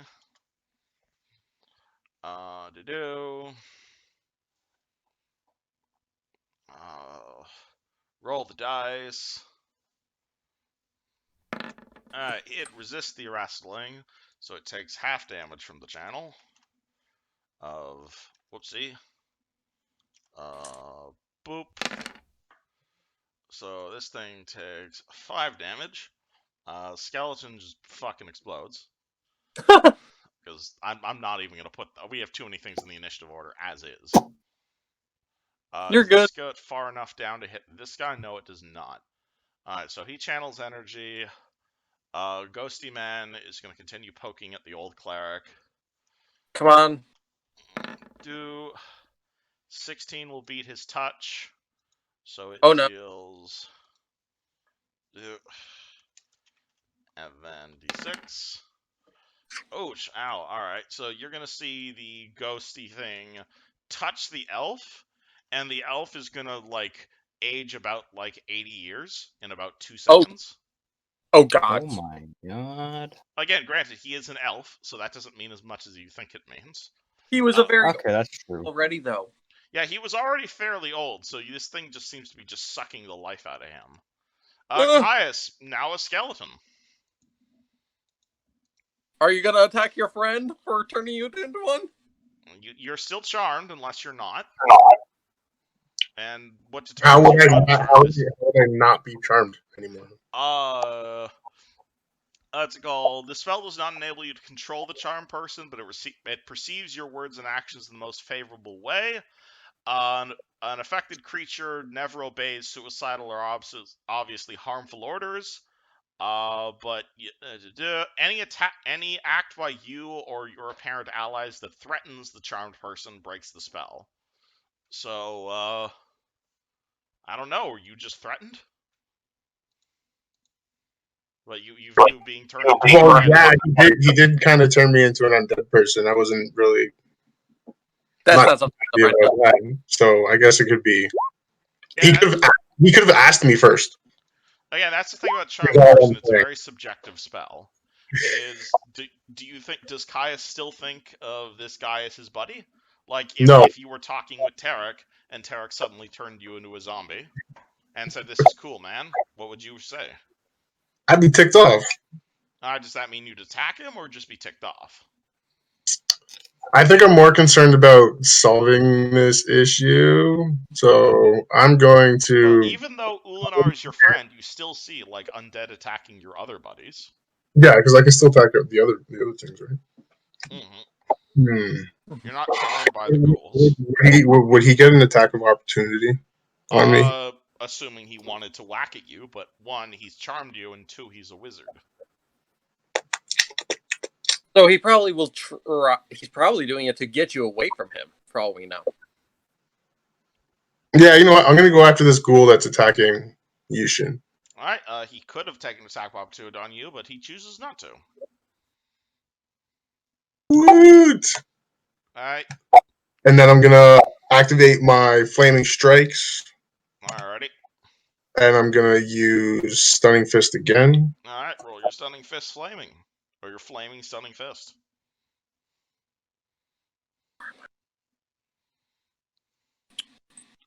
14 AC on the dot. Yes. That one has a lower AC apparently. Yeah, because this one's wearing armor and this one is not. Oh, that explains it. Wait, is it metal armor? Yes, this one is in fact wearing metal armor. Oh, that's vulnerable to shocking stuff that I have, and I can use on hit. Meaning if Tarek runs away from it? Well, anything's vulnerable to shocking grasp, it's just you get a bonus when you're trying to shock metal. And nice. Oh boy, yeah, alright, yeah, metal. you falcon kick that thing into death. Oof. Also, you do Okay. 2d8 Get damage? out of here! Pardon? You do 2d8 damage? Wait, no, sorry. It would be 1d8 plus 4 and then a d6. My bad. Yeah, I was about to say, you're not giant-sized Okay, quite yet. let's re-roll that. Yeah, that works. 1d8 plus 4 plus a d6.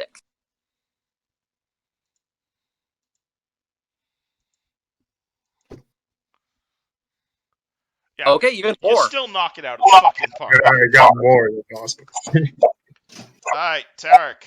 Still fighting the ghoul Uh, over here with your orky buddy. Yeah, I know that this guy is coming after me, but let's see. I saw that guy went out and did that to Caius. Tarek is fucking pissed at him. Does He is Tarek want to charge Ulinar? Oh yes, he does not care about this ghoul. He is pissed at Ulinar for doing Alrighty, so the ghoul will take a swipe at you as you leave for a nat 20. shit. And we'll try to confirm on you with a 16. That does not. Okay, so it's just a regular ass claw.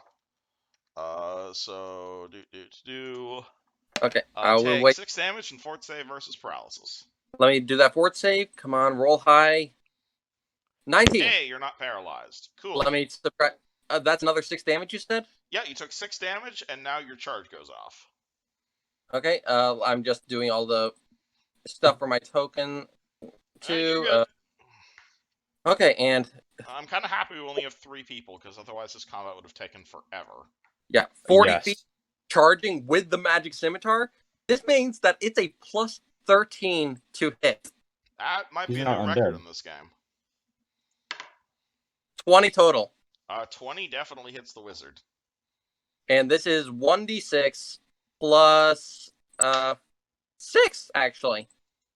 Unless I get any bonuses from charging as well. You for get damage. +2 to hit for charging, no bonus to damage. Okay. 11 damage. Oh boy, alright, he is going to take 11 damage. He's still on fire, so he's going to take 11 more damage, and not be a huge fan because he is an elven wizard. What's his hit points? He is still alive. And Tarek just looks down at him after slicing into him, and he's like, I'm just gonna fucking rip your head off. Okay, Yuzjin, you see the Doomslayer behind you. What do you do? Oh no.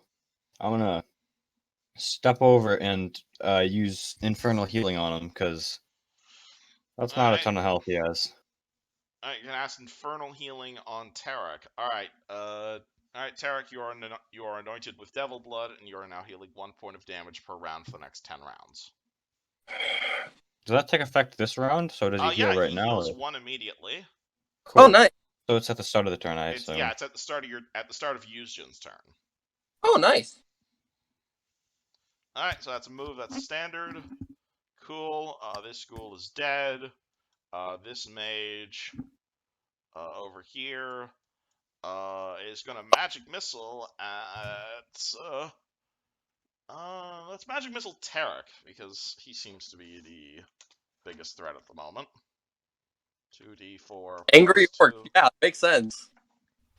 Alright, you take 2 magic missiles for 5 points of damage. Oh boy. I am so glad healing on.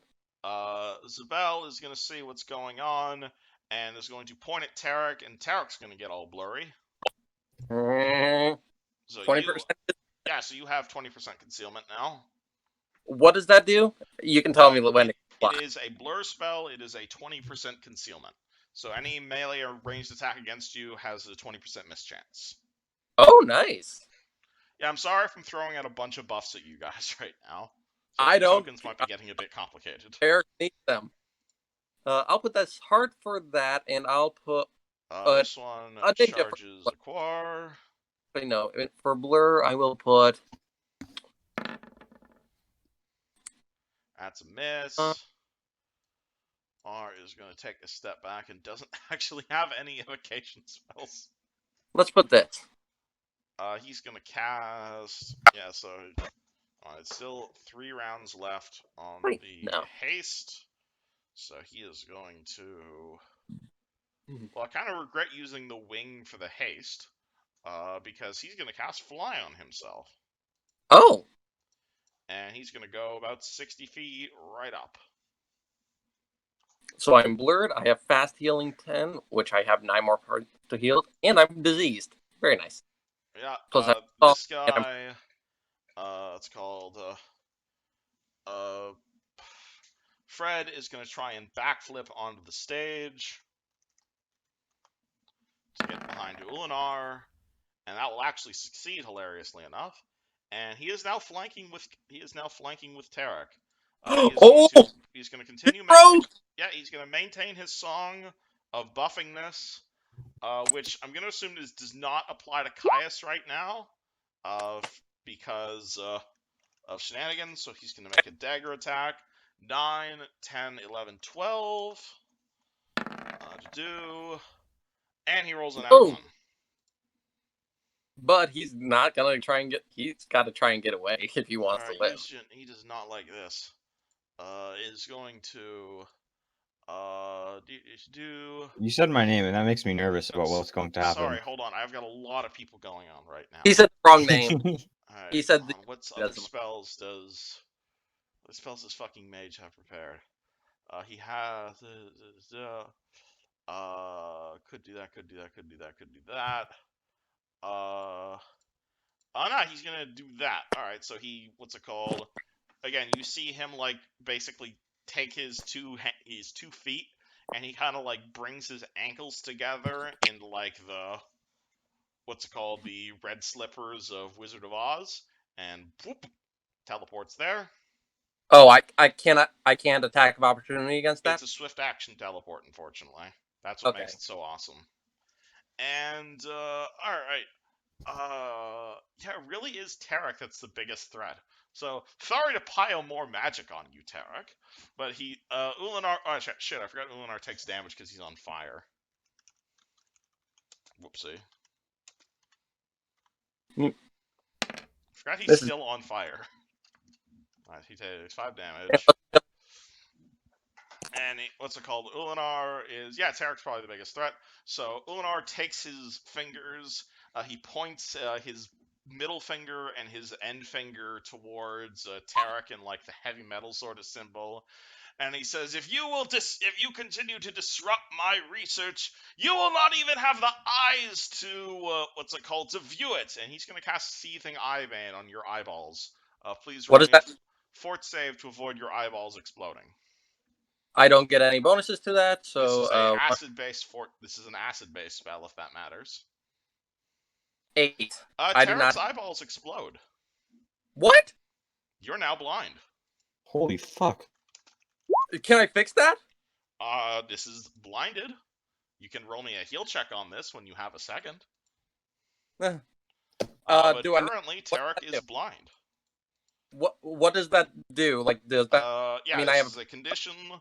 -2 AC, and everything has total concealment against you. And obviously, you cannot make certain types of perception checks. Oh boy. You're also at half speed. This doesn't actually do any damage, though. It's just, it makes your eyeballs explode. Okay. Pepeal is going to see what's going on. He's going to take a 5-foot step here. And I guess he is going to... does he have the selective channel feat? He does have the selective channel feat. Oh. Alright, he's going to use channel energy, and he's going to exclude Ulinar from this. So all living and or skeletonized creatures. So this includes the whole party. Heals 14 damage. Okay. I may have to dip in just a few minutes.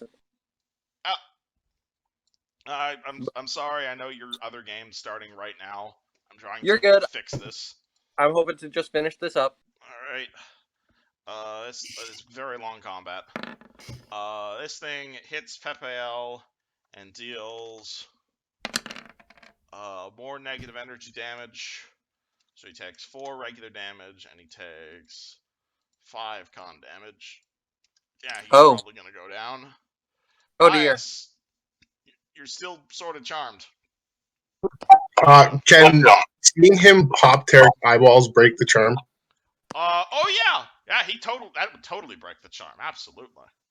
And can I charge through Tarek and Yushin or no? Assuming they let you through their square, absolutely. Tara can't see, but if Kaya says it's him, he will. Yeah. Okay. So I'm gonna charge. Rite of passage. Awesome. So I'm gonna charge Ulanel, and as I'm charging, I'm gonna tell Tarek to duck so I can get past him. All right, Yep. Tarek ducks as Kaya's and flying then- over him. Can I like charge grapple? You can totally put a grapple at the end of your charge instead of an attack. Do I still get the same bonus? Absolutely. And would that be CMB? CMB +2 from the charge. Joe. Also include the bonus from haste and the bard song. So that will be a +4 on top of my CMB. Sounds about right.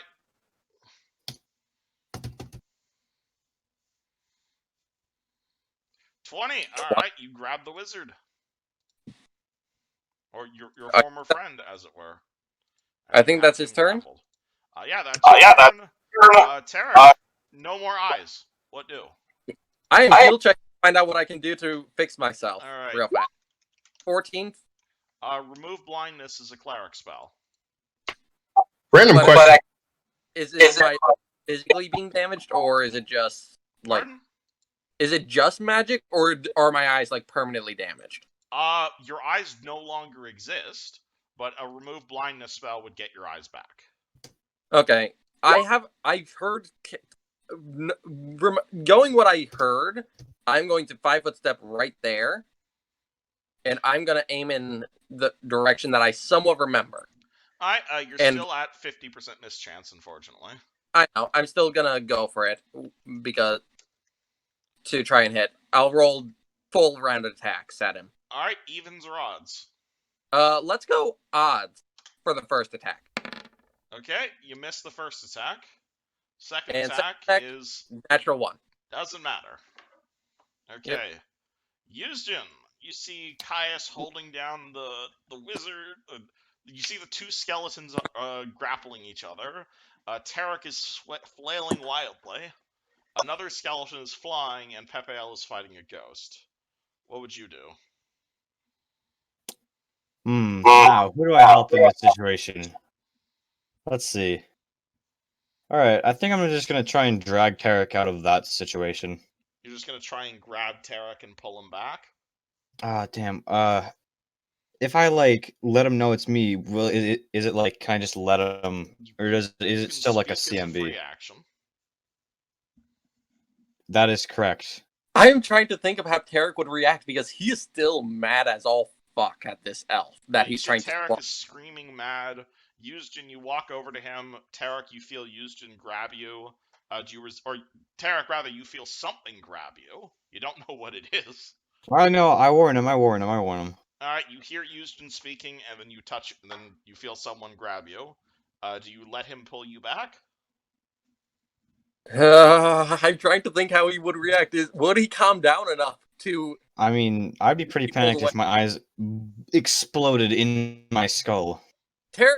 Right, like I said, Tarek is still mad as all fuck. He saw Kai's skin just melt off.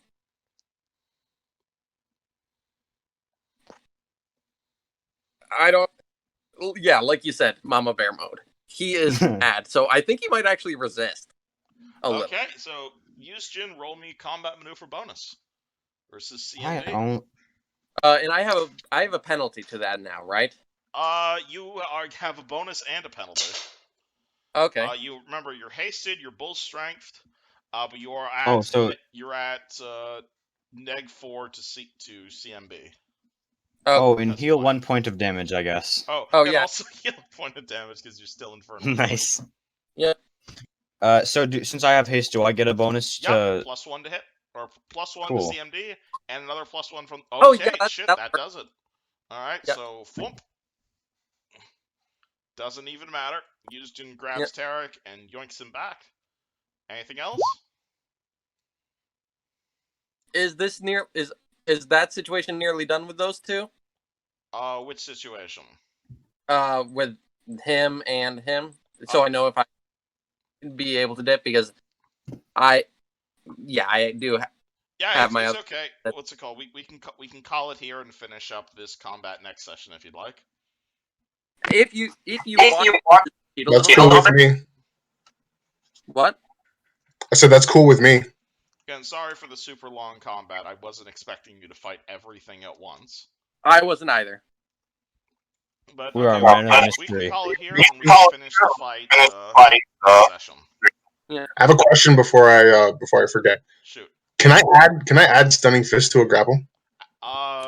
Stunning Fist has to be made to an attack roll. So Fair. yes, absolutely. Dope. Good to know. All right, Tarek, I'll let you go to your